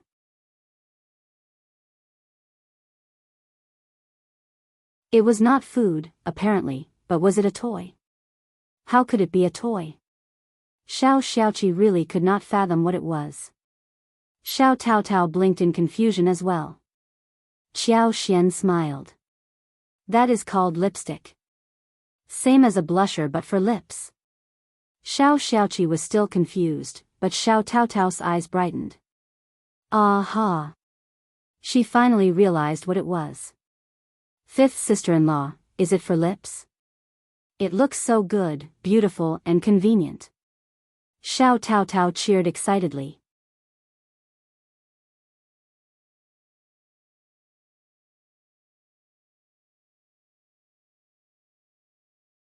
Chapter 163 Achievements. No girl could resist such a novel thing.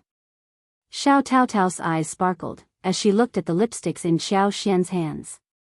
She could not help but feel excited. Her eyes were conveying only one thing: she really wanted to try it. Tao Tao is right. Xiao Xian said, we can make some more these days. Tao Tao, I will give you one of each color, as well as 41 a day for all your hard work. Thank you, fifth sister-in-law. Xiao Tao Tao cheered. I don't need a salary, these lipsticks will be enough for me. She had hoped to get only one, because she knew that lipstick would be expensive and it would be sold for money. But she did not dare to say a thing. She would like one in each color, because the lipsticks looked really beautiful. You are working for me, so you should be given a salary. My sister-in-law should be dressed pretty and wear beautiful makeup. Xiao Xian laughed. Xiao Tao Tao flushed out of shame. You are laughing at me. No, I am not. You are very beautiful and the lipstick will make you look even more so. The two girls were talking happily among themselves, but Xiao Xiaoqi was still confused. After a long while, he found himself remarking. So, this lipstick is to dab the lips, but that would make people look like monsters. Xiao Xiaoqi could not understand the concept of lipstick. What do you mean? You know nothing. Xiao Tao Tao glared at him. Lipsticks work better than lip flushers. It is a very good thing. Xiao Tao Tao looked obsessed. Fifth sister-in-law, you are so clever, and so capable. Xiao Xiaoqi. He scratched his head, not daring to say anything that might make his sister displeased. But could these lipsticks really make money? He was very confused. However, he was even less sure when he saw how excited his sister and fifth sister-in-law were looking. In one word, women were so strange. The following day, Xiao Xian, Xiao Tao Tao, Xiao Xiaoqi and Ms. Su started to work in the floral field early in the morning. They were loaded with a lot of work. They had to make rosy, dark red and orange-colored lipsticks within the day. The three of them were responsible for picking petals, cleaning, and grinding. Xiao Tao Tao was a fast learner, so Xiao Xian even let her filter the juice, whilst Xiao Xian was engaged in other processes. Xiao Xian was thinking about buying some more things when she had more money, since grinding petals was a very difficult task. She wanted to get 3 jade-like small grinders to grind the petals, which should be easier than grinding by hand. They needed to improvise other tools as well. At the end of the day, everything was coming together nicely. They not only had lipsticks, but Xiao Xian even made 2 lip balms with mint and gardenia flavor. It was a cream with light green and yellow color, very good for moisturizing the lips. Xiao Tao Tao loved all of them.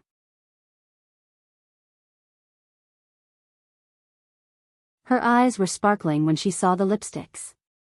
Ms. Zu's eyes were sparkling too, but she was trying to press down the eagerness.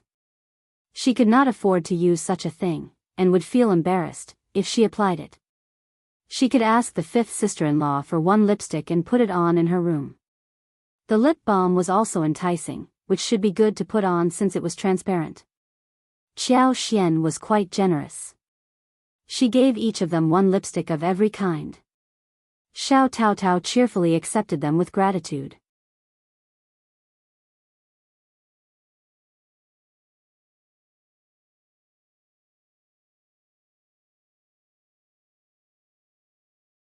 Chapter 164. Ms. Fang's intention. Ms. Su, who did not have the courage to accept it, heard Xiao Xian's smiling voice.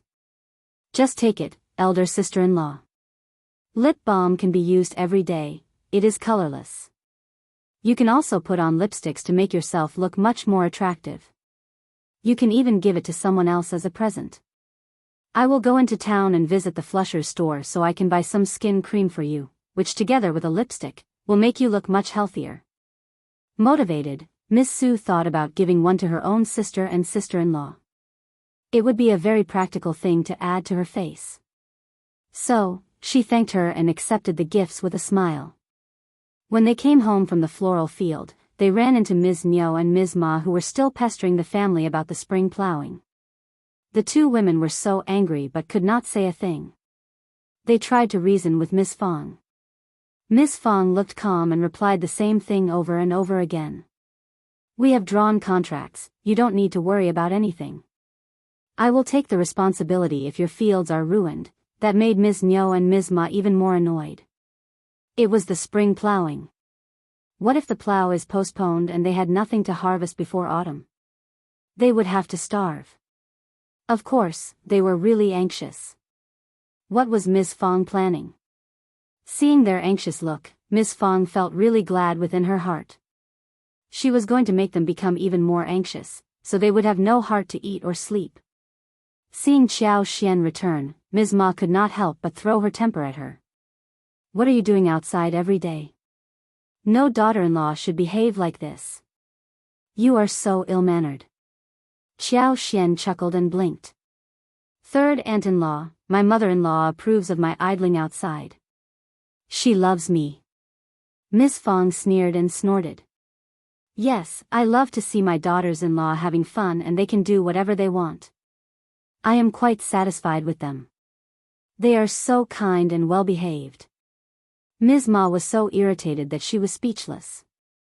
Ms. Fang was being so arrogant because she had a good daughter-in-law. Well, it seemed that a rich, good daughter-in-law could make people arrogant. That made her feel even worse. Without the intention of speaking with them anymore, Ms. Fang said impatiently, "You can go home now. I have already promised you. What are you afraid of? Do you not trust me?" Ms. Nyo forced a smile. That is not true. Well, okay then. Ms. Nyo. We will wait until you fulfill your promise. You won't starve us, right? Otherwise, we will have to come to your home to eat. Ms. Fang laughed. Are you still asking again when you know about this already? Ms. Nyo. Ms. Fang added. But you are wrong. I have only taken responsibility for your rakes, not anything else.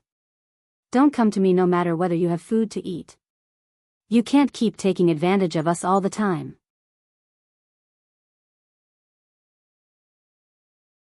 Ms. Nyo was stuck in words. When the two women left, Qiao Xian told Ms. Fang about lipsticks. Ms. Fang did not have much knowledge of it except that it did look exquisite and made her speak highly of it. It is going to sell well, right? Qiao Xian nodded. Definitely. Cheerfully, Ms. Fang said, okay, only you are able to come up with an idea like this. Keep the money well, and don't tell anyone, of course, Mom. Ms. Fang smiled and stressed that to Ms. Su, who promised her as well. She was not going to counter her mother-in-law.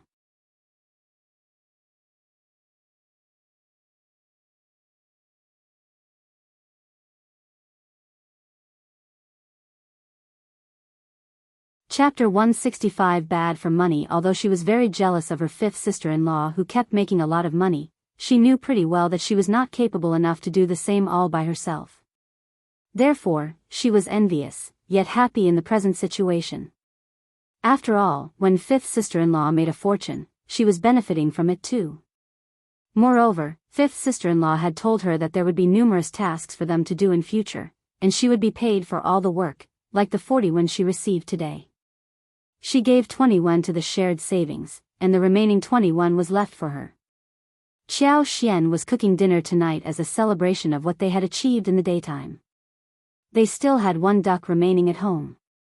They bought 2 ducks a couple of days ago, one for the Dragon Boat Festival, and the other one was kept for this day. The duck meat was minced, and the garlic sprouts and green peppers were chopped.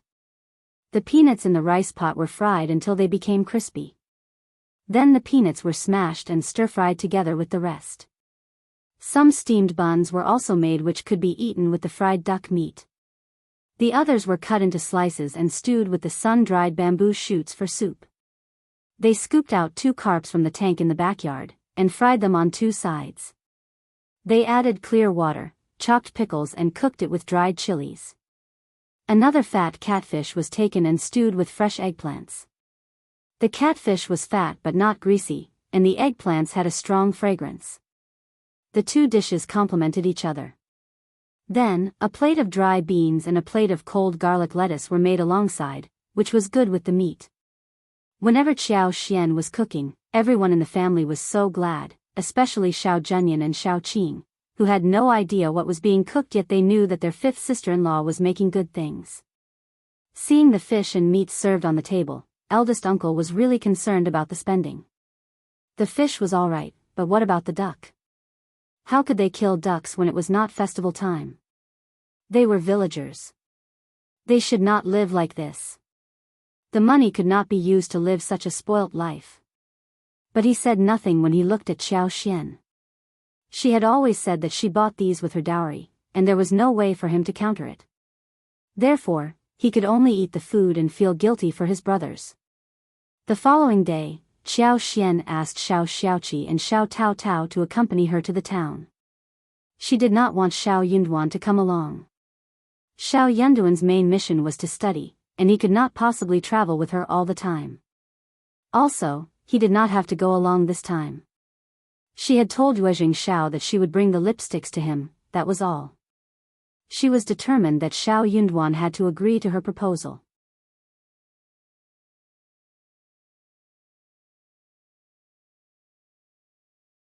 He kept reminding her to conceal her face so the Qiao family would not notice her. The three of them entered the town and went to the hotel. Xiao Xiaoqi and Xiao Tao Tao had never met such handsome and noble-looking young masters, so they felt a bit restrained. They were both dumbfounded. Xiao Xian stabilized them. She needed their help in the future, and needed to bring them along to experience the world so that they could gradually get better. It was normal for village people to meet city noble young masters and react like this for the first time. If she needed to broaden their horizons, she would need them to move around more often. "What have you brought for me, Mrs. Xiao? Let me have a look," Yuezheng Xiao said happily. He was very curious. Second miss of the Qiao family was a lot of fun. Xie Jingrong was present there as well. He was curious too, but he was not as unrestrained as Yuezheng Xiao. Xiao Xian smiled. "I only bring good things to you, young Master Yuezheng."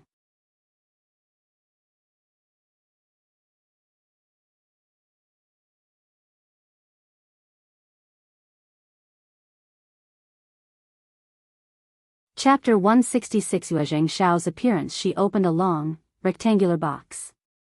Yuezheng Xiao and Xie Jingrong turned to look at it subconsciously. "What is it?"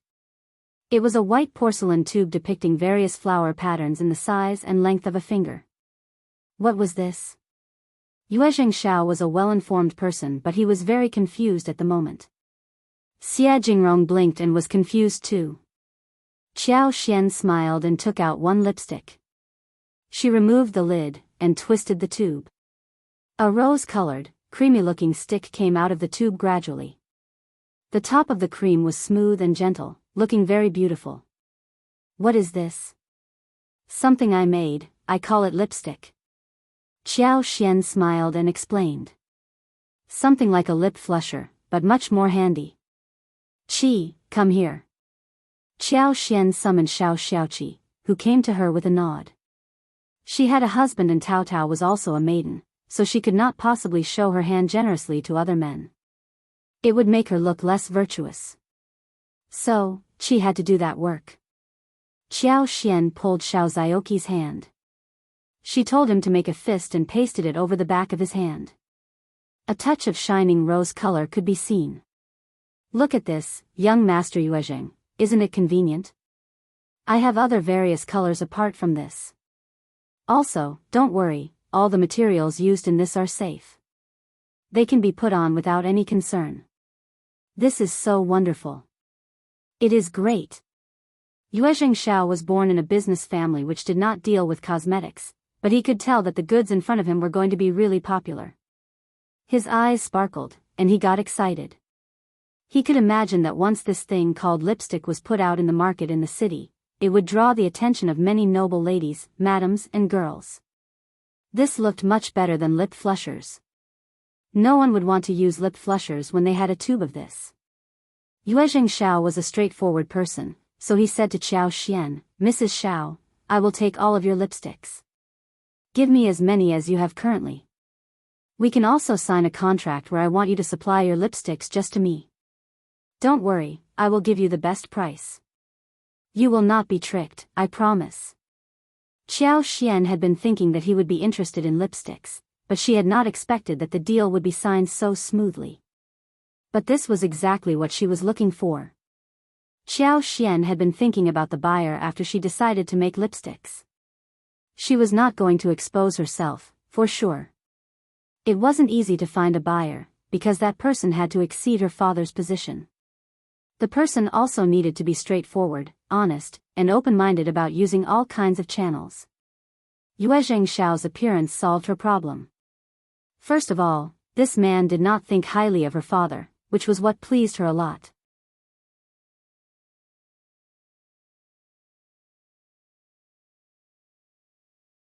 Moreover, Qiao Xian more or less understood his personality. For example, he never looked down at her or Xiao Yunduan, and treated them equally and politely.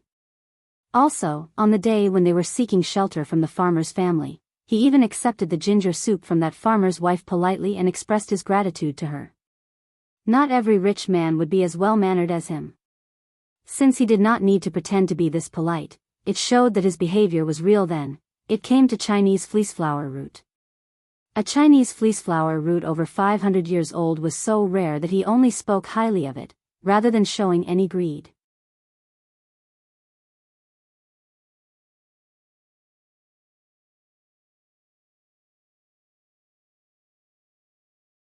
Chapter 167. Straightforward people. Qiao Xian believed that no one was better suited than him as her collaborative partner. Since he was being straightforward, Qiao Xian was going to be the same too. She said with a smile, "Okay. I don't have sales channels, and I want to work with young Master Yuezheng as well. I just have one condition: that you should never tell anyone that I am your supplier, especially not my father and my lineal mother." Yuezheng Xiao nodded in agreement. He had already noticed that she did not have a good relationship with her lineal mother and sister. He checked lipsticks of other colors as well as the lip balm which could be used by everyone. He was very surprised. Qiao Xian smiled and took out 2 smaller brocade boxes, each of which held 2 lip balms, and gave them to Yuezheng Xiao and Xie Jingrong. "These are just small things, don't dislike them." Yuezheng Xiao laughed and accepted the box, as Xie Jingrong lowered his head and expressed his gratitude. Both sides included straightforward people, and that made the deal go smoothly. Soon they came to an agreement. Yuezheng Xiao would supply them with the lipsticks tubes, and would also provide porcelain, jade, crystal for the tubes so that they could look better. He was also going to hire some designers to make the patterns on the lipstick tubes. Qiao Xian could not ask for anything more. She told him to build some tools, which Yuezheng Xiao accepted directly. He did not intend to charge her for any of this. Yuezheng Xiao paid 2 liang for 1 lipstick to Qiao Xian, but the price was going to be kept fluid in the future. It would change according to the market, and could be adjusted every half a year. Qiao Xian had no objection, because all these conditions were very good for her. Qiao Xian expressed her gratitude for the pricing of 2 liang per lipstick. Lipsticks were handy compared to the lip blushers, but they were not very precious. They were just novel items. Therefore, the pricing had to be reasonable. Also, Qiao Xian did not spend much on making these lipsticks. She used her own flowers and beeswax. The labor fee was the biggest expense, but 2 liang for 1 lipstick was already well enough in her budget. Yuezheng Xiao would sell each lipstick for 4 or 5 liang. Moreover, he would raise the price of the lipsticks when they were sold in the capital or flourishing cities in the south. But he also needed to make an account of the cost he was going to spend on the process. At the moment, this was the most suitable way for Qiao Xian to earn money. Since the deal had been made, they signed the contract directly and came to an agreement regarding the delivery time of the first batch of goods. Qiao Xian had 50 lipsticks and lip balms in 4 colors this time. She gave them all to Yuezheng Xiao as gifts. She was giving them full-heartedly for the purpose of marketing.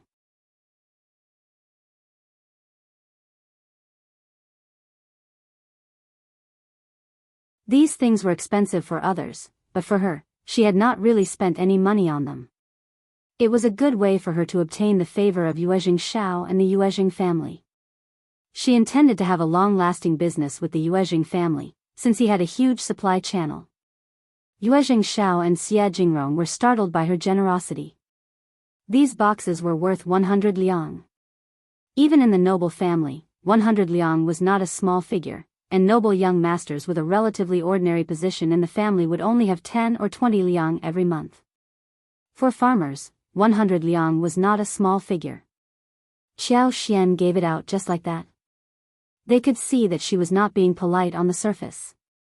Yuezheng Xiao could not help but admire the generosity of this lady. He felt lucky inside his heart, and whispered to himself that Mrs. Xiao was a good business partner that one would not find so easily.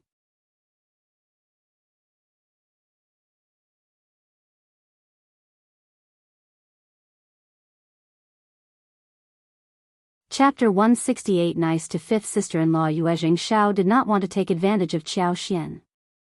In the end, Qiao Xian accepted 50 liang, half for each box, showing sincerity to both sides. Yuezheng Xiao could not help but smile. "Oh right, Mrs. Xiao, if you have other proposals, please consider me as your business partner first. I promise that you will never be tricked or treated unfairly." Qiao Xian smiled. "Great, young master Yuezheng, I don't have any other business partner, apart from you. I can't just establish business relationships with anyone easily." Yuezheng Xiao laughed. "That is true." He said that he would visit her home someday, and Qiao Xian agreed readily. There was nothing interesting around Shading Village, and he would naturally not come over. Qiao Xian thought that it was just polite words, so she just said yes. Without Xiao Yunduan around, Yuezheng Xiao did not ask Qiao Xian to stay for lunch. So Qiao Xian left with Xiao Xiaoqi and Xiao Taotao soon afterwards. The brother and sister were still in shock. Xiao Taotao was especially in a daze. After a while, she mustered her courage and said to Qiao Xian, "Fifth sister-in-law, when I reach home, I will return the lipsticks and lip balms to you. I will keep the used ones, because I never knew it would be so valuable, otherwise, she would not have taken in so many of them.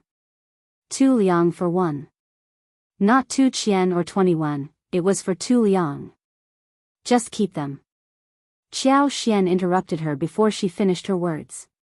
She smiled as she took her hands. "It is not expensive for us. Also, we have plenty of money right now, already, don't we? But, we can make them easily. If you like them, just keep them, no worries." Xiao Taotao thought for a while and believed that she was right. She really loved those lipsticks, and did not want to give them back. She smiled bashfully. "Then, I will keep them." "Thank you, fifth sister-in-law." Xiao Taotao was so moved. Fifth sister-in-law was wealthy and capable of making money, and was even paying her own family for all the work, which was already quite rare. Moreover, she gave out such valuable things without hesitation. She did not think that their elder sister-in-law would do the same. So, she was going to be very kind to her fifth sister-in-law.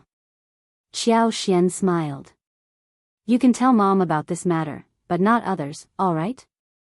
We have many opportunities to make money, and you may be in charge of making the lipsticks. I will teach you, and you should focus and learn properly." Hearing Qiao Xian's words, Xiao Taotao was shocked. Xiao Xiaoqi was shocked too. "But, fifth sister-in-law, that is your money-making idea. How can you teach me the method?" Xiao Taotao panicked. Xiao Xiaoqi nodded too.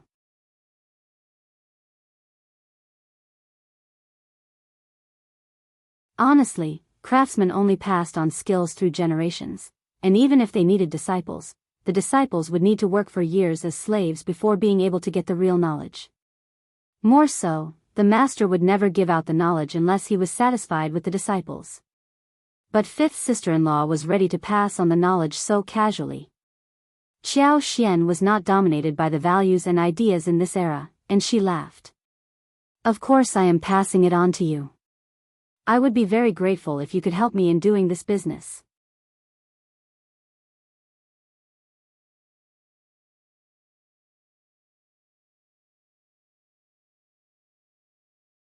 Chapter 169. County Magistrate Xiao shocked. The brother and sister were shocked. Xiao Taotao became excited. Fifth sister-in-law, I will definitely try my best, and I will never pass the secret out to anyone else, I promise. Qiao Xian smiled. Okay. I believe you. Overjoyed, Xiao Taotao was immediately filled with strength and confidence. It was like a dream. She had never expected that she would experience such an opportunity one day like this. No wonder their mother called fifth sister-in-law the lucky star of the family. She deserved the title. When such a big deal was done, and money was earned, they decided to hold a good celebration for dinner. Qiao Xian bought some pork. When she saw the liver and kidneys, she started to drool for them and took some home as well. Then she bought a lot of ingredients for making braised vegetables, such as large and small fennel, star anise, cinnamon, bay leaves, licorice, dried tangerine peel, etc. This was to be boiled in the brine to make a pot of braised vegetables. Xiao Xiaoqi and Xiao Taotao were both excited again. The fifth sister-in-law is going to make delicious food to eat. While Qiao Xian and others arrived home, Xie Jingrong told his servant to inform County Magistrate Xiao that he was leaving the following day. He was here to seek a Chinese fleeceflower root. Now that he had managed to get it, it was time for them to go home. His grandma was waiting for the plant to add to the medicine. County Magistrate Xiao had received him well before. Out of politeness, he should inform the official about his departure. Yuezheng Xiao decided to hurry home too. He needed to start the business of lipsticks. He intended to make it a part of his private business. He did not intend to share it with his family. His family was not at peace. When County Magistrate Xiao heard the message, he was shocked. He was leaving already? He and Strategist Lu had a discussion about who came to the hostel for a visit. Strategist Lu asked implicitly why Xie Jingrong was leaving so suddenly. Wasn't he here to find a 500-years-old Chinese fleeceflower root? Xie Jingrong decided not to conceal the truth. He smiled. I am lucky to have found the requisite plant, so it is time for me to go home. Strategist Lu was shocked. You are, indeed, lucky. But where did you get the Chinese fleeceflower root? I mean, there are many tricky farmers here in the mountains, and I am worried that you may have been tricked. Our old master is the officer here, and if he can help you check it out, maybe its authenticity could be checked. What do you think, young Master Xie? Strategist Lu was indeed a loyal servant of Officer Qiao. He was very devoted and always tried his best to help his master. He could even find an opportunity to help his officer on such an occasion.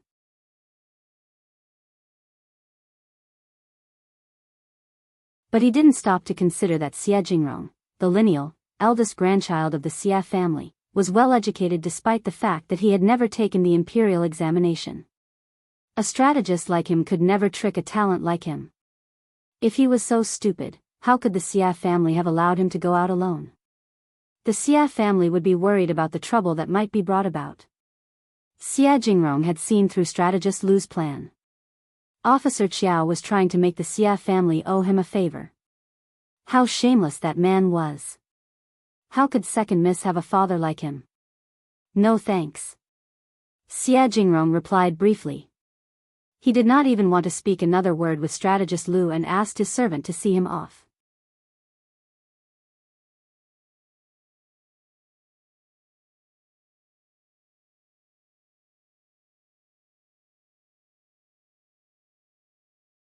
Chapter 170. Shameless. Strategist Lu found him absent-minded and realized that he was trying to turn him down.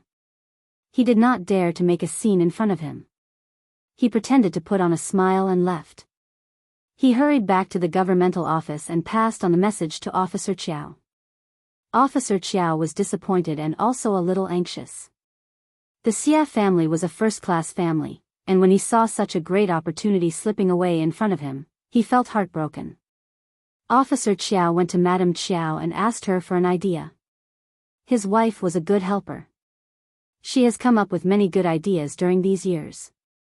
He was so anxious that he went to ask her what opinion she had. Madame Qiao found it a waste too. Young Master Xie is so lucky. How can he get a Chinese fleeceflower root over 500 years old so fast? Which unruly man got it for him? He should have passed the message to you first when he found a great thing like this. We must find out who that person is and punish him. Also, young Master Xiao got that precious thing here in the county, and you are the officer, he should thank you too. Madame Qiao sounded so shameless when she said this. Officer Qiao was the officer of the county, but he was not a man with endowment. Why must he examine everything that was discovered out of the land? But an ambitious man like him did not find anything wrong about it. He agreed with his wife totally. What can we do? Madame Qiao thought for a while and said, Old master, don't we have a Chinese fleeceflower root under 100 years old? We can give it to young Master Xiao tomorrow when they leave. It could be given as a farewell gift we are presenting, correct? They did obtain a Chinese fleeceflower root, which was huge. So he asked someone to confirm the age, which was between 50 to 100 years old. Officer Qiao kept the plant and decided to have this delivered, if he truly could not find the right one. Madame Qiao's words motivated him. Yes, they could just give a present, no matter what. Young Master Xiao would be forced to treat it as a favor. If that young man asked for confirmation from others, he could just get someone to tell him that it was over 200 years old, which was precious enough. Young Master Xiao would owe him big, when he had such a precious thing delivered to him. He would definitely accept the present when he presented it the next day. Young Master Xiao would have no time to turn it down. Officer Qiao found this idea to have merit. He greeted his wife and said, This is good. My darling, you have come up with such a great idea. Madame Qiao was proud too. Women should treat their husbands well. I am doing this for you, old master, you are the supporter of the family. She took this opportunity and begged for mercy on behalf of Qiao Wei. Wei is simply spoiled. She was annoyed with Xian, otherwise she would not have done that. Now she has admitted her mistake.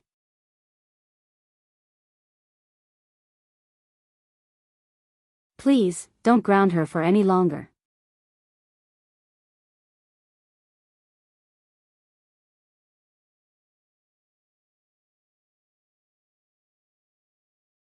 Chapter 171 Dirty Shoes. Old master, don't worry, I will definitely discipline her and she won't mess around anymore. Officer Qiao could not help but frown when he heard about Xiao Xian. He said disdainfully, the second miss is so useless. She won't achieve anything in her life. I can just give her up, but Wei is different. She is going to marry someone good in the capital, and she has to learn to behave well. Otherwise she will cause a lot of trouble in the capital. You have to learn how to rectify her temper properly. Hearing what he said, Madame Qiao was feeling both glad and proud. She had been making plans for years and Xiao Xian was now nothing in her husband's eyes. Well, that bitch was really nothing. She was not even good enough to hold Wei's shoes. Old master is right. I have not been cautious enough. I thought that a maid could do whatever she wants when she is at her own home and that she will behave well when she is married. That is why I decided to spoil her a little. You are the one who treats Wei the best. Don't worry, old master, I will pass on your message to Wei. She will definitely understand your intention and a kind girl like her would surely correct her mistakes. As for Xiao Xian, Madame Qiao said nothing more. There was no need to mention her at all. In her eyes, she was just a weed that would stain her shoes, after stepping on her. Officer Qiao was gratified. He sorted his beard and nodded. That is right. In the first section of the Xiao family at the village, the Chinese Masona picked from the day before was already planted in the floral corner of the field. Xiao Xian decided to make a meal to bring in the taste. That thing was very easy to make. The leaves were mashed, a double layer of cotton gauze was used to wrap it, and then it was rubbed in the basin with cold water. After rubbing and filtering twice, it would sit there for a couple of days. She also got a huge amount of mint leaves from Xiao Tao, who minced it so as to extract some juice from it. She made a huge bowl of brown sugar and added some honey into the bowl. When the jelly was made, she carefully added 1 spoonful to the bowl, mixed it and added some brown sugar water, some mint juice and served it to everyone. Xiao Tao was instantly attracted to the jelly-like texture, smooth and sweet. This is called jelly. So tasty, better than the pastry bought in the town. Fifth sister-in-law, can we sell this too? There are still many Chinese misona in the mountains. We can use them. Yes, we can try that. Yeah, it is so tasty. Miss Fang was astonished as well. She ate one bowl and praised Xiao Xian. You are really clever to find such a wonderful trick. It is a good snack during summer. Miss Fang did not care if they had to use some sugar in it. Xiao Xian served a bowl to Xiao Yunduan, who was busy studying at home. She blinked and asked for praise. What do you think?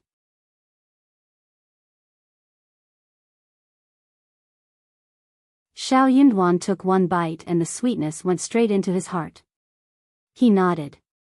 It is so tasty, no one else would be able to think of how to make something like this. That is right. Xiao Xian was satisfied and proud too. Let me think more about this. Maybe, we can add more ingredients for better taste. Mint and sugar were the fundamental things for jelly. Some other spices, like raisins, chopped walnuts, almonds, shredded hawthorn, sweet red bean paste, milk, juice, chopped fresh fruits could also be added alongside. Xiao Yunduan smiled. You will definitely figure it out.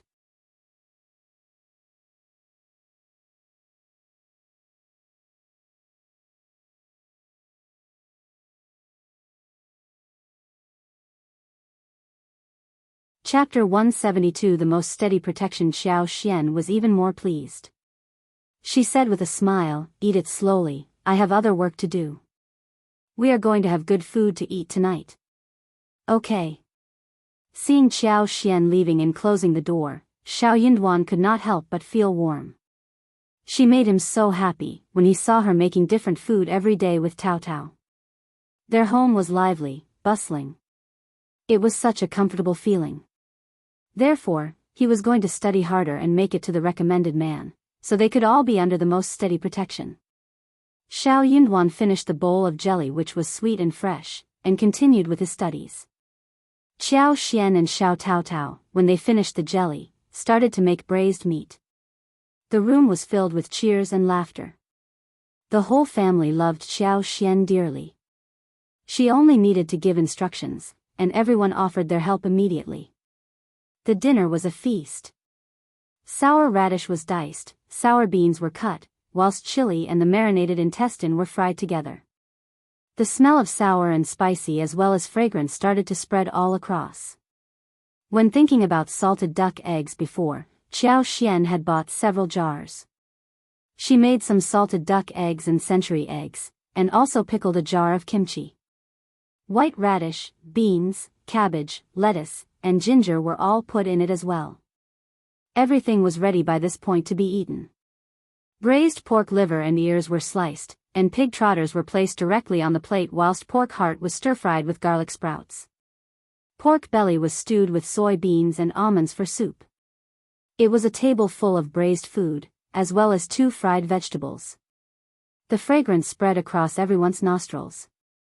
People in the village rarely ate inner organs, since the taste was too heavy and difficult to handle. It took a lot of oil and seasoning to make it delicious. It was better to buy meat.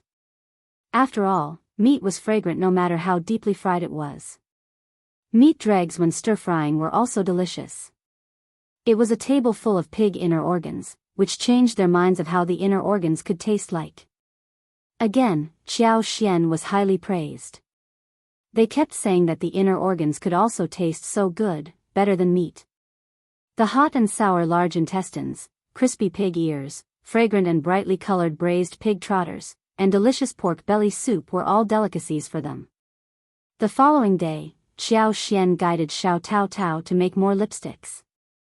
Xiao Xian used the excuse of visiting floral fields to inject her superpower there.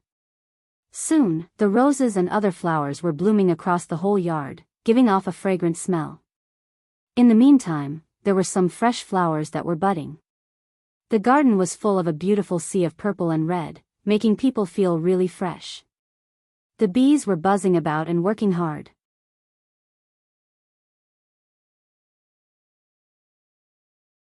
It would not be long before she could harvest honey again. The flowers in the yard were especially attractive to the bees, and the honey was produced in a large amount. Qiao Xian could see 3 or 4 bees picking nectar from the flowers. When they were sorting the floral fields, she had made the plan and built a 2-story shabby room.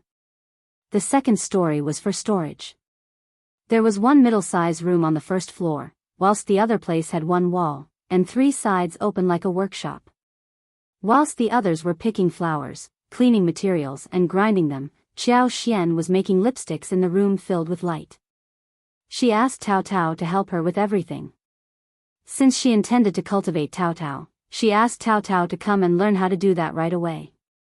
Qiao Xian did not hire anyone from the village, except for the task of flower picking and mincing. Moreover, she could just hire someone else to do other labor work.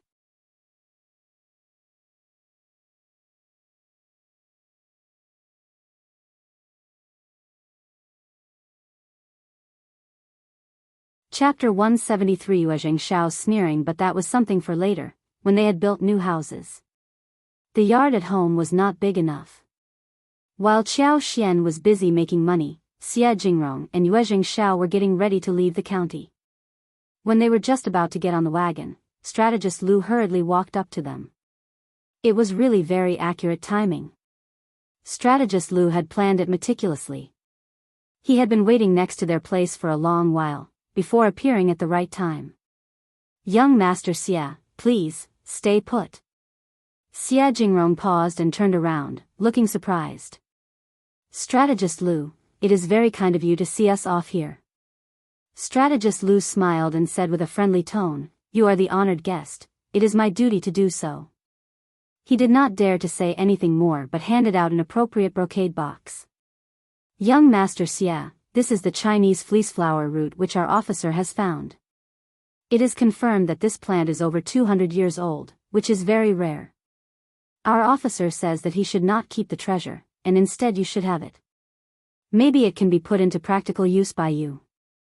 This way the good things would not be wasted. It is a gift from our officer, please accept it. Okay, I won't delay your departure. Have a nice trip, bye for now young Master Xie. Strategist Lu said all of this with a smooth smile. When he was done, the brocade box was already in the servant's arm. He took a step backwards and turned around, leaving. He did everything really fast. Xie Jingrong was speechless. Everyone present. The servant, who was holding the box, turned to Xie Jingrong helplessly. What? Yuezheng Xiao laughed. He looked at Xie Jingrong and grinned. Officer Qiao is fun, brother Xie, now you owe him big. Honestly speaking, a Chinese fleeceflower root over 200 years was indeed very rare, and Xie Jingrong was taking that for his grandma. County Magistrate Xiao gave it to him so that the family could owe him a favor. Yuezheng Xiao sneered. What a tricky officer Qiao, so shameless and snooty, how did he manage to cultivate a daughter like Mrs. Xiao? Was he blind to have treated the elder Miss Qiao as treasure rather than look at Mrs. Xiao instead? No wonder Mrs. Xiao insisted that they should not reveal her identity. It would not be good. If Officer Qiao learned that it was Mrs. Xiao, who had found the 500 years old Chinese fleeceflower root for the Xie family, he would have forced her to ask for the favor for him. What if he learned about the lipsticks business? He would definitely do something worse. Mrs. Xiao was such a pitiful girl. She must have led a very difficult life. Xie Jingrong frowned, thought for a while and said to the servant, return the brocade box in the intact state to Officer Qiao personally.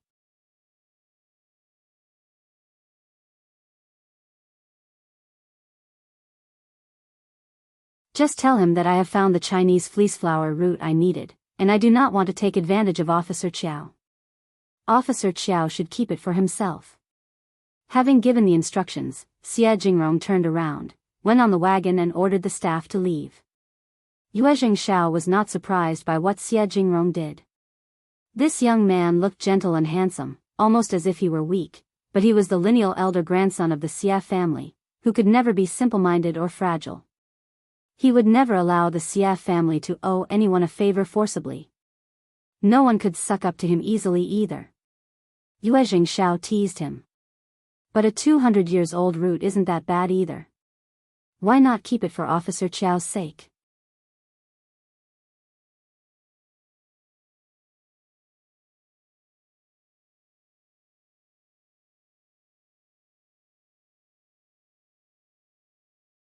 Chapter 174. Badly mannered Xia Jingrong looked at him and replied calmly.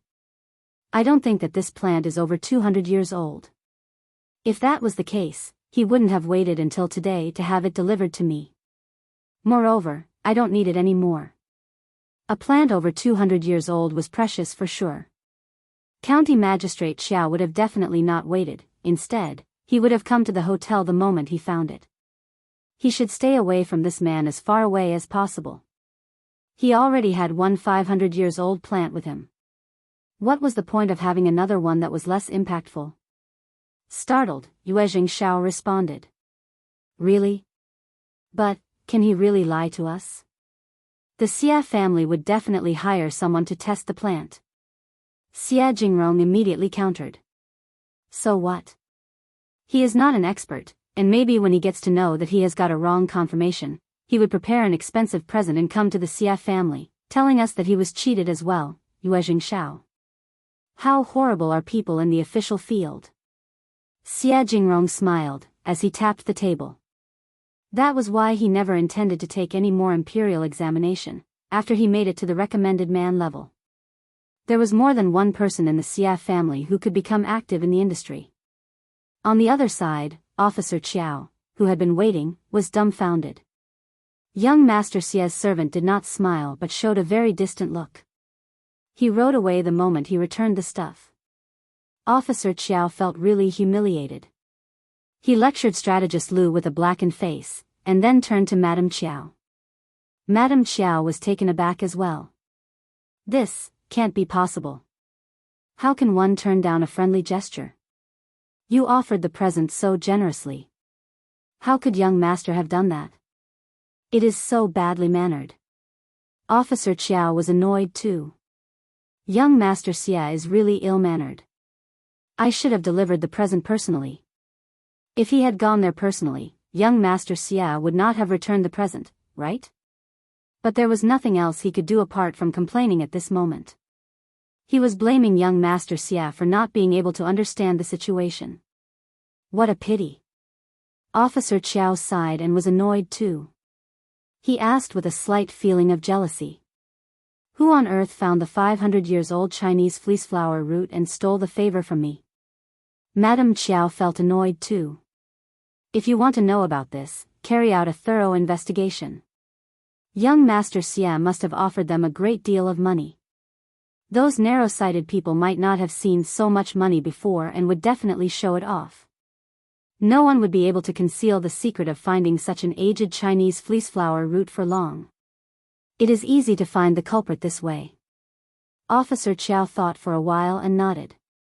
Yes, I should definitely look into it.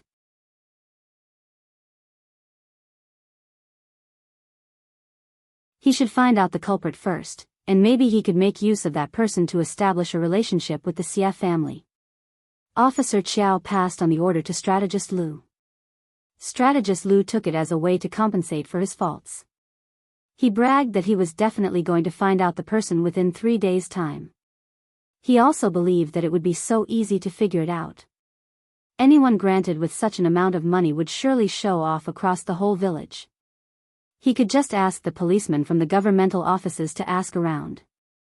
However, 3 days passed, but there was no news about any such gains. There was not a single trace of that mysterious person.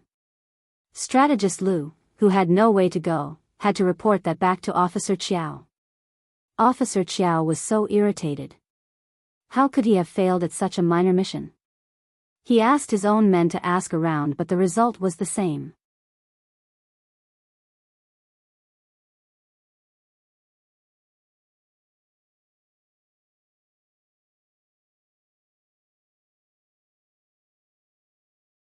Chapter 175. Mouth Officer Qiao. Who was the person in the county that had such a wide knowledge and consideration? How did that person know that he should keep the matter a secret and make a fortune without making a scene? How horrible that person was. Officer Qiao had a desperate itch to know who that was. At the Xiao family, the first section of the family made the second and third section of the family feel really anxious. They did not dare to come to them to ask for wild animals and other benefits, even after they learned that Xiao Xiaoqi went into the mountains for hunting and Xiao Xian returned from the town. For one thing, Ms. Fang was so unfriendly at the moment, and they would not be able to get anything easily at the moment. For another, what if they irritated Ms. Fang so much that she would not want to help them with some rakes? Then what would they do? So they had to remain calm. Finally, Ms. Fang showed mercy and told them that she was going to help them with the rakes the following day. That made the other sections of the family feel assured. They let out a sigh of relief. When they calmed themselves down, they started to talk vividly. "Oh, eldest sister-in-law, finally you remembered this. Eldest sister-in-law, you are so slow, you have been postponing the spring plow. Ask Dalong, Sanlang and everyone to be there early tomorrow, we need to hurry up. In fact, you should ask more people to help us. Wulong, Qi, Ms. Su and Ms. Qiao should also be there." Miss Fang's face sank and she sneered. "Just leave from here. Are you telling me what I should do? Can't I suggest something?" Ms. Ma's eyes rolled as she smiled. "Oh, eldest sister-in-law, all of you are helping us with rakes. What other things does Miss Qiao need to be done? We can do her work and get paid. Keep dreaming." Miss Fang snapped. "You always think about the benefits." Miss Fang finally drove them away. "Useless people, how dare they say something like this?" Xiao Xian heard her grumble and said with a smile, "Mom, I just noticed that second aunt-in-law and third aunt-in-law got so angry about what you just said. You should feel happy about it." Miss Fang laughed. "True, you are right." The next day, the first section of the family were still busy with their work. Before second uncle and third uncle could ask them what was going on, they were startled to see that Miss Fang had spent money hiring some family with bulls to do the work for them. "Eldest sister-in-law, that is such a waste of money." People might have thought that they were concerned about the first section of the family spending their money. But Miss Fang understood exactly what they were thinking. They thought that the money of the first section of the family was theirs, and they were always trying to get money out of them.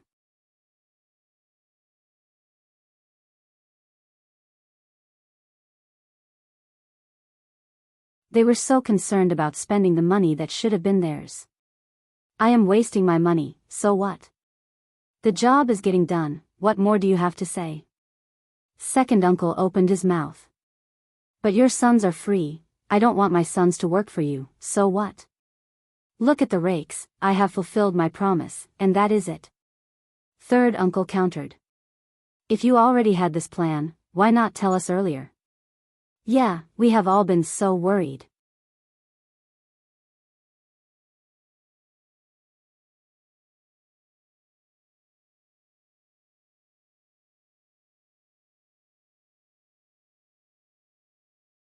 Chapter 176 Jealousy. Ms. Fang smiled briefly.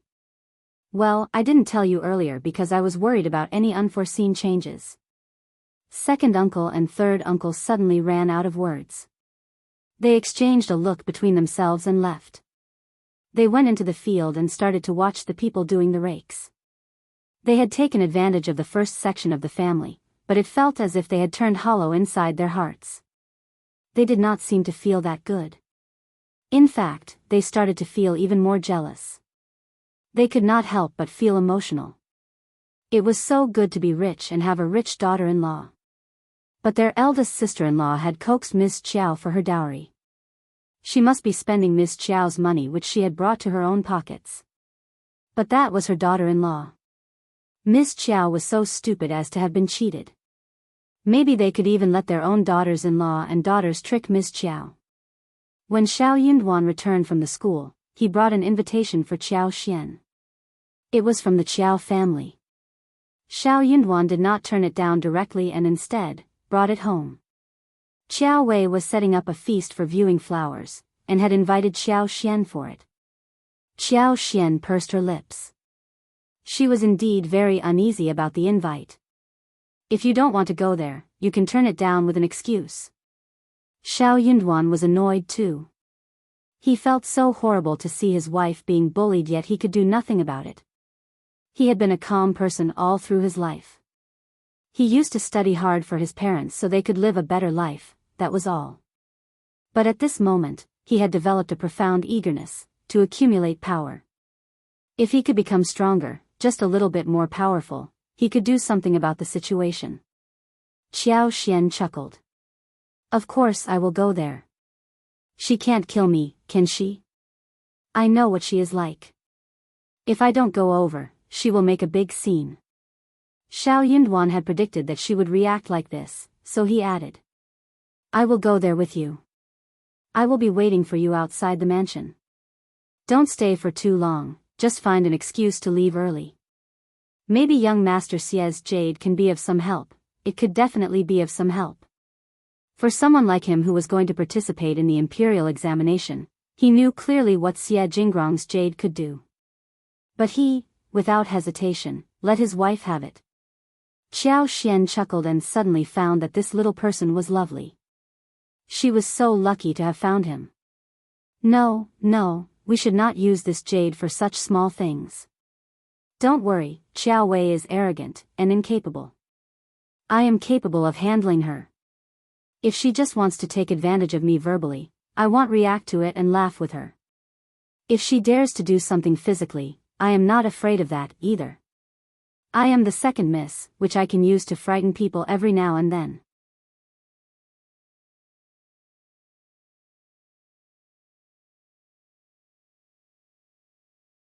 This girl looked beautiful, confident and generous. Her eyes were sparkling, and she was so clever.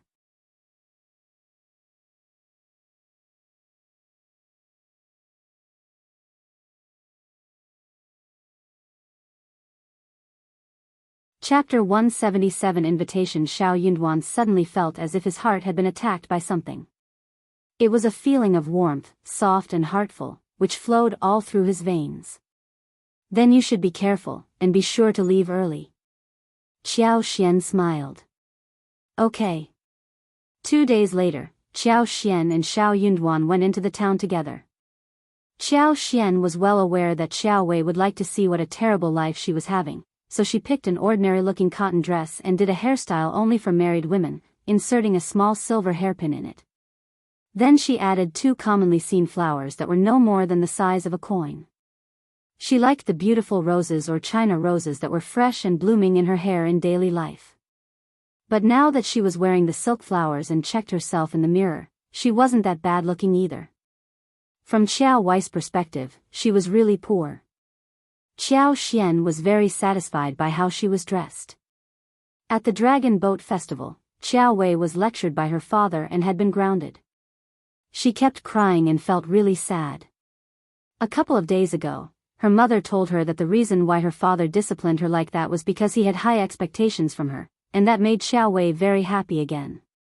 But when she thought of how Qiao Xian caused all this displeasure, she thought of inviting her for the flower show. The place where the flower show took place was in an abbey in the southern outskirts of the county. The abbey did not belong to the Qiao family, but a very wealthy businessman called Old Master Xiao. Old Master Xiao had a good field of over 800 mu as well as 2 large villages and 2 stores in the county. The family lived a very luxurious life. The Xiao family had been flattering Officer Qiao all this time, and the miss of the Xiao family, Xiao Ming, was Qiao Wei's follower. Hearing that Xiao Wei was coming to the abbey for the flower show, Xiao Ming was excitedly looking forward to the visit. Apart from these 2 ladies, she had invited some other ladies from noble families.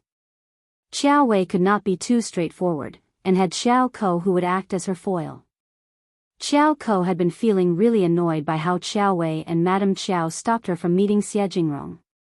She had even cursed them secretly. But that was all she could do since she had no power. Hence, in front of Madame Qiao, she still behaved like an obedient daughter of a concubine and a flattering follower of Qiao Wei. Qiao Wei and her mother were aware of how Concubine do and her daughter held a grudge towards them, but what could they do about it? A concubine as well as a lowly daughter could not do anything big anyway, right? They were nothing more than slaves. Qiao Ko would always have to obey Qiao Wei's rules and follow her orders no matter what.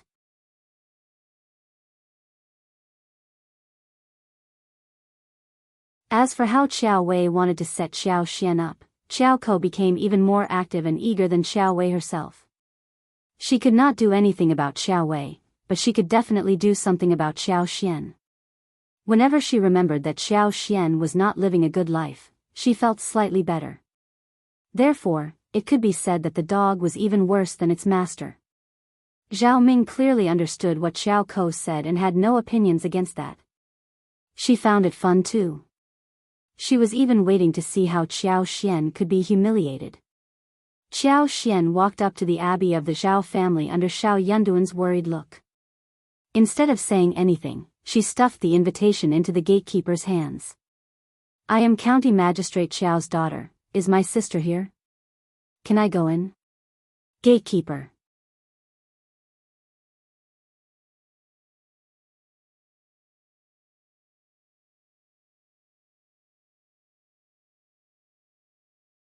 Chapter 178 Tricks. The gatekeeper's words that were meant to pick on her were all swallowed back. Xiao Xian showed the identity, and despite her ordinary-looking dress, she was still Officer Qiao's daughter, whom the gatekeeper should not mock without reason. Also, Second Miss seemed like someone who could not be irritated easily. What if she caught her fault and vented anger on her? Even her own miss would not defend her at that time. Therefore, the gatekeeper made up her mind and let Xiao Xian in. She pointed in a direction and showed a passionate smile. "You are Second Miss, right? Elder Miss Qiao and Third Miss as well as my miss are all at the pavilion by the lake. Wisteria flowers are blooming. Please, have a look and enjoy, Second Mississippi." What a trick. Xiao Xian immediately understood that there was something tricky in her words. She would not go there now that she had realized that something was wrong. Only stupid people would follow the direction. Xiao Xian said to the gatekeeper, "I don't know the road, can you please take me there?" "But, Second Miss," Xiao Xian showed a strange smile. "No. I am the guest here. Is it so difficult for you to take me there? Or do you think that I don't deserve your help?" "Of course not." The gatekeeper, who was an ant, had no choice but to lead Xiao Xian to the venue. She was mumbling to herself while walking. Who said that Second Miss was honest, timid and easily tricked? That person must be lying. The ant did not lead Xiao Xian there directly, fearing that her mistress would blame her for not following the order.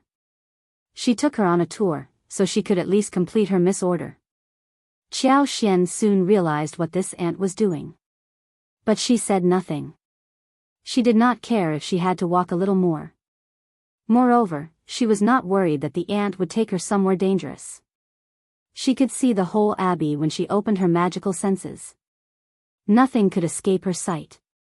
She could sense where Qiao Wei and the other ladies were, and what they were doing. Suddenly, Xiao Xian paused. She was both surprised and overjoyed. She saw 2 small tomatoes that were growing randomly in a corner.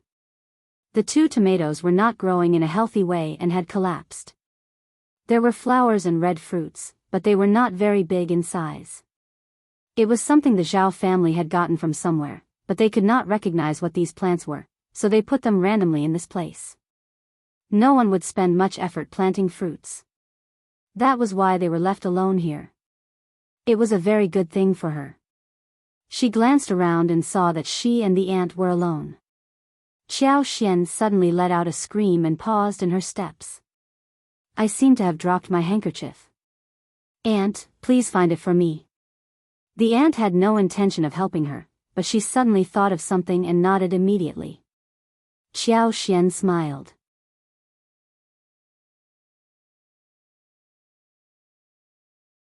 "You have to return and lead the way for me, otherwise I will go home." Startled, the ant said with her breath held, "Second Miss, don't worry, I definitely will return soon." She had intended to leave directly, but if Xiao Xian left because of her absence, her miss would definitely blame her. Second Miss was an honest and easily bullied person? That was incorrect. The moment that ant left, Xiao Xian went to pick up 2 large tomatoes and put them in arms. She was cheering happily inside her heart at this moment. She was going to make tomato scrambled eggs, tomato stewed tofu, tomato stewed fish, tomato brisket pot, tomato mixed with sugar, tomato sauce, tomato soup, tomato noodles, and a lot more.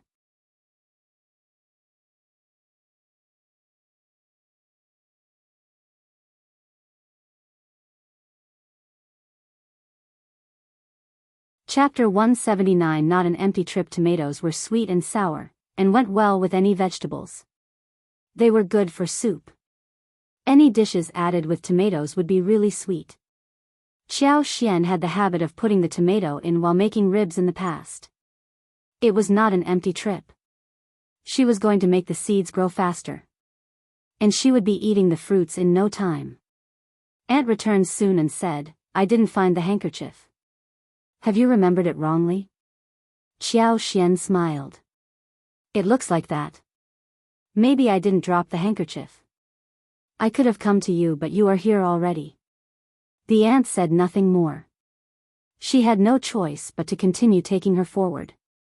In fact, she almost suspected that Xiao Xian had already noticed her trick and came up with a way to make her uncomfortable. Aunt could not help but feel scared as she thought about this. She wondered what more second Miss would do if she continued to play tricks on her. She was not at all honest.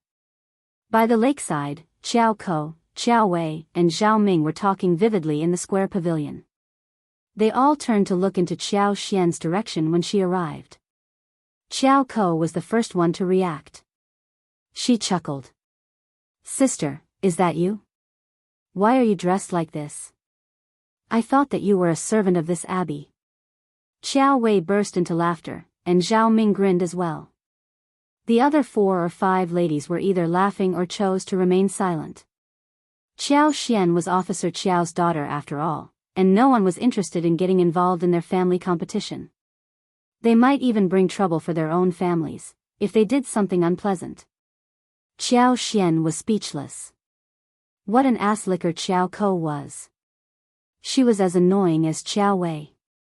Xiao Xian smiled embarrassedly. This is what women from the village are like. That was what Xiao Wei wanted to hear, wasn't it? She could easily satisfy her. Sure enough, Xiao Wei looked prouder and was less sharp at Xiao Wei. Qiao Ko felt even happier by Xiao Xian's humble behavior.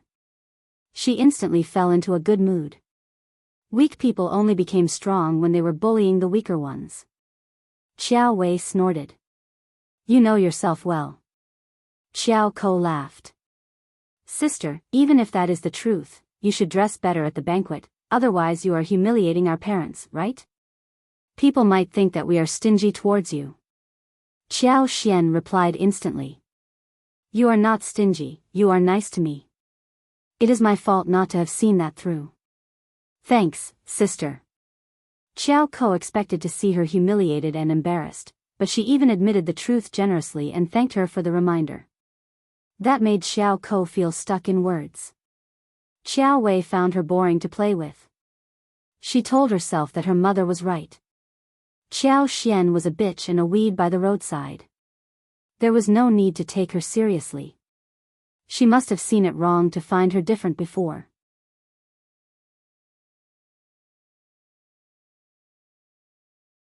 Instead of speaking with Xiao Xian, Xiao Wei turned to Zhao Ming and the other ladies, ignoring Xiao Xian directly. Xiao Xian let out a sigh of relief. But Xiao Ko felt unbalanced.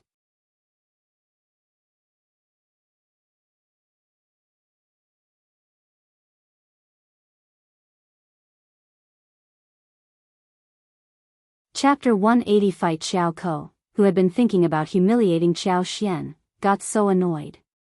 Why did Xiao Wei give up tormenting Xiao Xian only after a few minutes? What was she thinking?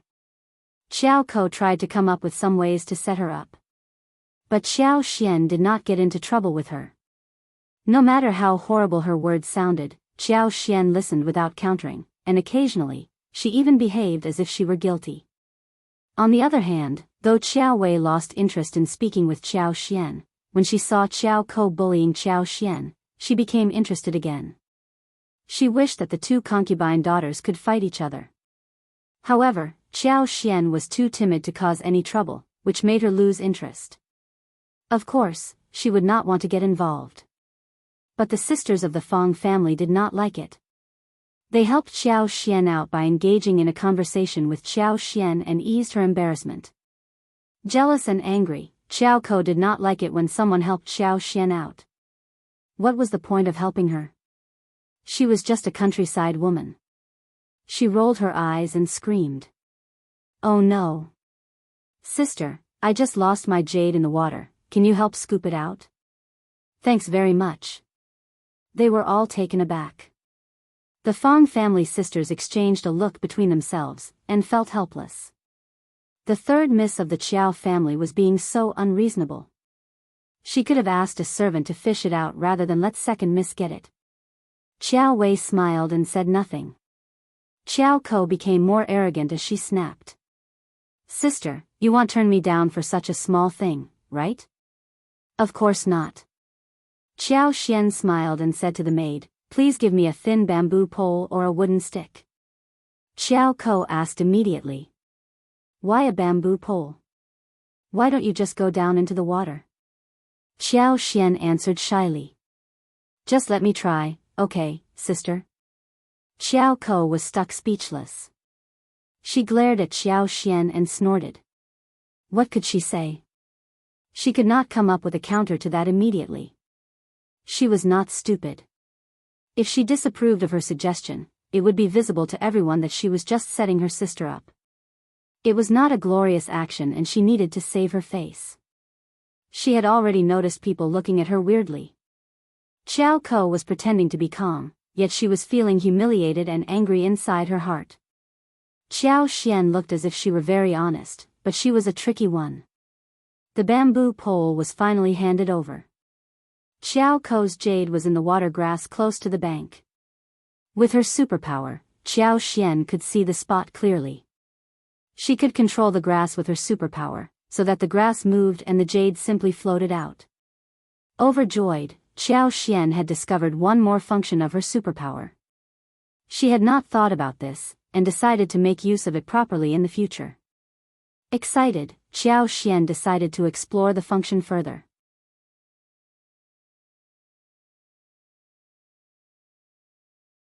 She was going to develop it well. If she could use the superpower to control some plants, she could even protect herself. Won't she be totally invulnerable then? In front of everyone, Qiao Xian used the bamboo pole to take hold of one grass blade so the grass was tangled with Qiao Ko's jade.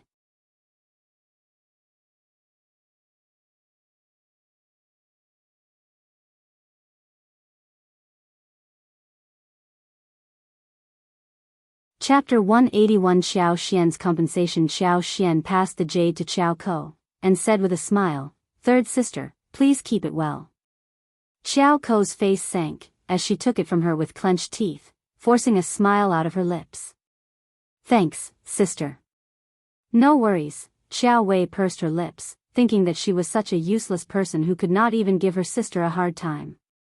Qiao Ko's obvious behavior made people feel very uncomfortable, so someone suggested that they should take a walk in the yard. The idea was supported by many people, and everyone headed towards the garden with Qiao Wei.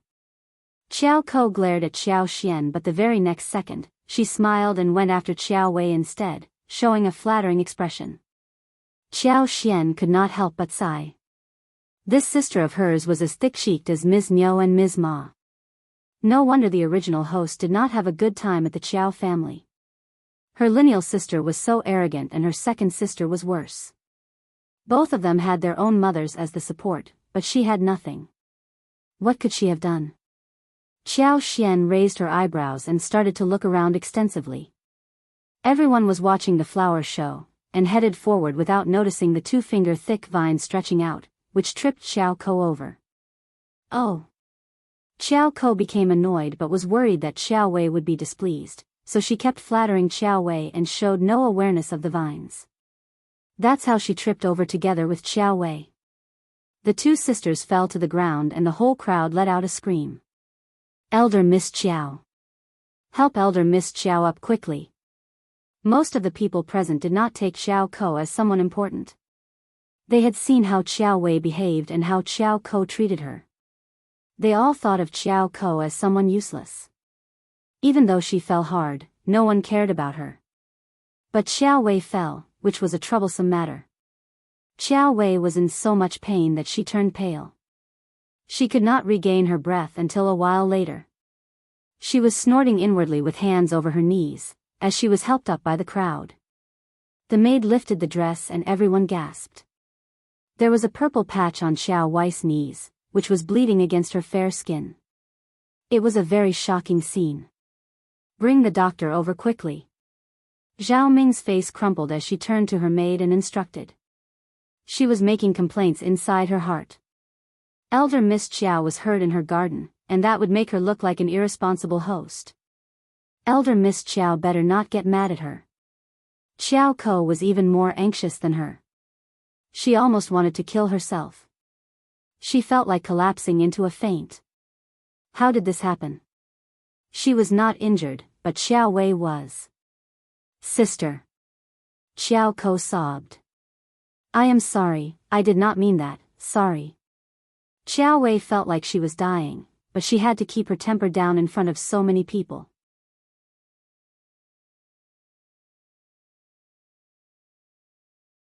She bit down her anger and said, I knew you did not mean to hurt me. Xiao Ko felt slightly assured. Thanks, sister.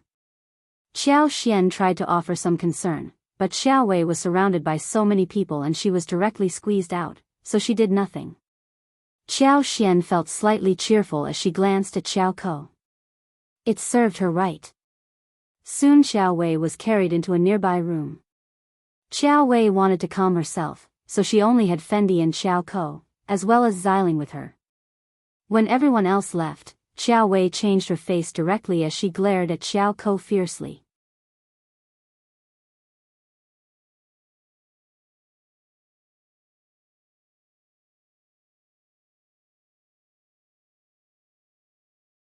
Chapter 182 Lecture. Xiao Ko shivered as she said in a trembling voice, Sister, you bitch. Xiao Wei glared at her and almost burst out in anger. She had the intention of ripping her off. Kneel down. Xiao Ko fell on the ground without any hesitation. Sister, your eyes are useless if they can't even see the road. Xiao Wei cursed with her teeth clenched.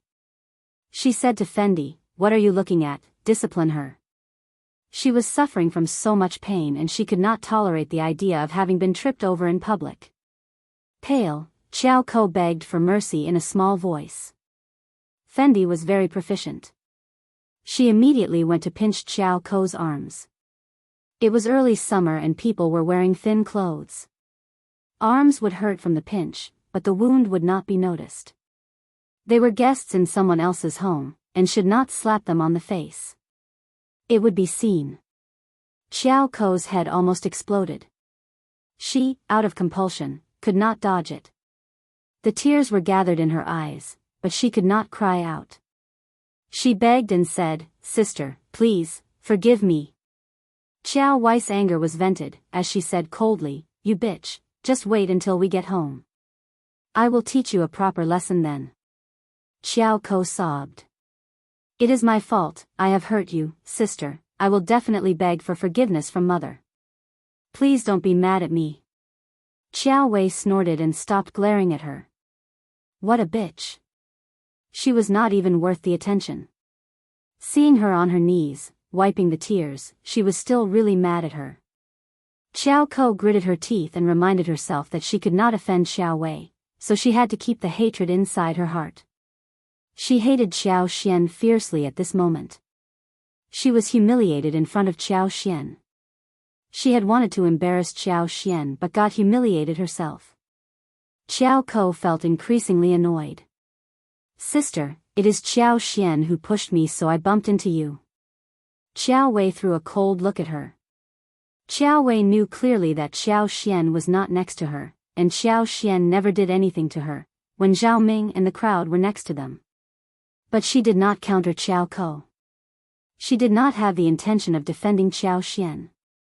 Seeing that her sister seemed to have accepted her words, Qiao Ko brought herself up and started to narrate the incident as if she were telling the truth. Sister, Qiao Xian is the real bitch. You must have noticed that. She is getting so sneaky these days. She looks as if she were down to earth, but honestly, sister, she has never had a bad day. Everyone is also saying that you are bullying her. She is just playing dumb to make herself seem innocent. Now she is married and living far away. That's why she is getting bold. She just takes advantage of the situation and is giving us a bad time. What if she does something horrible behind your back? Then, moved, Xiao Wei started to think over her words and felt weird.